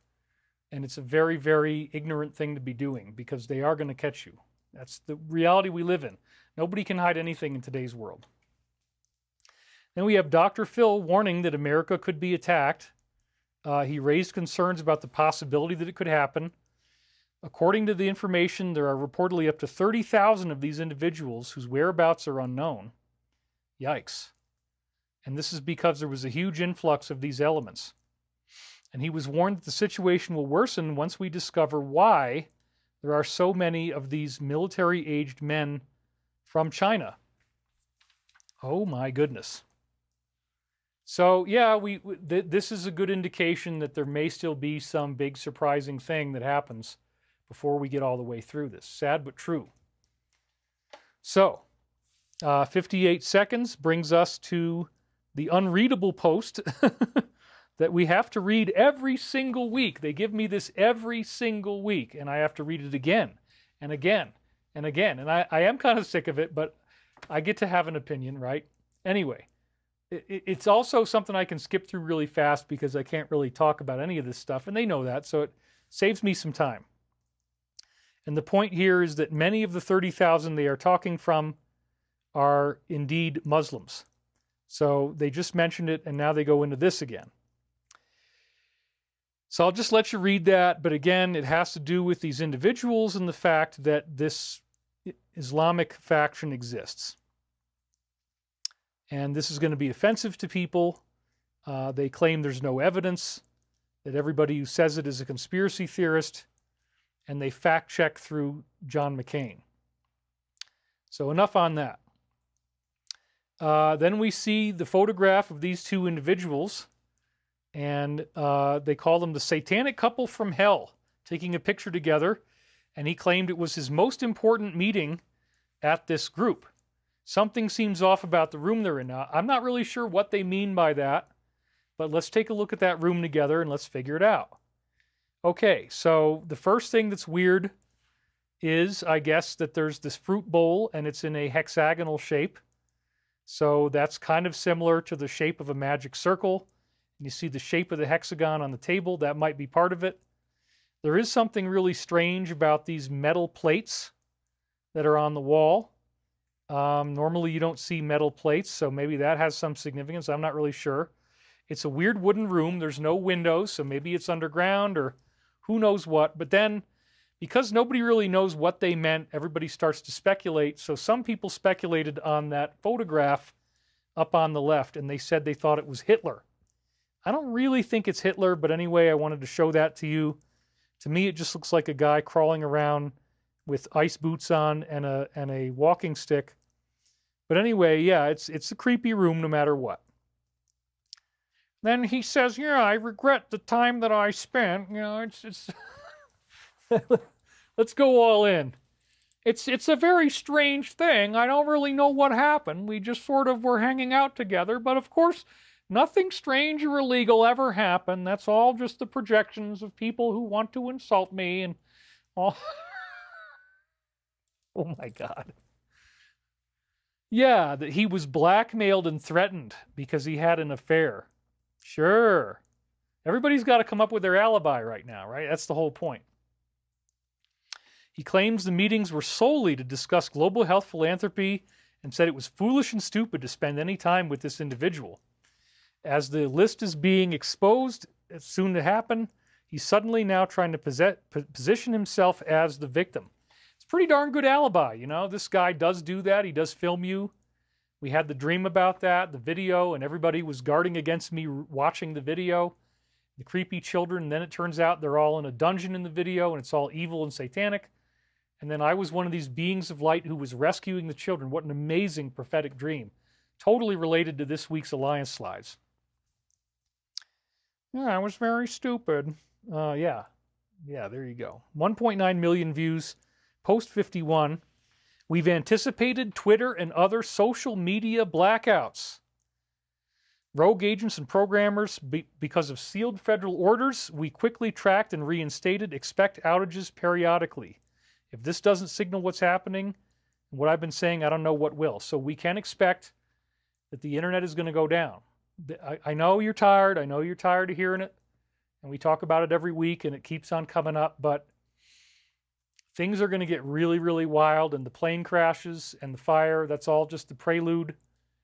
Expect anything, you guys. And we did lose about 400 people. But don't hang up, okay? It's very important that you hang in there. Or come back and watch this later if you can't watch it right now. Because everything is coming to a head, and there's some great stuff in this week's slides. But for whatever reason, I always bleed off a few hundred people at least when we start doing these slides. But again, I will make it as entertaining for you as possible, so just hang in there. We're almost done. Now, this is very strange that the Catholic charities are coaching these individuals, openly coaching them on how to evade, dodge questions, and exploiting the system. They have millions in grants that we paid for as taxpayers. And Lord knows I pay enough taxes, man. Millions of dollars a year that I owe now from the past. 1.1 million in debt. They've become a key player in the resettlement business, raking in federal money for this process of relocation. And they've also been connected to other activities involving 300,000. Damn. So that's part of the problem. They're telling you what the problem is right now. And then we have 178 seconds, and it says the stringer part we probably don't need to read, but future shows past. Learn to read the map, everything has meaning. So all this is going to come out, and it's going to be very upsetting to people when it does. Then we have Selena, who posted this video that they really are not very happy about. They call her an elitist from Hollywood. The emotional video where she tearfully expresses sympathy, and she claims that her people, including innocent children, are being targeted and wishes she could do more to help. What would you say to her? And then they have 32 seconds, which is the classic, where they say it will take maybe one day, fast and meaningful. So again, this is why I don't want you to leave. We're now at 4,650. We dropped down from 5,000. Seems like it's holding consistent, but that also could be because I'm switching camera angles a lot. But anyway, you guys are still here with me. You're the real troopers. So thank you for still being here. Let's hope we get some new people showing up in the last hour here. But this is the classic one about the arrests. And, you know, is it going to be 10 days? Well, now they're saying maybe one day, fast and meaningful. Maybe one day, but it cannot go slow. This initial wave that we're going to see will be fast and meaningful. It will immediately send a signal to others. You will see the tide turn.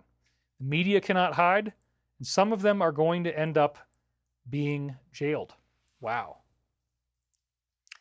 Then they point out, by the way, she worked with El Creepio guy here. She went out of her way to work with him. He's been accused of these various crimes, ignoring her own mother's warning not to do it, and chose to anyway. And then they make that point, she does not care. So they have a very clear opinion about her. And here he was with his wife, who, when he first met her, let's just say it wasn't exactly legit. Then they talk about how she had a full-blown psychotic break. In 2018, she revealed she began hearing voices that grew louder and overpowered her connection to reality. That's what happens when it's demonic. Positive beings, you have to work very hard to listen. You have to meditate deeply. It doesn't interfere with your daily life. It doesn't create this crippling situation.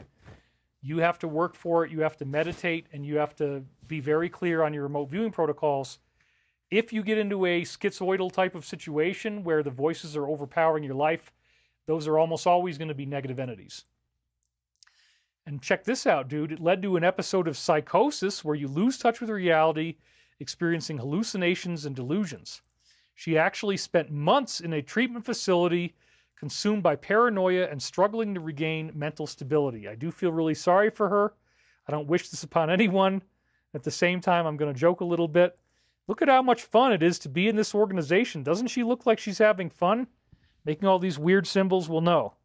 Not if it ends you up in the loony bin, dude. Gosh, I feel so sorry for her.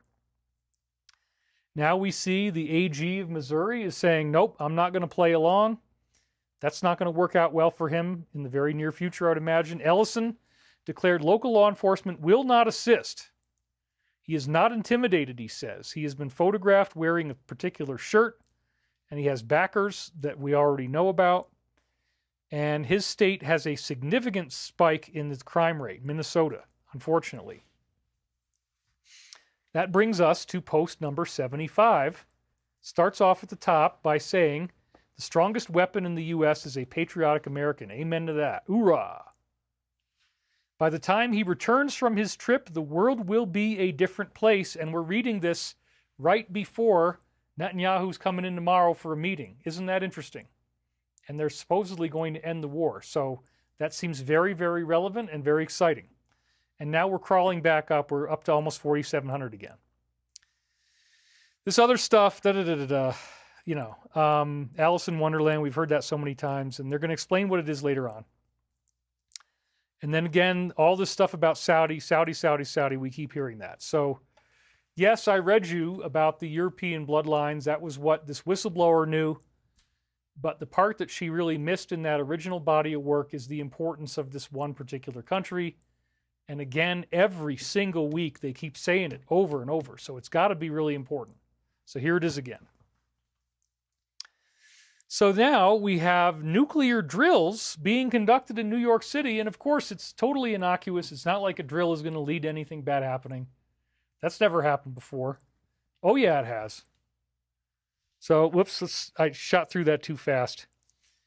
So there's the full picture, and then it says they've launched a large-scale nuclear incident exercise in New York amid rising fears of World War III. It involves military aircraft and personnel simulating a radiological attack. Oh my God. Yeah, it's not fun to live in New York right now. Hopefully this will never happen. But they might be wanting it to. That's why they're drilling, to ensure readiness for potential nuclear crisis. Think about the drones. Think about that they were radiation sniffing, and panic at your leisure. I don't think anything's going to happen. I don't see it in the time loops, but we'll find out.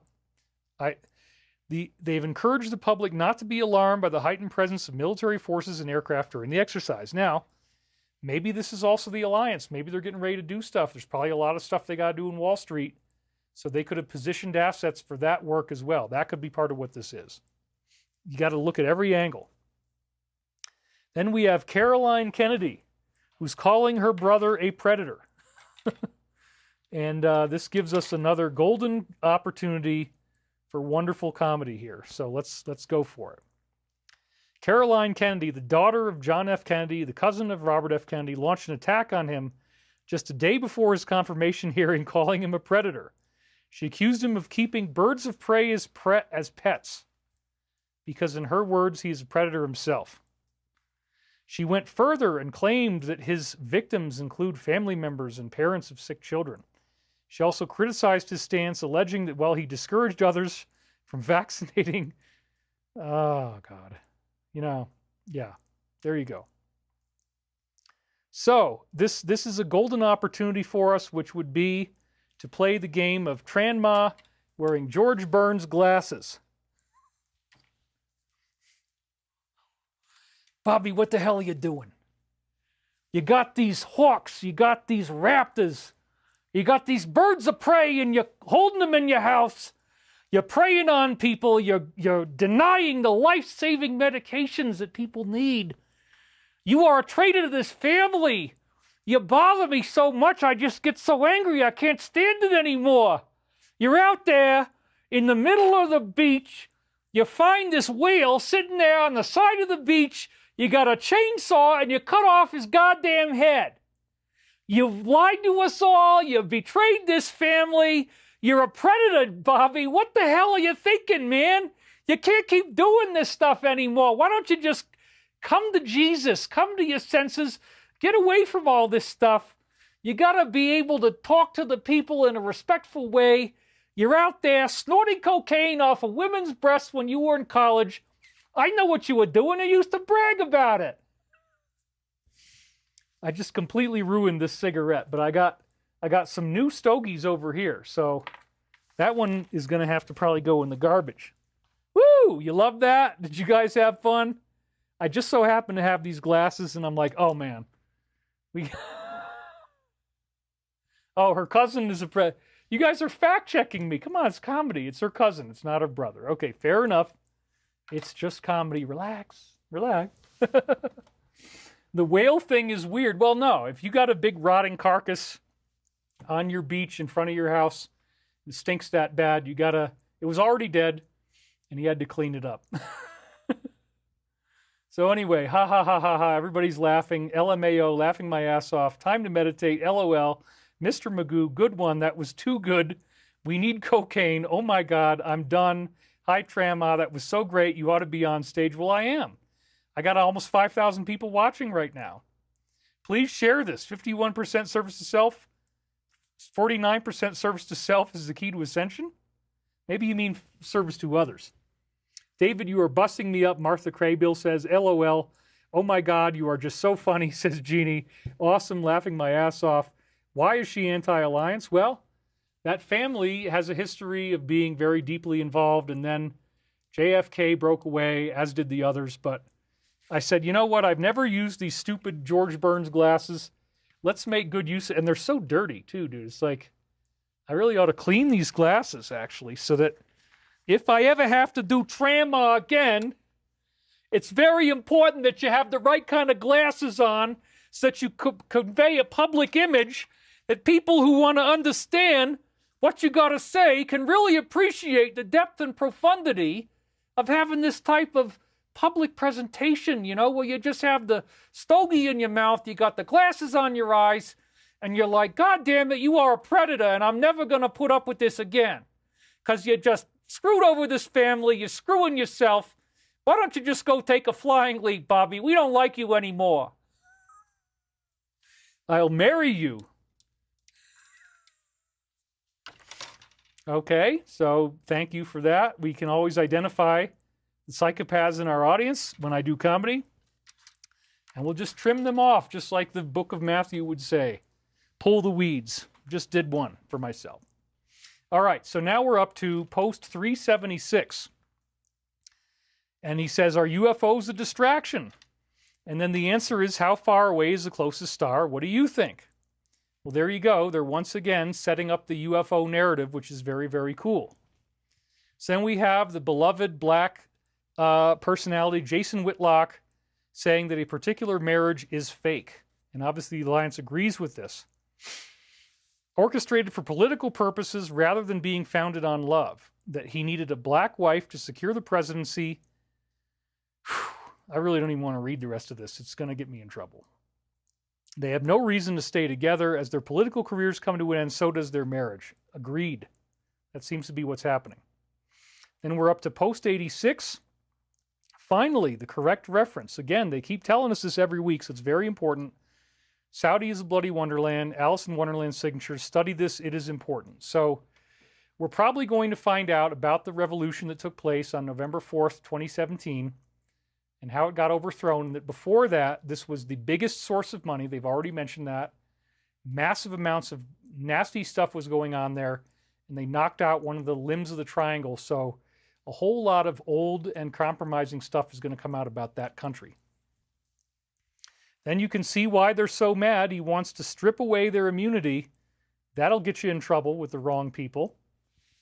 To hold them accountable for what harms they've done, and that's why there are plans to vote no for him as secretary.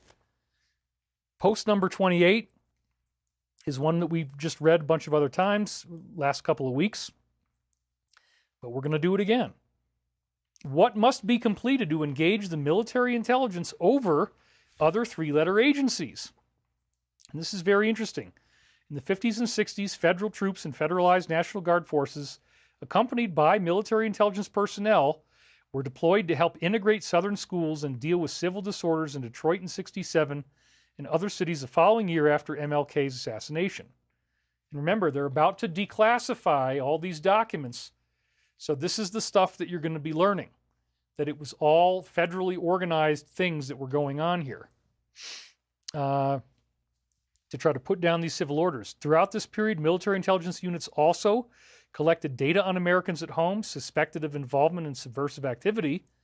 In the late 60s, this military organization compiled personal information on more than 100,000 people who were politically active to block their civil rights and their demonstrations against the war and discredit protesters.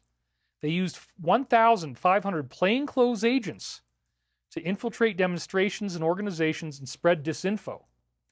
According to one report, it says the Army had at least one observer at every demonstration of more than 20 people.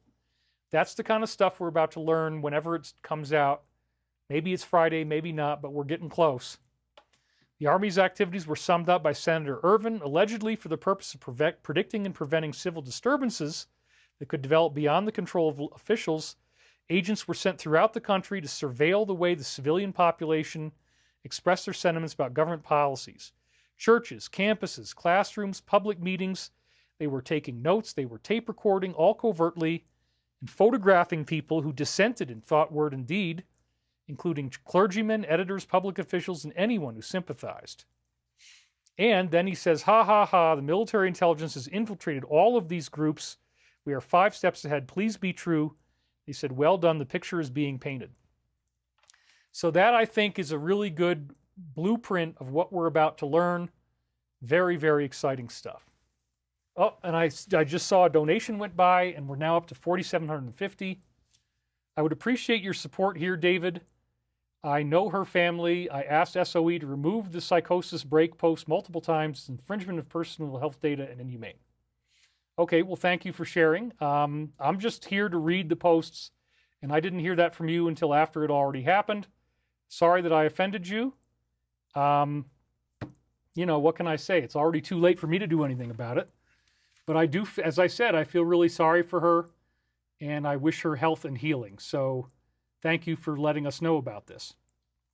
And it is very sad. So we wish her all the best. And I'm sure that she suffered unimaginably, and I have deep compassion for her, and she's in my prayers. Okay, back to the slide. See, this is a problem. Sometimes reading this stuff upsets people, gets me in trouble. I'm just trying to report on this. I'm not, you know, I'm just the reporter. There you go. So, next one, about the saving of the 300,000. Personally spoke to him about tracking down this group. When questioned about the hundreds of thousands placed with sponsors, he made it clear he's committed to finding every last one. And then, wow, 31, that's one of the big ones. World stalemate, we have all the goods on everyone else. That's part of the reason some things tie back to foreign heads of state will be classified, but not all. We are in one of the most critical times of our country. He and others are working to balance what we're doing for America, for the common person to endorse. At the same time, we need to purify the government and remove these entrenched bad actors. There is so much string pulling and blackmail. We need to cut these off in order to gain the power granted to us by patriots and hardworking people of our country. Amen to that. So, then we see, oops, I misspelled it. Let me fix that right now. You guys don't have to suffer from that, because I will fix it. Here we go.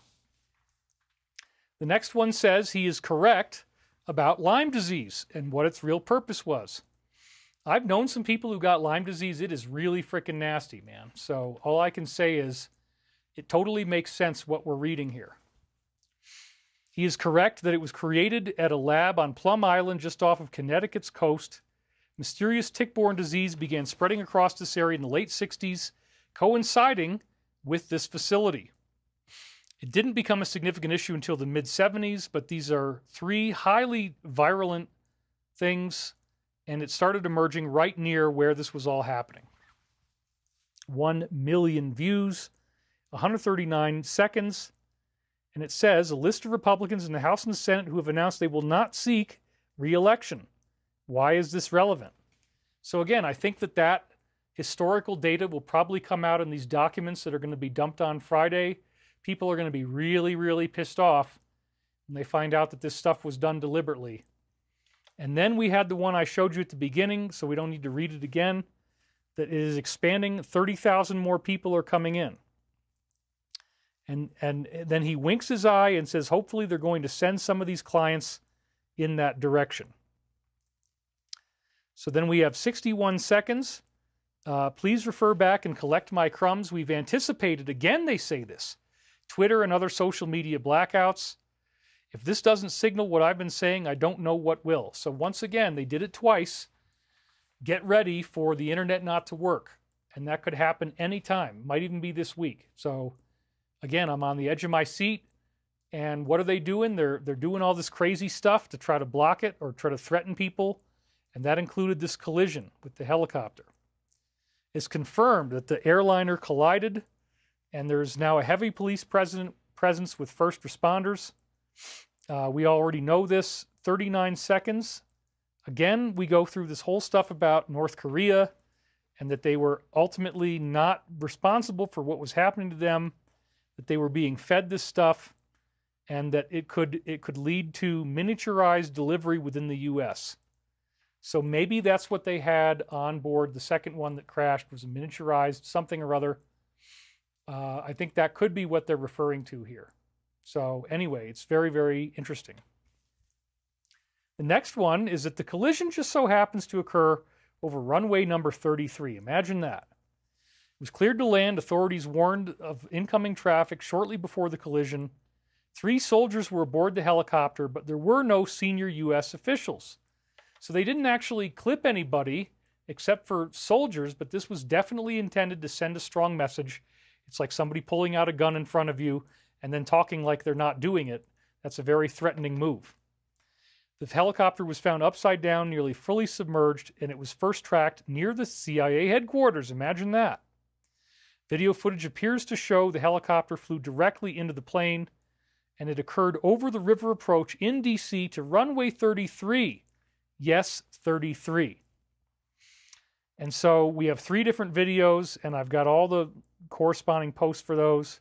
This is something I just threw in here for independent confirmation, where it is runway 33. He says that over and over again. He was a controller at DCA for 8 years, just so that you know that it really is 33.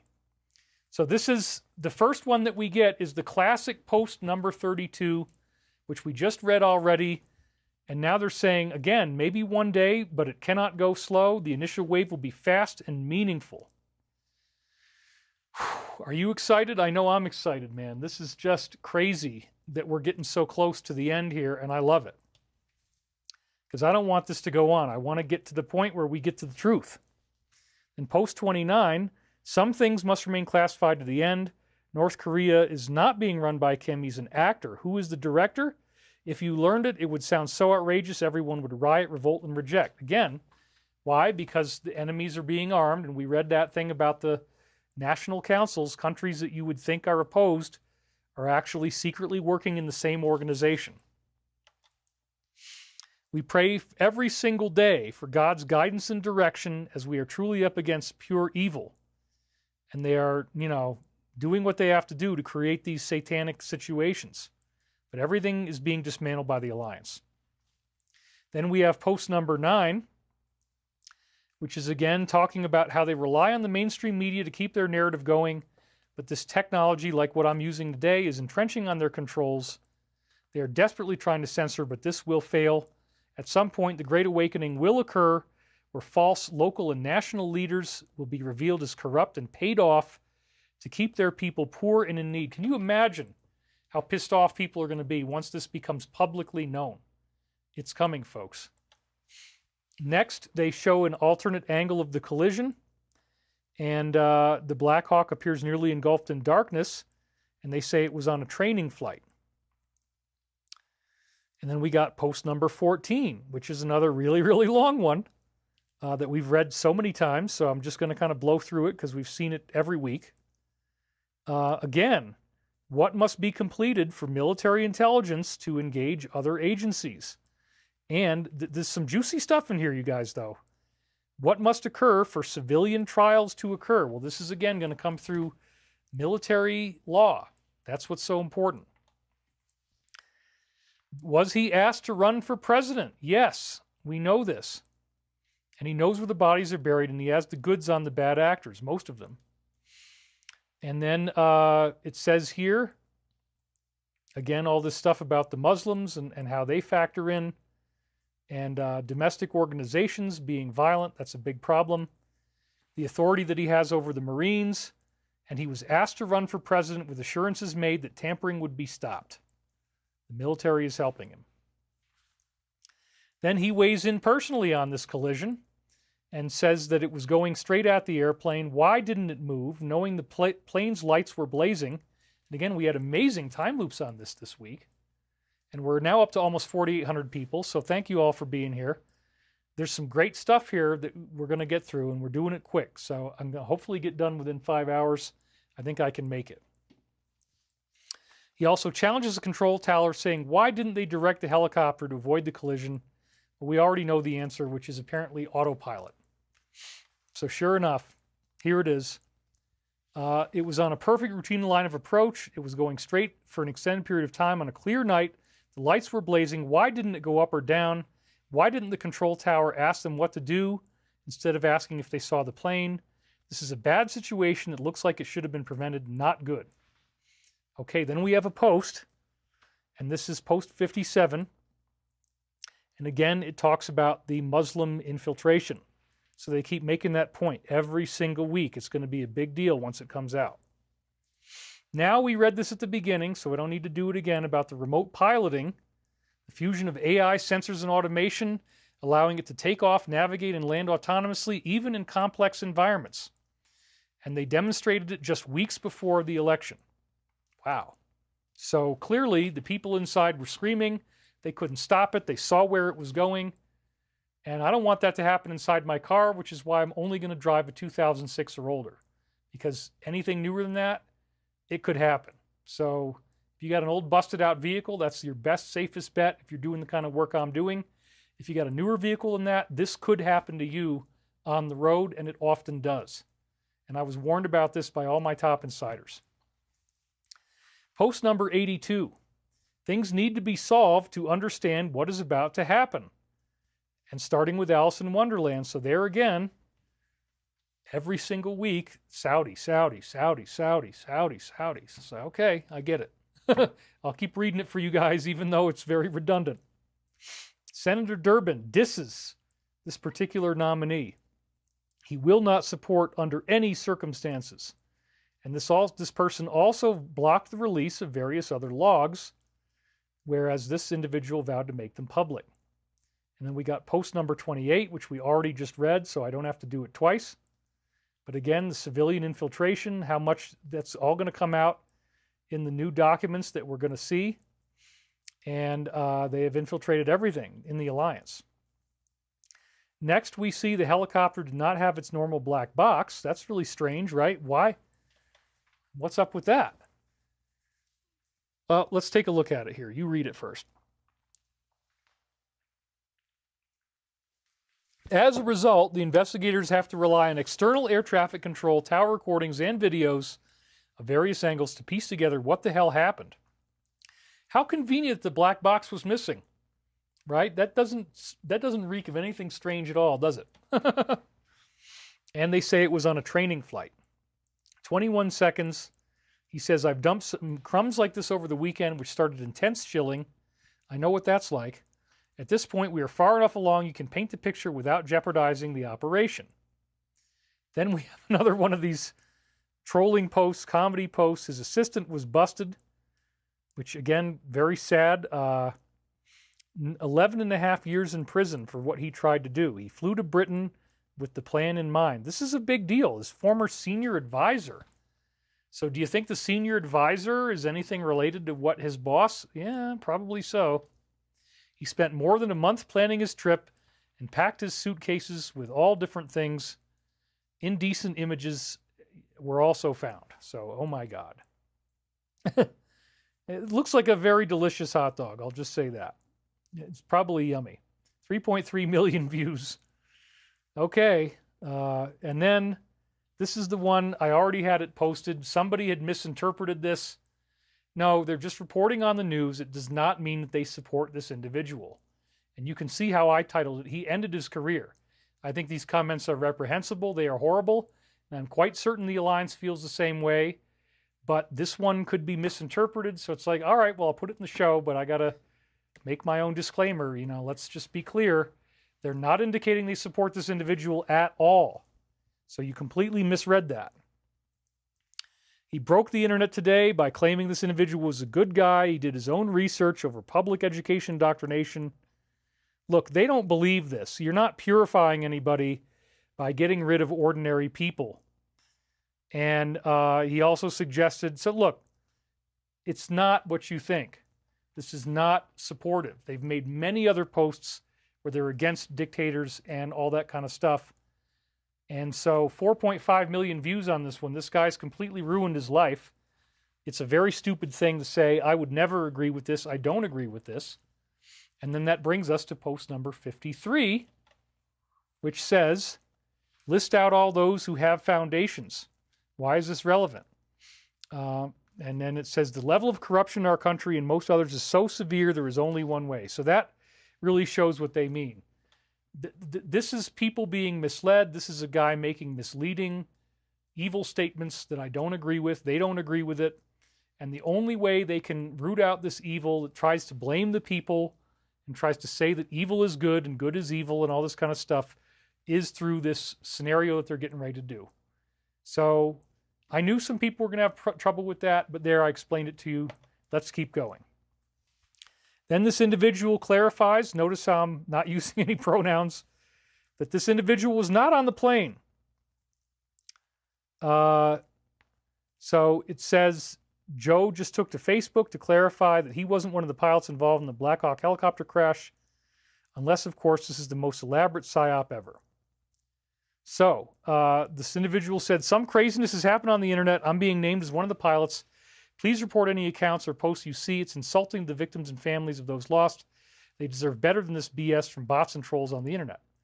Yeah, please don't attack innocent people in general. This is just, something that happens all the time. I'm always attacked and strange things said about me. And we know that it's all this one guy, and he does it so much. It clearly appears he's got a team behind him that's paying him to do it. I have no doubt of it. And we're going to find out because the lawsuit is coming soon. So the 51 intelligence agencies have been banned. They all falsely claimed that there was a disinformation campaign going on. Now they cannot enter any secure facilities. Just days after all their clearances were stripped. So he is not screwing around, folks. This is incoming information. It's going to be a big deal when we learn the truth.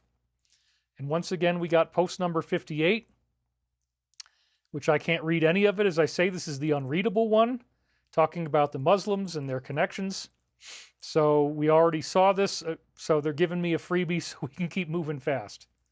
Anyway, then we see the senior executive who was busted because he was trading our secrets with China. So anybody that's doing that should expect that this is going to happen.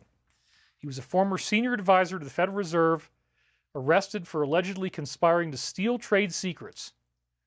While he was in this country, he secretly shared stolen information, secret meetings in hotel rooms while pretending to teach classes at a local university, facing up to 15 years in jail. Wow. And we're now again pushing 5,000 viewers. So thank you all for being here. There's some really exciting stuff this week. Now they're talking about the second crash that happened on Friday, and it hit the ground at such a speed it was like a missile. The precise moment when it crashed, what do you notice? So again, what I notice and what everybody else notices is, man, it's going awful fast. And again, that very likely is the result of remote piloting. And then the size of the explosion probably means, again, they're talking about miniaturized things, something that was in there that is really nasty, that made a much bigger blow up than what would have been expected. So this is the infamous post number 109, the Archangel Michael shout out. Thank you, Alliance. I really, really appreciate it. You didn't have to do this, but you keep giving me a solid, and I do appreciate it. Saint Michael, the Archangel, defend us in battle. Be our protection against the wickedness and snares of the devil. May God rebuke him, we humbly pray. And do thou, Prince of the heavenly hosts, by the power of God, cast down to hell Satan and all his evil spirits, who prowl about the world seeking the ruin of souls. Amen. So then they talk about how 6 people were killed in the second crash. It's extremely tragic. 2 doctors, 2 pilots, a patient, and a family member. The aircraft had just taken off from northeast Philly. Reports of body parts scattered at the scene, and it's reportedly a jet rescue air ambulance aircraft. So once again, we have 3 videos, 3 posts. Post number 5. This is one we've seen so many times too. But again, how many, there's only so many posts that they got, and every week we're doing like 40 of these or something, so there's going to be some redundancy. So I'm just going to blow through it because we've seen it a whole bunch of times. Follow the money, that's the key. It's talking about Nancy having her memory going so she can cover up all the money she got. John McCain never really had surgery to cover if he needed it against prosecution. Transferring bulk public funds to nonprofit to hide the money. And several meetings with the Canadian Prime Minister. And why is this MS-13 so important? The truth is mind-blowing, cannot be fully exposed. Many people are only thinking about the U.S., but it is embedded globally, and the U.S. is only the first domino. Have faith. So again, it's very sad that these crashes happened. We can't stop everything, but this is also part of the awakening process. Remember, I got flicked in the nose by David the usher from the church, and then all of a sudden I could see the truth. And so that's the painful awakening that this is causing people. The angelic beings need this to happen for our collective awakening. They have to allow some of these things to occur. 31 goes to post number 31. Sorry, I had 109 on there. Forgot to change that. This is very exciting. World stalemate. We have all the goods, and we are going to purify the government, remove bad entrenched actors. We need to cut off the string pulling to grant the power that the patriots have given us. And then post number 48, this one we don't see quite as often. Uranium One and Obama. Okay, we've all heard about that before. The public has been given a select taste, but others have it all. 100% verifiable, impossible to refute. The wormhole goes very deep. Left-wing organizations reporting on this corruption and operators inside the media. What will happen if they are exposed? Yeah, it's going to be epic, folks. I can't wait. I'm so excited. So was the fireball only caused by fuel? Obviously not, by what they're saying. A different angle captures the moment of this massive bomb-like explosion, and the mainstream media attributes this towering fireball to a large quantity of fuel on board, saying that it was on a medical assignment to Missouri. We don't think that's what it was. It probably had some other stuff in there. And we got post number 12. This is military intelligence, the absolute biggest drop the board will ever receive. The good guys are winning. Then they mentioned a mushroom cloud. And remember, they've talked about miniature ordnance. That could have been what it was, some type of miniaturized thing that made it do that, okay, because we know what those are. The sky lit up in an intense orange color, massive mushroom cloud. At first he thought it was a missile and said it was like a nuclear detonation. They're getting awfully close to something here, aren't they? Warning citizens, the mayor did, to stay indoors and away from the scene. So what post are they going to give us on this one? 54. Know the plans I have for you, declares the Lord. Plans to prosper you and not to harm you, to give you hope in a future. And by the way, I mean no disrespect to the Alliance about the fact that they keep mentioning this particular subject about Saudi and Muslims. It's just, I really can't read those. So I feel embarrassed because it's like, well, you can read it if you want to. I just, we want to stay on the air. That's all. That's all. And so every week it's like I feel very awkward and nervous sometimes, like, is this going to be the thing that makes it so we can't do this anymore? Is that going to be the thing that makes it? And they keep repeating it. It's like, okay, I'm just not going to read it. I think we have an understanding. But obviously this stuff is going to come out in a very big way. So just get ready for that. Now they show you the footage of the high-speed crash and how fast it's moving. And it says, don't believe your own eyes. So right down there, 6.9 million views. That's almost 7 million. That's huge. Very exciting. Post number 6. Some of us here are just to drop crumbs. He is 100% insulated. He cannot address the nation on any of these issues as people start to be indicted. That's very important, folks. Everybody's like, why isn't he saying it? Well, he posted that thing with the letter in the background and said, watch the da-da-da-da. That's about as far as he's going to get. I get to go the rest of the distance and constantly risk everything I have, including the ability to be on this network at all. But I'm not going to read the stuff that should make that, the highest risk. So he's not going to address the nation on any of these issues. He has to remain neutral for optical reasons. To suggest anything other is false and should be common sense. Focus on the military intelligence versus 3-letter agencies. They say that again. Why is he surrounded by generals? There are a lot more good people than bad. Have faith. There was a hostile takeover attempt from an evil, corrupt network of players, as we now know. Follow the money. It's key. And we just talked again about Pelosi and John, and why are they trying to cover up the money they have and the bulk transfer of funds? Could people be paying these gangs?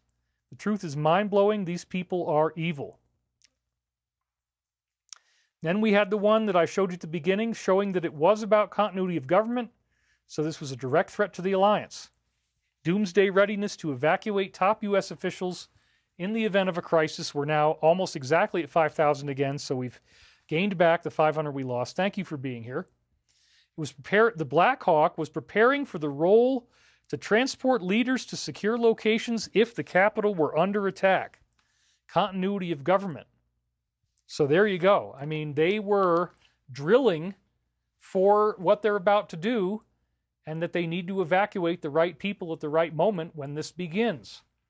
And then the evil ones say, no, we're going to threaten you When you're in the middle of doing your drill, we're going to threaten you to let you know we are going to try to hit you as hard as we can when the moment comes. So this was a huge threat.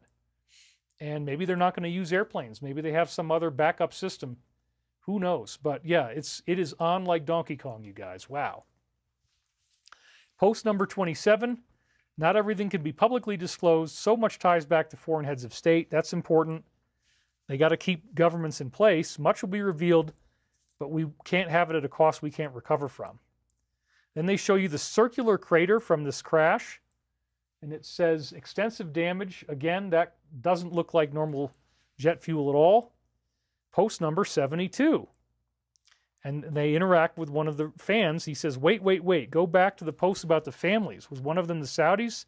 Seriously, because that makes this a happening. And he says, very smart. Disinformation is real. Distractions are necessary. SA is the primary. So they had the most money, and it was absolutely, positively the heart of darkness up until November 4th, where, how many was it? 100 people got arrested all at once by MBS. So again, every week we hear this over and over. So I can't wait to find out all the things we're going to learn, folks. It's going to be very exciting. Probably goes back decades. Then they're talking about weaponized drones being deployed. A dangerous new threat, as these are being used, bringing the danger to unprecedented levels. We haven't seen this yet. Let's hope nothing happens. Targeted operations jeopardizing our security. And we have extremists on social media also saying that they want to use force. And that was so pathetic. We saw that last week, where they call it like winter boots or something like that. So ridiculous. Like, what, you guys, everybody knows what you're talking about. You're out there thinking that you're so secret and cool. It's like, no. We figured it out, okay? To hell with your boots. Anyway, post number 51 is again one we've read probably 20 times by now. The guy who's suicidal, and he says, I am praying for you and all who risk their lives for the safety that the Lord will guide you, praying that what he says is true and the spiritual edification of God for the complete safety of everyone in doing this. The pieces are coming together, and if this is true, those working with you are absolute geniuses. I would have never imagined there could be any possible way to defeat this monster of corruption overtaking our country. Absolutely. We hear you. We hear all Americans such as yourself. The time has come back. The time has come to take back our great land. The time is now. He is backed by the finest people alive, and I agree. Thank you guys so much in the Alliance. You've saved the planet. They are all dedicated to the eradication of evil and corruption from the U.S. and the world. Find peace. God is with us. God bless you and be safe. Absolutely. So then we found out about trouble in the Treasury, and there's those funny glasses again, right? Extremists love those glasses, I guess. That's why I have a pair, just to make fun of them. So the Treasury Secretary handed control of this whole system to the team 2 weeks after the former Secretary's computer was breached, unclassified files accessed, and it was blamed on China. Apparently not. She's already on record for secretly funding both sides of conflicts and exposed for attempting to funnel even more money. How much more incriminating evidence is going to be found? And again, funny glasses. Gotta love those. Post number 66. Wait a minute. You're telling us that he is currently under attack by our own intelligence groups? Yes. They attacked him, and it was immediately detected by military intelligence. What does this mean? What actions are immediately occurring? If there is immediate action ongoing at this headquarters, you'll have your verification. So, this again tells me, again, I know you're probably tired of hearing of it week after week, but the plan is playing out, and we're going to see the fulfillment, and it's coming very, very soon. I think we're going to be able to get done in 5 hours. Tim Plebiak donated $140 Canadian. That's awesome. Thank you. We're now at 5,001 people watching. He says, I've been watching for a long time, Wisdom Teachings, Season 21 on pyramids. This is gold. Thank you very much. I'm proud of that work. And I'm glad that you're watching it, celebrating your first super chat. And so, infinite process, boring drama, we haven't seen anything yet. Look, if you're bored, holy crap. This isn't enough for you? Like, we're very, very close. Temple Alliance is correction, 51% service to others, 49% service to self. Cornelia says, I love your intel. Mojo Wiana, thank you, David, for making sense of it all. And Bally, we are grateful. Hi, David from Australia. Mate, you need to work on your accent. I got to be in the right mood to really do it right, the Queensland accent. Where is Wisdom Teaching, says Vakapalo. It's on Gaia, the Gaia network. You can still get it there. Love you, mate. So, yeah, I mean, the Australian accent is not meant to be precise. I think it's funnier if I screw it up and mispronounce things and make it weird. So that's what I'm doing. But anyway, I'm really, really tired. I don't want to be on the air anymore. I'm just exhausted, but I want to get through this. We're almost done. So then he claims that the Treasury was involved with this. This is something, again, I got to talk around very carefully. He just confirmed in my post below that they were using our dollars to do this. And he said that the team discovered, among other things, that these posts were, the payments were always going to go through no matter who it was. They never denied anything, not even once. So, and it said, this decision comes just 2 weeks after the former secretary, we read that one already, and his funny glasses. So then they want to give it to you twice a year, like anybody's going to go along with this. Plans to implement it biannually with long-acting technology. Oh yeah, isn't this great? It's like a GPS-guided missile to help cure cancer. I doubt it. That's not what I think it is. Post number 39. And again, it's all this stuff I can't read about him going there and missiles and stuff. So the big picture is rare. And then we have Kanye joking that he might be a clone. I don't think that's true, but it's just funny. And then last but not least, just a couple more here. The dazzling, visible Moon-Venus-Saturn conjunction. And this is a major alignment that's happening right now. You can see it with the naked eye. Go out tonight. It's still going to be there. This was just a couple days ago. So I looked up the conjunction online, and sure enough, emotional shifts, introspection, and personal growth can create emotional restraint, love and beauty, high emotional reactions in relationships. That could definitely be happening. Opportunities for emotional growth and development, an opportune time for personal reflection and spiritual exploration. And then this is an article that was in medium.com, 7 things to understand the single most powerful astrological event. So we are in a major alignment of planets right here. And it says that the most powerful is Venus finally making conjunction with Mars, days after conjoining Pluto and Aquarius. We can investigate the triple conjunction happening the day before February 29th. This month is perfect to talk about all of it. February is a Leviathan of a month in astrology. So imagine all the world events this could trigger. Covering the astrology in full would be like 3+ hours. I'll try to condense it to the most parts. So the Sun in Aquarius, the most powerful astrological event of February. So then I also published this one. So many conjunctions all at once means so many new things are seeded in people's lives. There has to be a clearing away of the old for the new to take root. That's what the Alliance is doing. That's the harvest, plucking out the weeds one by one. It's a powerful month, no way around it. This is good. I don't know about you. I'm ready for some really serious change. Well, that's what this portends. Mercury conjuncting Pluto, new moon on February the 9th, Mars conjuncting Pluto on Valentine's Day, Venus conjoining Pluto, Venus conjoining Mars, Sun conjoining Saturn, Mercury conjoining Saturn, and Mercury Cazimi, which is Sun conjunct Mercury, so I guess that's 8 conjunctions. I mean, dude, yeah, the astrology is totally dialed in. And I think that's what they wanted us to see. This is epic, gigantic change. Paula Thorne said, David dropped a baby Ruth in the pot. I'm so tired, you guys. I'm so exhausted after the subpoena thing. I worked so hard this past week. I'm really tired. I'm sorry about, losing my edge here, but it's 5 hours and it takes a toll. But, Jarrett, I was terrified. I don't know what that's about. I took a picture mockingly, but I kind of feel bad for being rude. Anyway, my eyes don't really work. I'm tired. And this is about the last thing, but the conjunction was what they ended on Sunday. So this is big, big astrology. I did think that there was a crop circle flagging of this last year, but I dug and dug. I couldn't find it. Either way, we are in a very intense astrological period. So it's exactly when you have 8 huge conjunctions in 1 month, that's when you could expect mass arrests and that kind of stuff to happen. So just hang in there, folks. If you're bored, you're not paying enough attention. One more, a couple more, and then we're done. That it was warned 2 minutes in advance of the crash, but yet nothing was done. The first warning came, that's because it was autopiloted. And now they're saying they did recover black box recorders, which is weird because before they said they didn't. The crew had more than enough time to avoid. Well, not if they're being automatically driven. That's the problem. So tragic.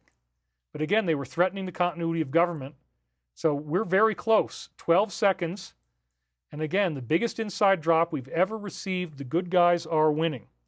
And they really wanted this one out this week, so I decided to throw this in at the end. $100 billion has just mysteriously vanished. And he says, oh yeah, well, I don't know where it all went. You know, it just sort of disappeared. Oh my God, we had that at the beginning. Now there's this big crypto sell-off going on because they are in trouble and they need to cash out. So 1 minute and 23 seconds brings us to this one. And again, Saudi Arabia. So there must be so much stuff that's going to come out about Saudi Arabia because they keep flagging this every single week like they're on fire. So Friday is when the files, or at least the plan for the files dropping begins, 5,000 of them.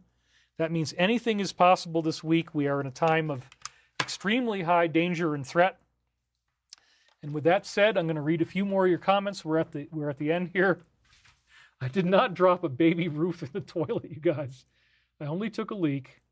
Hey, David, can you shoot me the Alliance's phone number? I want to give them a quick call about the arrests. It doesn't really work that way. I don't know how to call them. They're not giving out a number. If you want to try to private chat them on X, go ahead. You saw that. You can send a private message. But, I'm very grateful to the Alliance. I'm very grateful to their work. We pray for the safety of all these operators engaging in high-level missions. This is a very intense time. David, you feel tired. You are not this. Anything behind I am is what you are.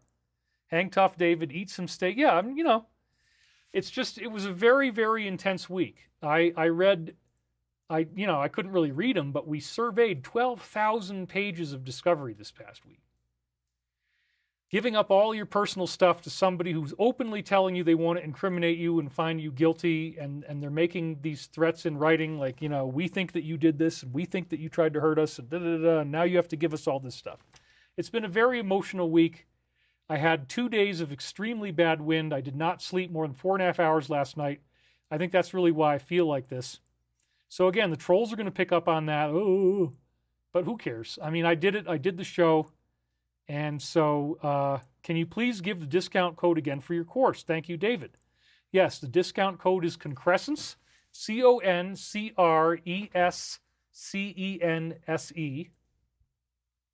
or CE. Anyway, it's in the comments on the thing. Go to thedisclosure.com and thank you for any help that you can give us.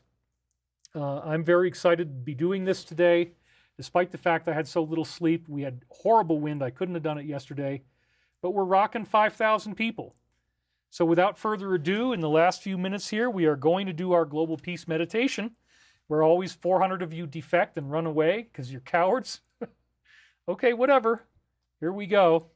So let's now bring our attention focusing to the present moment and focus your attention now on the peace of finding this all going so smoothly. Close your eyes, put both feet flat on the floor, take a nice deep breath, and let it go. Breathing deep into the peace and the stillness of this moment, the silence of each interval, being grateful to the gifts that we receive from the Alliance, in these wonderful posts they give us, and the gifts that we get from Archangel Michael, the time loops from 1999, showing the incredible process that we're going through, the opening of the floodgates, the water returning to California, the safety is coming in every capacity, and we are so close now. If we do lose internet access, if the internet does go dark, we will play board games or do whatever we can do, read a book, and we'll just keep the positivity as high as possible. Whatever it is that may take place, we are envisioning peace, security. We pray for Selena Gomez. We pray for her health and her mental stability at all times. And we pray for the health of the Alliance, the successful completion of these amazing missions that are literally planet-saving operations. Follow the path of your breath deep down inside. And following deeper, we had a donation from Vakapalo. Thank you very much. Just finding the stillness and the peace in this moment. Going through all of these different layers. Finding yourself floating, this point of light. Knowing that this activation is difficult at times. Finding out what is being done is very upsetting. It's like getting flicked in the nose. But it is a green light packet that awakens our ascended abilities. And as it says in the book of Daniel, the righteous shall shine as the sun. It's quoted again in the New Testament as well. Breathing in that healing light energy, breathing in that peace, breathing in that hope, letting yourself become ever more perfectly aligned, thanking the universe, thanking Jesus Christ, thanking Archangel Michael, thanking the Alliance, thanking Mother Mary, thanking all of the terrestrial and non-terrestrial beings helping to bring us into this fruition. And remembering always that you are the light, you are the love, you are the one infinite creator, and this is as it was, as it is now, and as it always shall be. And so it is.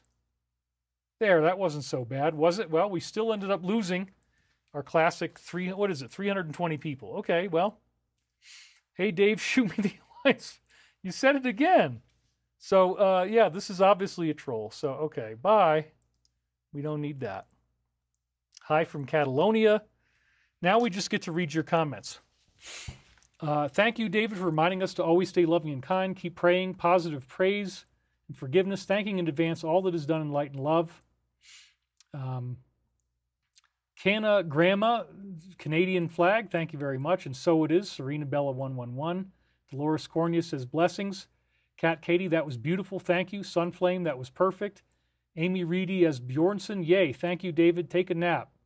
Don't judge. Yeah, I mean, I'm just so much more tired than usual, you guys, because you can't imagine how bad it is to go through 35, 36 mile an hour wind. I had to put my grill in the garage. I'm really overtired. I only had 4.5 hours. I tried 3 times to get back to sleep this morning. I was either too cold or too hot or I couldn't pee. So yeah, I'm unusually fatigued. And again, this type of an attack, getting a subpoena is very rare. Delivering 12,000 pages of discovery is very rare. Hopefully this is the end of it. If not, we are going to fight back. I've got the money. We've got it written up. And they're not going to like it. So focus on the guy you want to get. Don't focus on me. And everything's going to be fine. And nothing else is going to happen. I don't want to do anything else. But if I have to keep fighting, then we will bring out information. Mustang Debbie, thank you. Abundance and blessings to you. Donated $49. And then we also have Stefania, who donated $100. So I want to thank you guys. Alexandria Lambrakis, a lot of good work. Thank you for sharing. Gives us hope. Good night, David. Thank you, David. I'm amazing. This was an amazing show. Cho Malonzo says, thank you for everything. Sending love to all in these amazing times, miraculous times. Gracious love said that. Somebody keeps asking me about Alex Collier. I don't know what to say. I haven't really studied his stuff. Stay strong. Praying for you, David. God bless us, everyone. Appreciate all you do. Mr. Sauce is the troll of the day. I guess if you're paying attention to this, yes. I don't know. I haven't seen anything. You're going to be fine. Keep fighting. You're very strong and powerful. You've got this. Yeah, I mean, I'm not a defendant. I haven't been charged. It's very upsetting to have somebody trying to find things to hurt you with in your own emails. But, you know, they can spend weeks and weeks reading through it. And I already know that I didn't do what they're accusing me of. So whatever they find is not going to be what they want. Love you, David. Thank you, says Lynn LR. Lynn and LaRouche, I guess. That's cool. Elon Musk. That's kind of a juvenile insult, but whatever. That was Salty Pug. Alex has been talking about you and your work lately. Well, thank you, Alex Collier. Appreciate that. Remember your breath. We love you, says Kiki. See you next Sunday, Eternal Youth. Good night, David. Windrider. We'll see you on the other side, brother, says Kristen Kane. I mean, I'm really honestly surprised more people don't talk about my work. We do have David Nino Rodriguez. That's about it. It's kind of amazing that, like, nobody ever talks about this at all. And I'm just kind of working completely in isolation, but I'm okay with that, you know? I'm heavily shadow banned. Most people cannot see these shows. I used to have millions of views. Now I'm, my Twitter posts only get like 5,000 to 10,000 views. That's at David_Wilcock. Again, Stavati is Stavati Arrow. We showed that earlier. You are the man. You rock, David. God bless you in the Alliance. Thank you, David. Sending you lots of unconditional love. Thank you, David. Thank you, Archangel Michael. Chronic. Not going to read that one. I want my hover car. So yes, it's all very exciting. We're getting there now. Thank you very much for all your love from Queensland, Australia. I showed up just in time for the meditation. Well, you can go back and watch the beginning. Go to my website, David Wilcock 333 on YouTube. Somehow we managed to stay on the air. Every week I'm like, oh my God, if I read this, I'm going to get taken off the air. So I want you to understand the enormous risk that I'm under. Terrorism, death threats, blackmail and extortion, constant gang stalking, constant harassment, subpoenas, 12,000 pages of disclosure. It goes on and on and on. You would think that I'm onto something here. Tortious interference with our company, damages that we've had from people believing that these attacks are true, that we're a fake company. Now they find out they're not. They're going to issue an apology. So I really hope this doesn't drag on. I want to meet the Alliance. I want to hang out with them. I want to work with them in person. I want to have the strength of that team around me, the fraternization with these other people, the brotherhood, the sisterhood. It really sucks doing this alone, and I'm glad that this is almost over. But you guys are what keep me alive. You guys are what keeps me going. Thank you, David Nino Rodriguez, for hosting me.